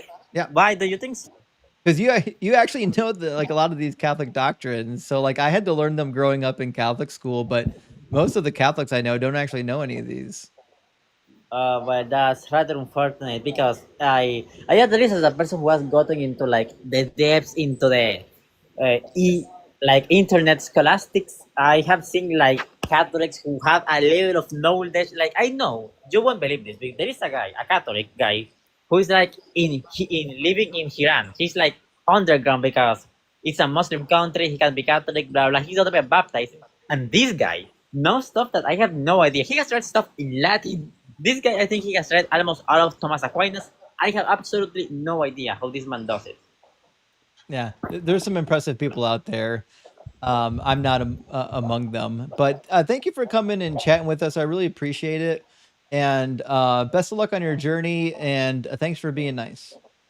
Yes, one day I will come back and try to explain it more. Or All maybe right. I was actually planning to go into Sunday like atheist experience, you know? You So are going to be there in Sunday. I'll be there. Also, I am going to be hosting a live stream soon, just on the Trinity. So maybe that'd be a good day to come. So a day and hour? I don't know which day it's going to be, but it's going to be this month. This month. It'll Well, be that's not really It'll be a Monday, Wednesday, or Friday. And so it'll be a lot of fun. Monday, Wednesday. Okay, send me. Can you like send me like in TikTok here a message when you do it? I'm sure I can. Yeah, make sure and add me as a friend and send me a message so I know you who you Okay. are, and then I'll make sure it happens. How do I add you as friend? Do I follow you? Yeah, I think you just follow me and send me a message, and then I should be able to get the message and add you up. Okay, I will do it now. Well, goodbye for now. All right, cheers, friend. Have a good one. Mm. Well, Goat was nice. He was. The Trinitary. I still don't know what the Oh, go ahead. Oh, go ahead. I was gonna say I still don't know what the hypostatic union is or how it makes sense, but It's messy. It's just messy. All right, let me grab. I got 3 super chats, and then I'm gonna get our last guest in here.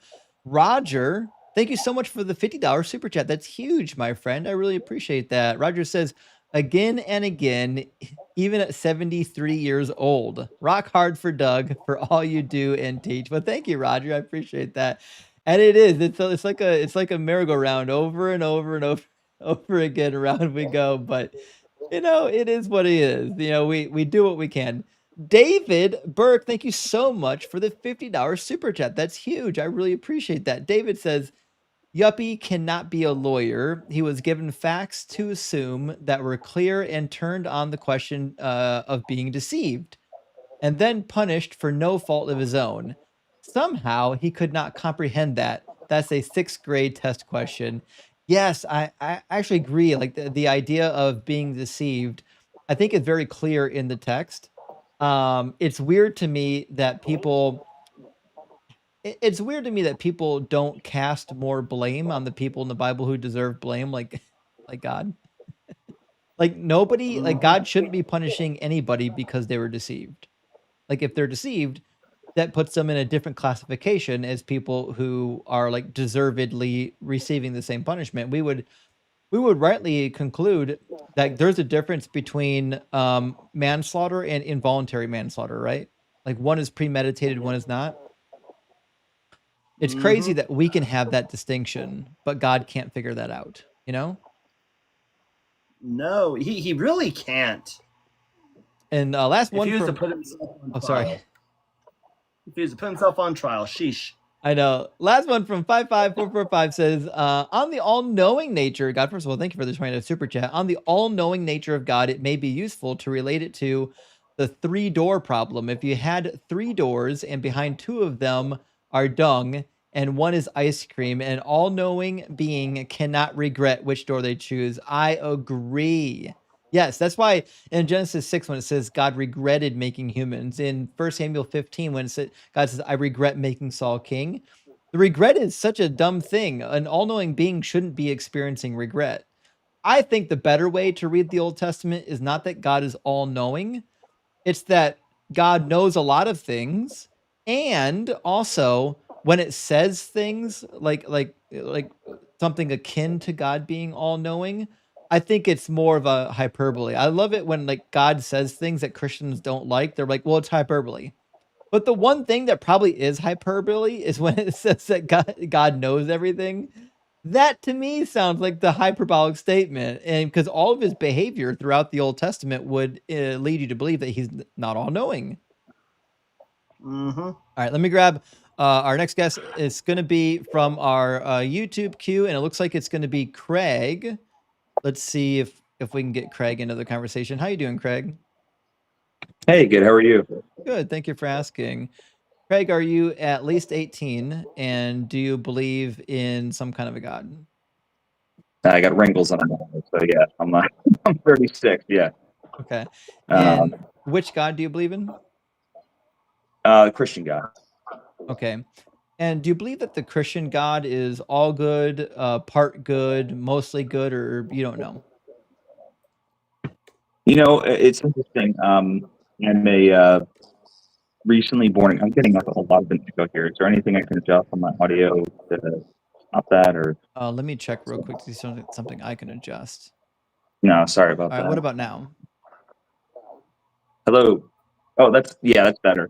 Sorry. Okay. Yeah. All good.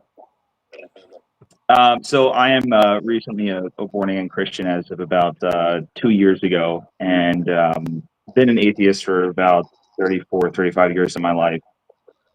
Had a pretty unbelievable experience with Jesus, and I started to question myself and started to look into Scripture further and started to question it as I have my whole life. And I guess as I've done that, I started to find like a more solid ground in faith, and changed a lot of things for me. So I would say that as I've started to dive deeper into my faith, I definitely am starting to understand, I think, really what we mean by God being good. I think as being a human, I think we have a certain understanding of what good is based off of what we've been taught our whole lives. And maybe it's not necessarily what God sets to be good in the world. I don't know if that makes sense. I'm still trying to analyze my thoughts, but I just wanted to hop on here to also understand like your perspective. Why do you not believe in God? What led you to believe that? And why would you say you're motivated to work to prove his non-existence? Well, I think those are multiple questions. I talk about why I don't believe in God like almost every night that I'm live, but for Yeah, and tonight's I'm sorry, this is like only my second time seeing you, and I've kind of like scrolled past, but I really wanted to call in tonight just to have that conversation. But I can always go back and like watch your videos. I don't want you to have to explain everything, but you know. Yeah. So I think the purpose of this particular debate topic is not to prove whether or not God is real or not, although I think it kind of sometimes leads people to that conclusion when we start examining whether or not the God of the Bible is actually good, because Mm, I think a lot of people are inclined to believe that if there is a God, the God should be good. Like it seems, mm, at least it feels intuitive to believe that if there is a God, the God would be good. Now, that intuition could be wrong. It might be like there's a God and he's just an asshole, right? That's certainly a possibility. I don't see why it would be illogical. It just seems to feel it doesn't sit well with most people. So this particular topic is not necessary to like I'm not doing this to prove that God doesn't exist, although I think it certainly can prove that the biblical God doesn't exist if you think that the biblical God is all good. So Mm, the Bible does say some things akin to that, like Deuteronomy 32:4 says that God is right and just in all of his ways, which would mhm, lead one to believe that if God is just in all of his ways, that he would be all good, right? It seems to be kind of an entailment in that worldview. And then Jesus himself, when they call him good teacher, he says, "Why do you call me good? Nobody is good but the Father. I'm led to believe that he must be all good." It says in First John that God is love, and if God is love, like the equivalent of love, I can't see how you can be the equivalent of love and still be bad.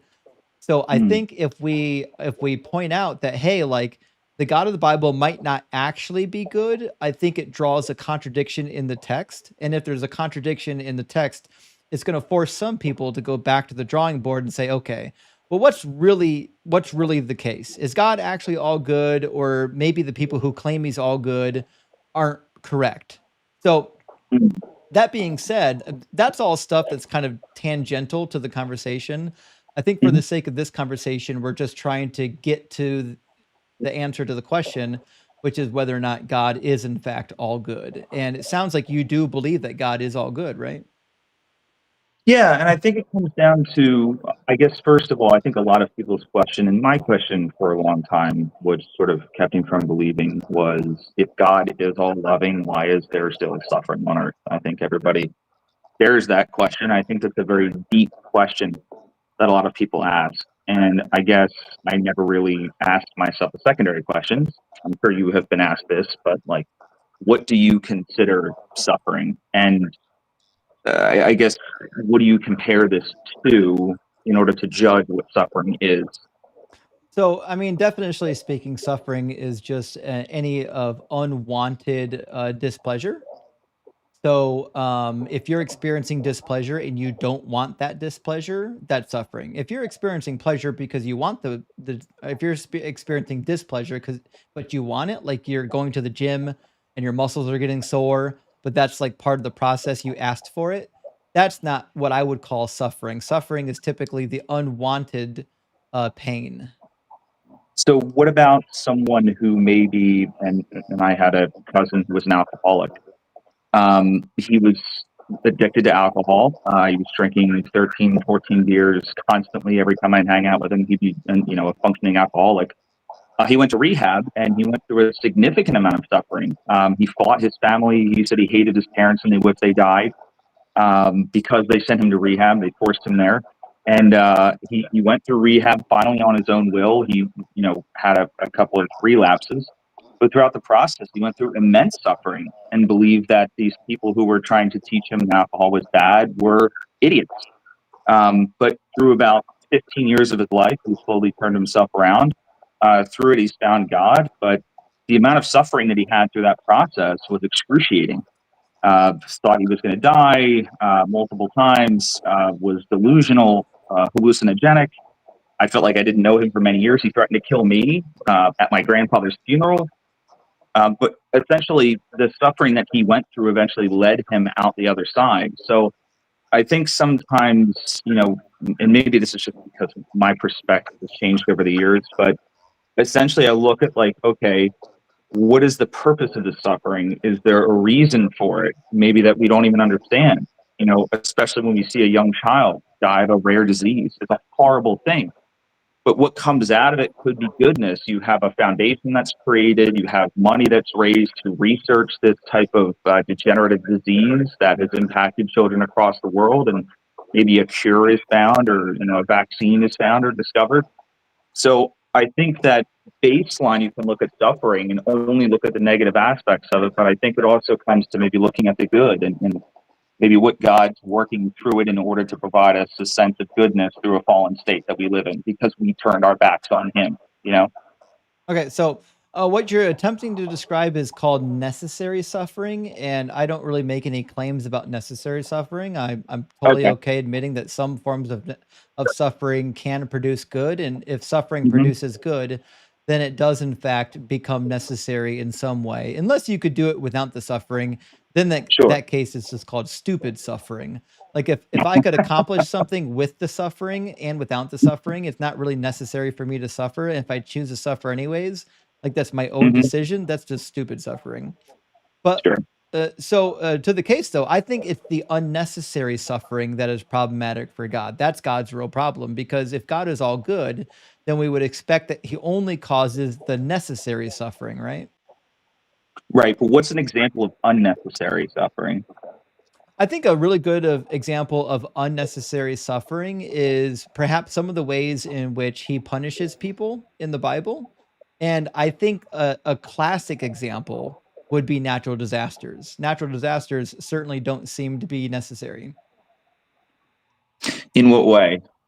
What are they necessary for? Well, I'm asking you, why are they unnecessary?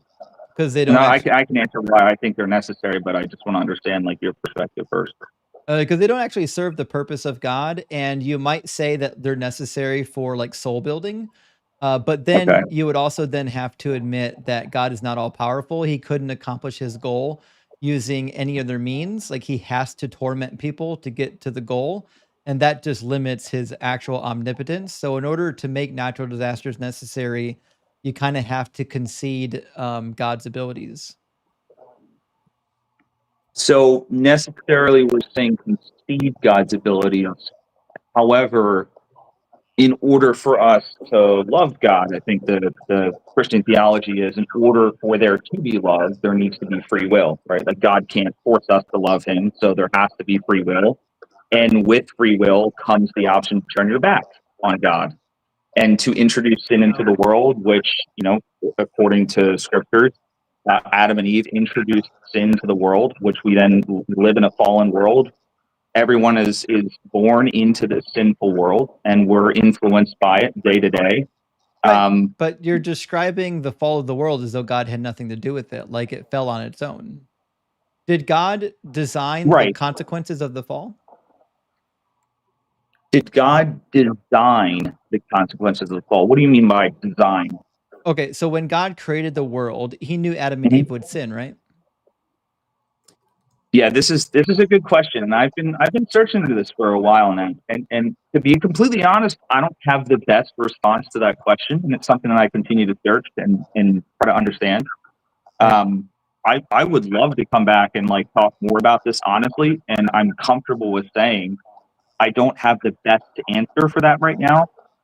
I I can tell you what I know right now and what I feel, I guess I should say. What I feel right now and what I believe right now is that necessarily we are responsible for the suffering of the world as people, as humans. We decided to and made the free will decision to try to know what God knows, you know, even from the tree of knowledge. We wanted to achieve the same power God had. That was our own pride that led us down that road. Um, I think it was ultimately partly, I think it was partly God's wrath. Again, I may be mistaken. I'm still learning. I'm still trying to understand this. So I apologize to any Christian out there if I'm misrepresenting your teachings and your scripture. But I do believe that it was God's just action to punish us for us turning our backs on him, and like a parent punishing their child for turning their back on him. But then through the offering of his only begotten son, dying for our sins, washing away our sins with his blood, and offering us a way to heaven, I think the new covenant that he cut with us, that he cut with Abraham, I think gives us a way back to the Father, and he gives us a choice to either go towards him or, again, once again, turn our backs on him and live eternally separated from him. Right, but my Well, question is if God knew that Adam and Eve was going to sin, why did he create them? no. If God knew that they were going to sin, that means what happened after the sin, the consequences of the sin, Mm. he had to have known what he was going to do about it. In Genesis 3, what does he do? He curses the snake, he curses the earth, And then he curses the wombs of women so that they have painful childbirth, right? So there are reactions that God Mhm. has to the sin, and I don't see that. Like, if you believe that natural disasters are a curse from God because of the sin, I don't see why God was required to curse the earth so that it would produce natural disasters. That seems like a decision and not a necessity. So what could he have done instead? Everything except for that. He could have literally did everything he already did, but not that. Like what? Like what do you mean by everything? Like what else could he have done? Well, he cursed the womb of Eve, he cursed the snake, and he made Adam till the ground at the sweat of his brow. He could have done those three things and never done the natural disasters. I don't see why the natural disasters are a requirement.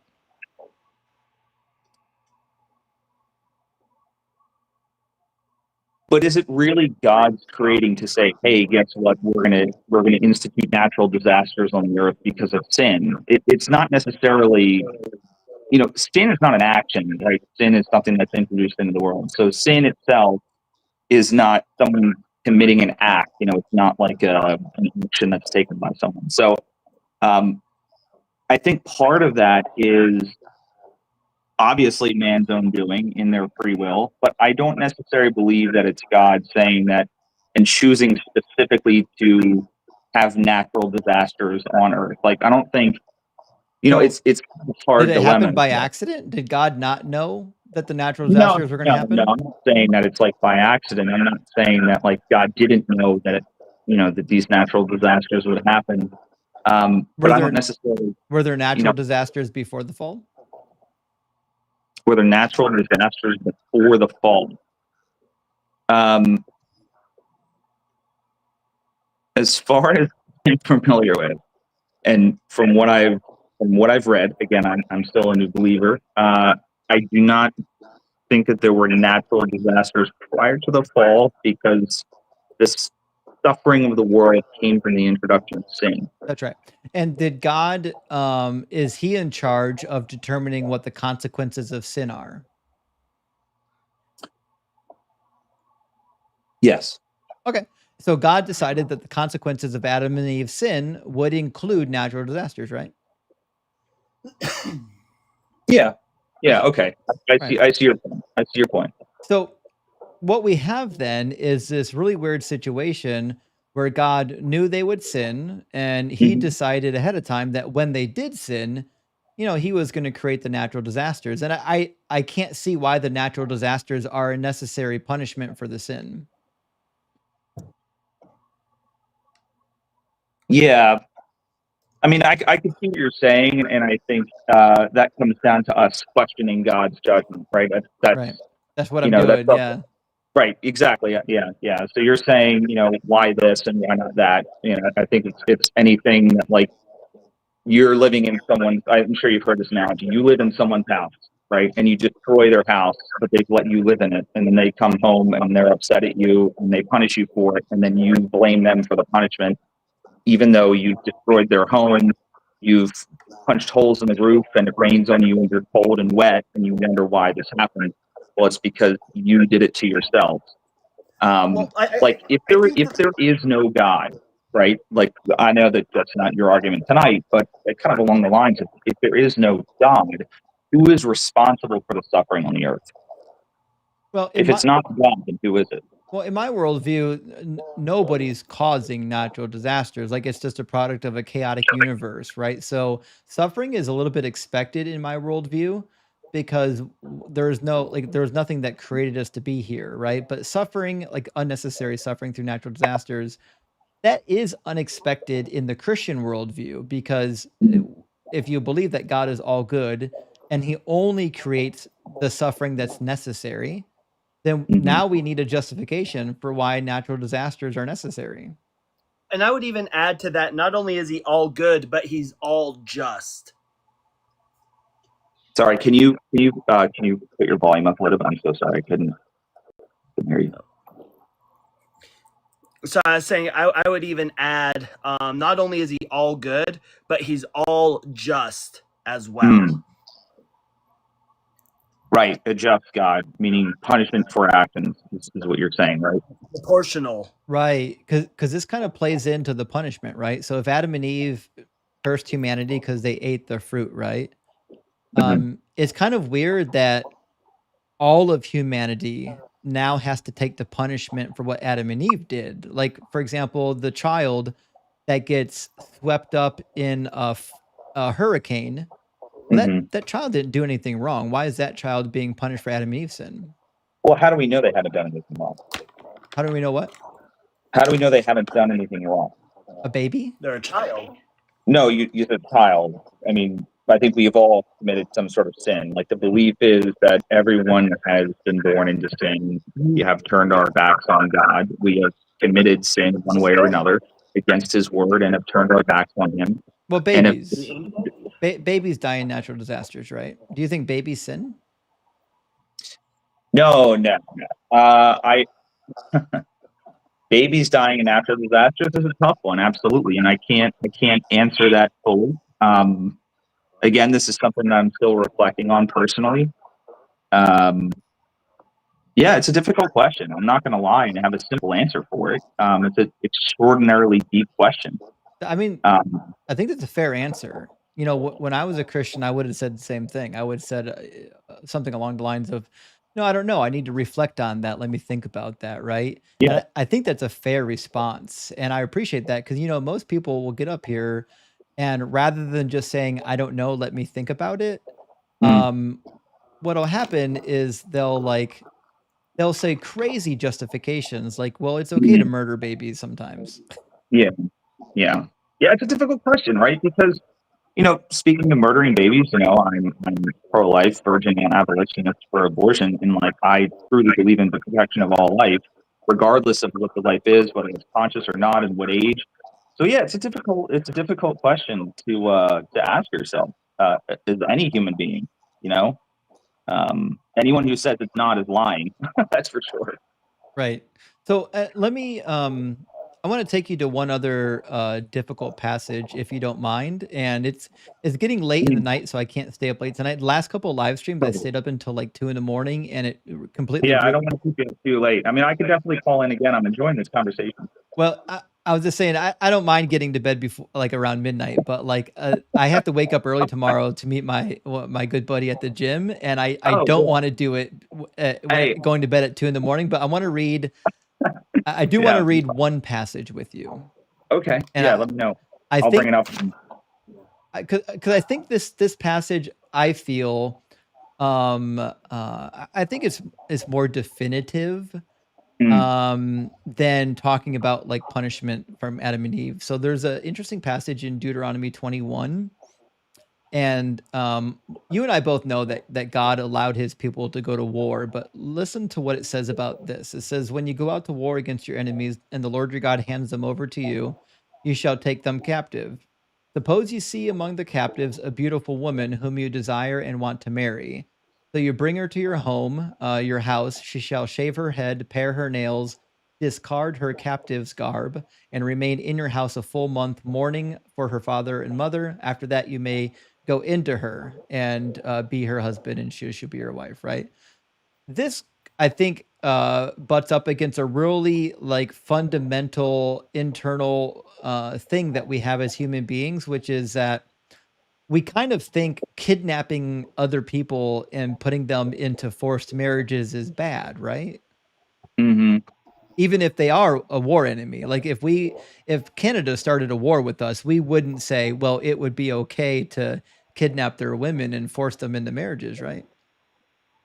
Right. Yeah, yeah, of course.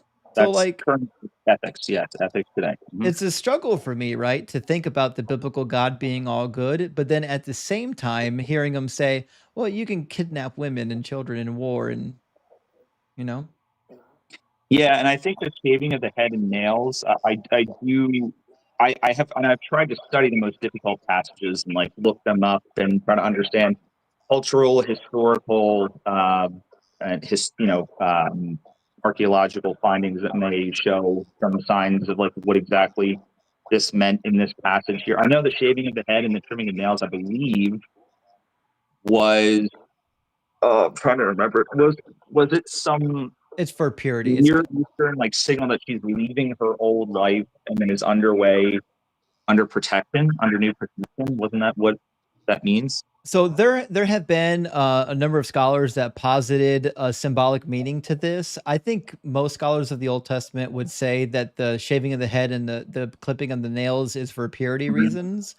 Mhm. The Jewish people had very, very strict laws about individual purity.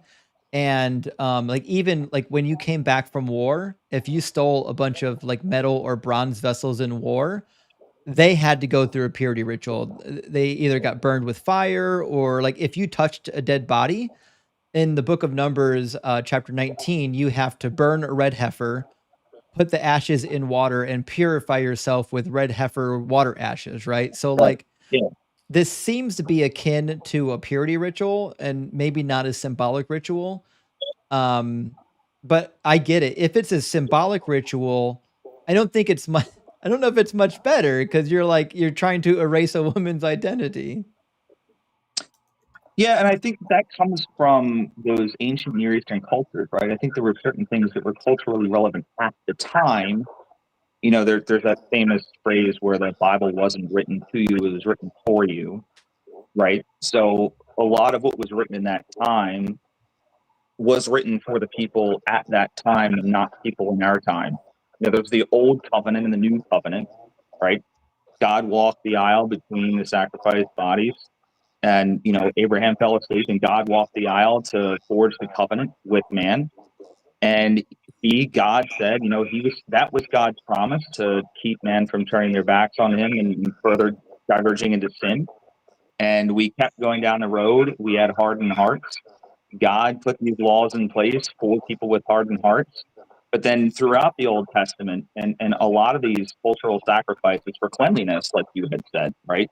A lot of that came from God sending his son down in the flesh to die for our sins, to shed the blood of the sacrificial lamb, so that we didn't have to live with hardened hearts Well, anymore. We didn't well, have to capture Craig, women from other tribes and shave their head and trim their nails and Craig, change their clothes. And right?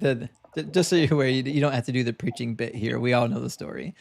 no, I'm not trying to preach. I'm just speaking to what I'm just Right, speaking to what I believe. I'm not, you know, right. So sorry. my gripe with this passage is not that a woman's identity is being erased. My gripe, I mean, I think that's bad, but I think my gripe with this passage is that this is insisting that there are occasions, and it seems pretty broad, where like you can just kidnap women and force them to be your wife. You don't think that these women had consent, do you? No, but is this God telling them to do it?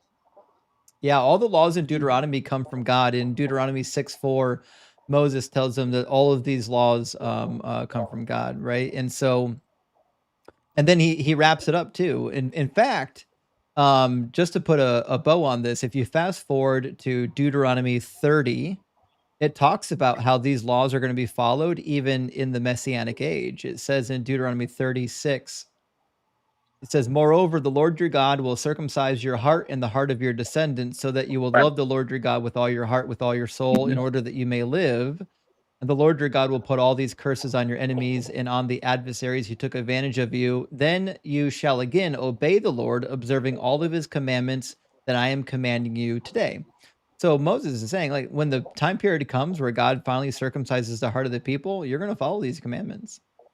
And to add to that real quick, if you go to Deuteronomy 20, verse 10, going through 16, we get kind of a lead into what causes this, right? So it mentions, once they crossed into the promised land, when you draw near a town to fight against it, offer it terms of peace.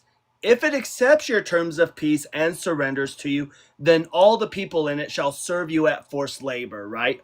But if it does not accept your terms of peace, and makes war against you, then you shall besiege it. And when the Lord your God gives it into your hand, you shall put all its males to the sword. You may, however, take as your plunder the women, the children, livestock, and everything else in the town, all its spoils. So this verse that we were just reading about cutting the hair and paring the nails seems to be the case of these people chose war. They chose to go to war, and now the women are the plunder. And if they see one that they like, then they can execute the shaving of the head and paring of the nails. Okay. I appreciate these passages you guys pointing these out. I think these are difficult passages that I definitely want to look into more. Sure. I appreciate you guys talking with me about this. I definitely want to call in again. I did really enjoy this conversation. Please do. And yeah, I thank you for giving me the opportunity to hop on here.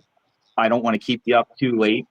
But yeah, I'll for sure call back in. I'm going to reflect on these passages. I think they're really difficult passages to accept, especially in the world that we live in today. I think it's also difficult to look at the history of mankind through the lens of presentism. I think that always becomes a difficult thing for us to try to counteract when we're reading history. So I think that that's another piece that I need to reflect on too, is like, how am I looking at these verses? Yeah. Am I looking at them through the lens of 2025 morality, or am I looking at them through the lens of the morality at the time? How does it apply to God? I listened to some of your conversation earlier about God's nature changing.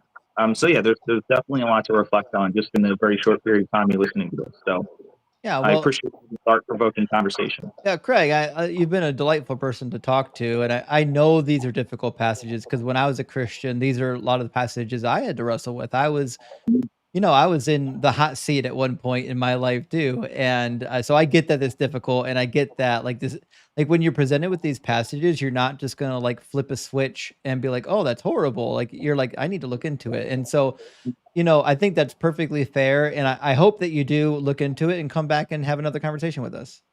I'd love it. In Thank you fact, so much. Thank you both. in fact, I'm Jewish, and I was reading the slavery verses, and my grandpa was a rabbi. And as I was reading the slavery verses, I was 16, and I struggled with them. I'm like, wait a minute, we as Jews can't be slaves anymore, but if we're still living under like temple era, whatever, we'd still be able to enslave other people, and I wasn't okay with it. And when I went to go ask my grandpa about it, he was like, hey, we're Jews, we wrestle with the law, it's your burden to wrestle with it, just wrestle with it. And that just wasn't compelling for me. I'm like, no, this is wrong, this is horrid. That's very dismissive, and I'm sorry that you received that response from your grandfather. I think that's upsetting and unfortunate. But Craig, thanks for coming and chatting with us. I really appreciate it. And hopefully we'll hear from you again in the future. Thanks, guys. Take Cheers. Yeah. What a nice guy. That was a nice guy. Last two guests were delightsome. Isn't that a good palate cleanser at the end of a live stream to get two nice people? It is. It is. I was going to mention before we brought that guest up, I think when it comes to the Trinity, I think Mormons got it right. Three distinct individuals that live on a star or a planet next to the star Kolob. I think we got it figured out. Listen, they could have, Bertram, thank you for the dinosaur. They could have just went to polytheism, and that like nobody would have blamed them. If the Christians was like, oh, we're polytheists, like nobody would have blamed them. Like, oh, okay, well, you're polytheist now. And the people could be like, well, God says there's only one God in the Old Testament. And they'd be like, well, look again, motherfucker. Now he's two. God can do whatever he wants. Right? If God wants to create another God, he could do it. Well, and that's the Mormons' answer. The Mormons' answer, because they believe in exaltation, so they believe they can become gods. So they're really henotheists, but the Yahweh is just the God of this universe. He's the God we worship. They believe Yahweh has a God he worships. And so Mormons kind of really fix a lot of these questions. They cause a whole lot of other problems of their own because of their text, like tree trunk submarines, but... Yeah. Oh my God. So bad.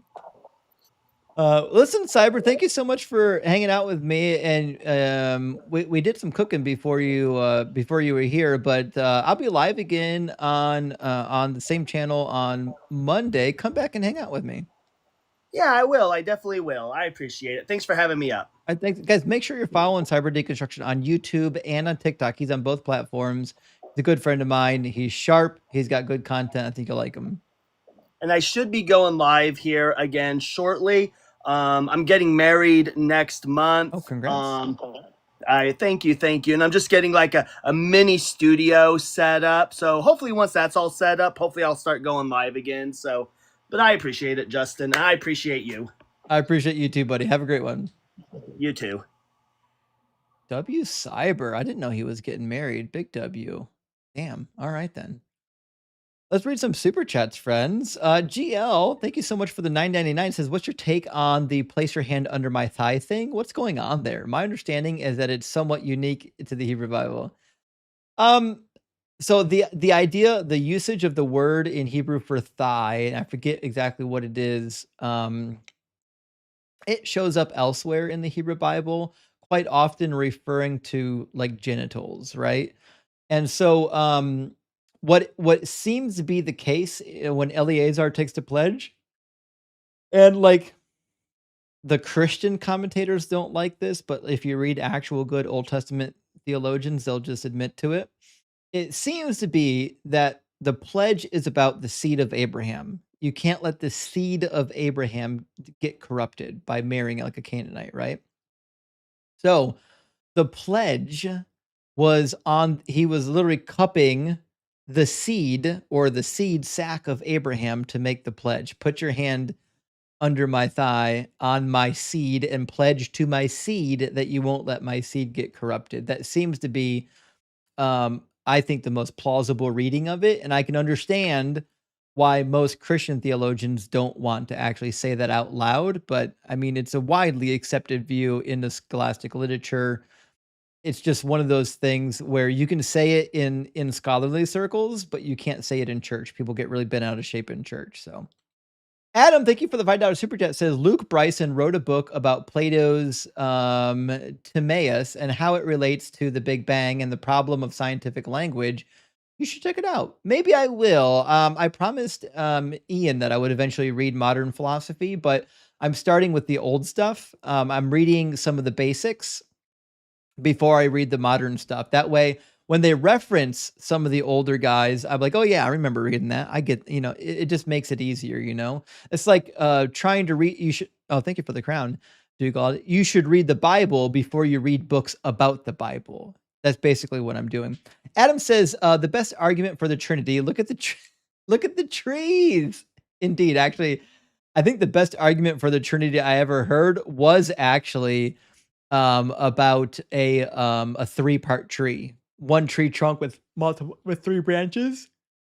But that still ends up in partialism. Who verse review? I see what you did there. Universe review. Thank you for the super chat. Says Justin, you're awesome. I wish you would be able to debate my retired pastor dad or my pastor sister. I mean, maybe get them on the stream. We've had quite a few pastors get up here. It always ends not so well for them, but I mean, what do you expect, right? But yeah, like my stream is accessible and available to anybody who wants to watch. Even if they don't get up to debate me, maybe they'll be angry enough that I exist that they'll at least watch me. Can Best, great to see you tonight. Thank you for the $13.99 Canadian dollars. Says keep up the good fight. Need it now more than ever. I couldn't agree, Can Best. One of the reasons why I'm so eager to push my work forward is because of the current state of affairs. I feel like it's getting worse, not better. And David Burke, thank you so much for the $19.99 super chat. Says True Pater, and all the other of these people. The more they talk, the more I question how I ever believed one word of this giant, unadulterated pile of bull crap. I feel like I'm going crazy when they talk. I get it. Like, it's when you read it now from this lens, it's hard to read it and be like, "Oh, I used to believe that." Because it's like it seems so absurd. You know what I mean? But when you're already in the cult, when you've already accepted it, you're willing to accept the absurd. What? One of those things. Asher's oldest daughter, thank you for the super chat, says, see, Justin doesn't know the day nor the hour, but it's coming soon. Hi, Justin. I agree with an evolving God because it's alongside humans. I agree, right? That's why open theism makes so much sense. An evolving God makes more sense. This Omni character is not a believable character. And we've got a super chat from our friend Low Bar Bill. Low Bar Bill, great name, says, almost had to unfollow when you called soda pop, but I'll stick around since you're so good at barbecuing. I appreciate that, Low Bar Bill. I do say pop, not soda. I certainly don't say soda pop. What kind of ridiculous thing would that be? But, I am what I am. I'm a Yank. I've got my own language. Design says suffering is a result of free will, unless God is using you to cause someone else's suffering to punish their free will. Then you get hell. Thanks for your service. I mean, that's about it. It's crazy how they want to cling to the free will argument, full well knowing that the New Testament doesn't say a damn thing about you having free will. That's ridiculous. And Suasuni, thank you so much for the super chat. Says, since God considers us knowing good versus evil a bad thing, he probably didn't want us to figure out that he's a massive prick. That's why. That's why he wanted people not to know the difference between good and evil, because God wanted to do some evil shit and not be found out. I mean, that makes perfect sense. This plays right into the evil God hypothesis. Like, there's an evil God. He didn't want you to know about it. Now that you know about it, he's like, fuck, whatever. I'm going to do it anyways. And people are like, okay, I love you. Do the evil shit. Helping Mega Deconstruct says, praise Doug and Sharon. Tonight's stream has shown how a lack of thinking can lead a person to the dark side, Christianity to Christian nationalism to Mega. Yeah. I mean, that is the case. I mean, this type of thinking is what lends itself to fascism. That's what it is. As Sherzol's daughter again says, if we sin because of pride and pride is a sin, then sin was already here. If God knows all, then it's all or nothing. And it amazes me how people limit God when they make him and then make him limitless. Justin, I love it here. Well, thank you. I love to have you here. And it really is weird because, like, a lot of the stuff that God says is pride, like envy, jealousy, like these are characteristics of God. God's describing himself. Covetousness. God, nobody covets more than God. He's the most covetous asshole in the universe. It's crazy how rules never applied to the God of the Bible.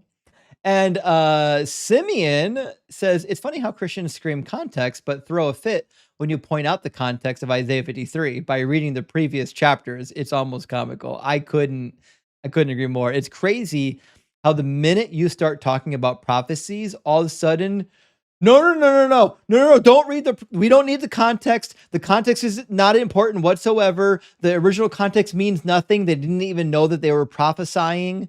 The craziest. I'll never understand that 180. That's the craziest Christian 180. Kay, thank you for the $10 super chat. Says, was wondering, with a being that's all powerful, is there ever anything that's necessary? And also, with being that perfect, or that is perfect, wouldn't everything he does need to be perfect and therefore necessary? So this is two questions we ask a lot in the community. One is, if he's all powerful, does he have to do anything by necessity? And the only good answer to that is only if he decides that he wants to introduce other entities with free will, and then it is his desire to allow them to make their own decisions rather than make decisions for themselves. But then again, like, if he's all knowing, he already knew what they were going to do when he created them, which means he created what they're doing, which it's a crazy cycle.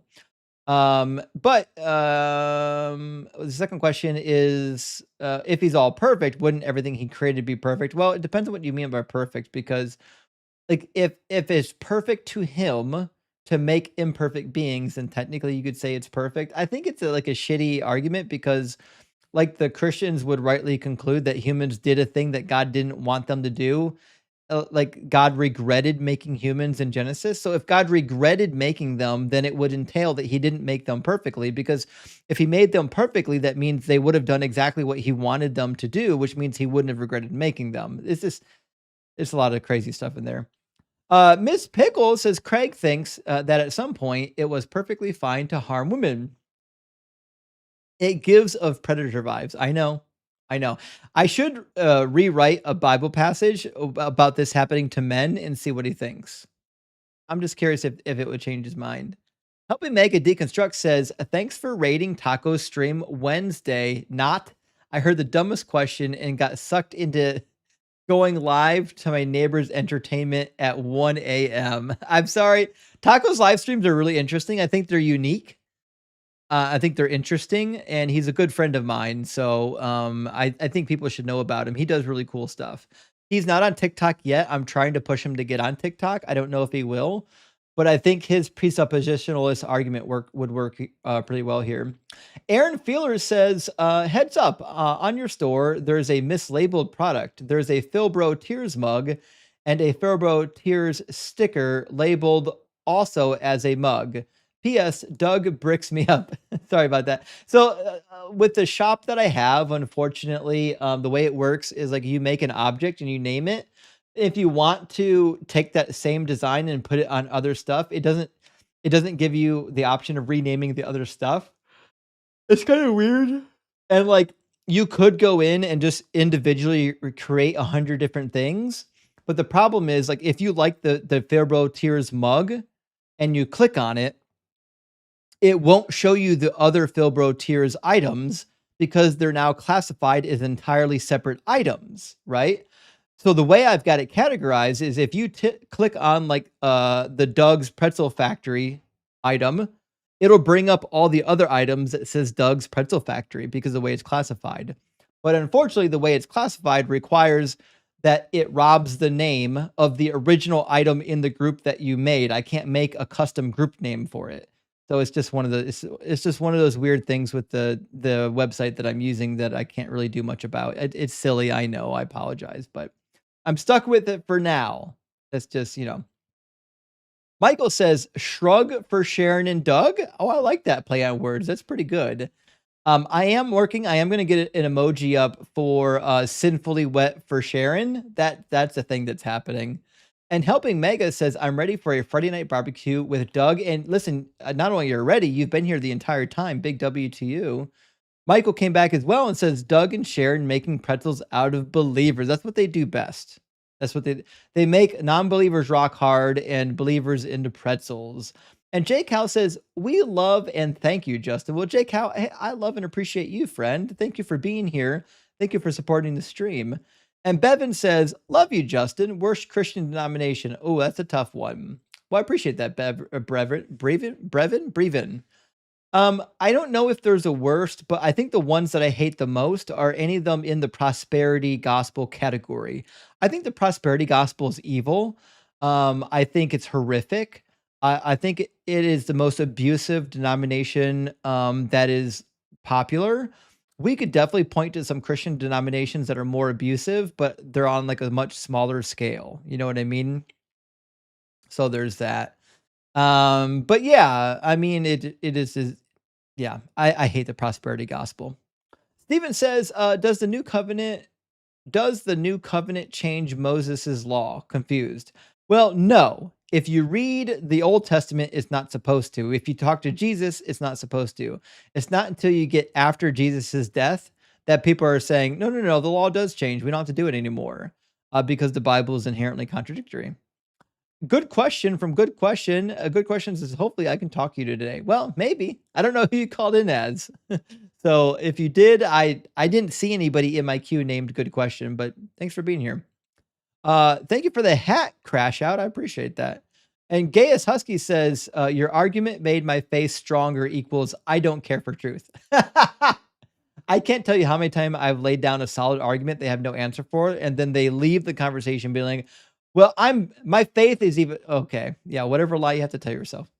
And Mega says, I don't want to think so God is good. Great logic. That's it, right? I don't want to question or think about God being good. Therefore, he must be good because he's defined as good, right? That's the easy way out. And the hum says, straight from my heart, shrooms contain psilocybin, so not cybacillin. Yeah, I fuck those two syllables up a lot, or those two parts of the word. Psilocybin, not cybacillin. Yeah, I get them mixed. Eventually I'll get it right. And I do appreciate the correction. I get some assholes in my comments from the time to time that are real pricks about it. And to be honest, like most people don't know the difference because like most people don't use the word every day.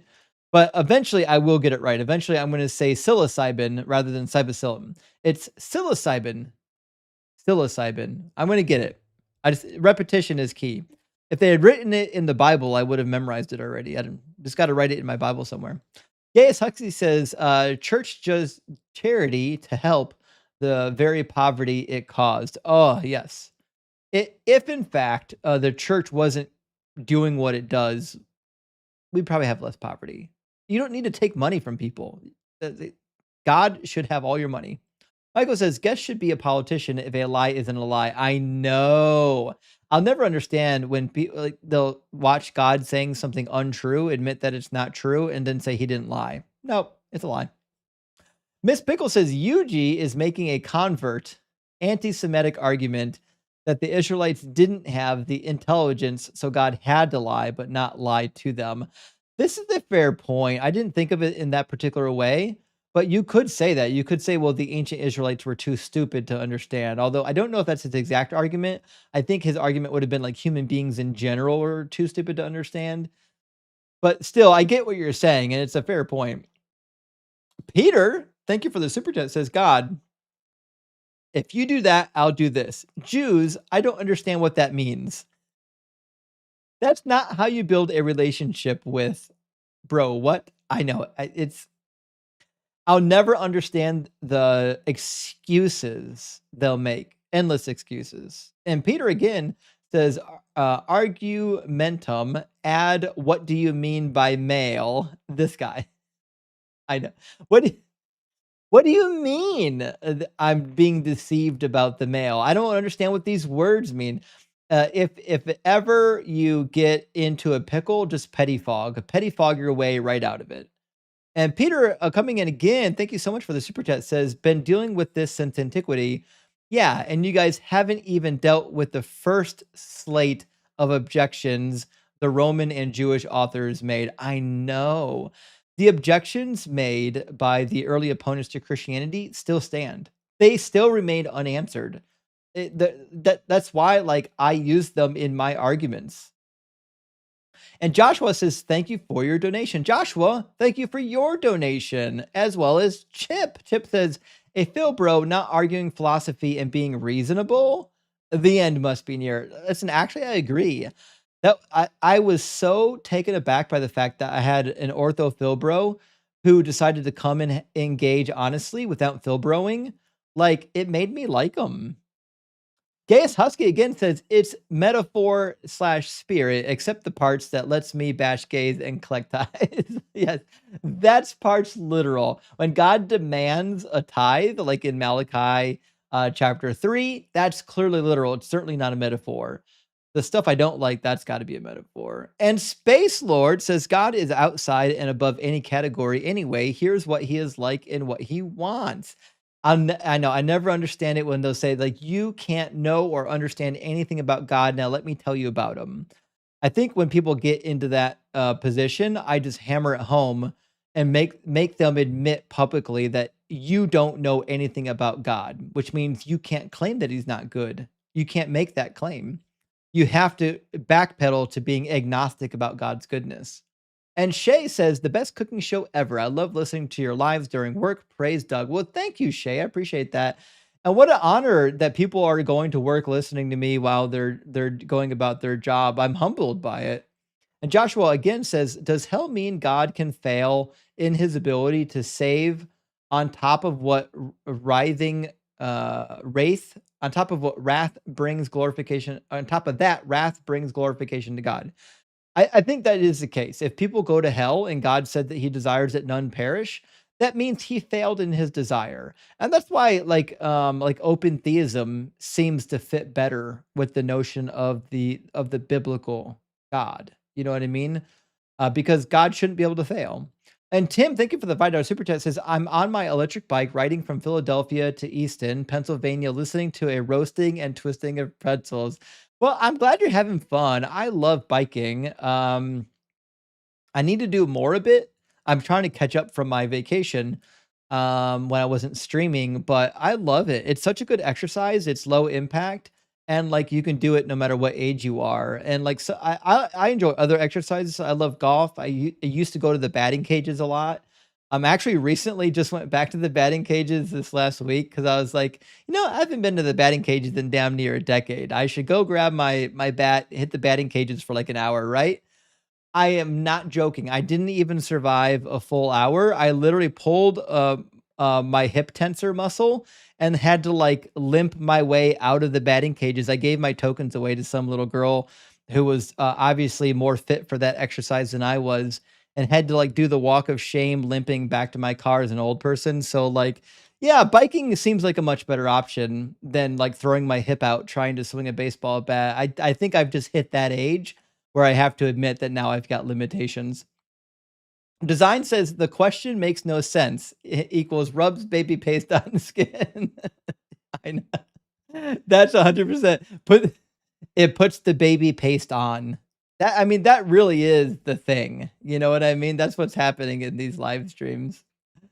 Oh my goodness. And Pat, good to see you, Pat. Pat says, does God have a boss? Because he needs to be fired. I agree. The God, he's fucking everything up. Everything.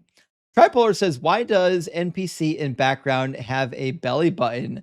Well, because he's an NPC. He's a generated character for novelty. But yeah, theoretically, God wouldn't need a belly button. Then again, humans were made in God's image, and humans have belly buttons, which means maybe. Vabriel, thank you for gifting out a DZ Debates membership. I really appreciate that. And Carnage, my friend, welcome back. Carnage says Smash, Marry, Unalive. I love this game. Okay, here's my option to smash, marry, or unalive.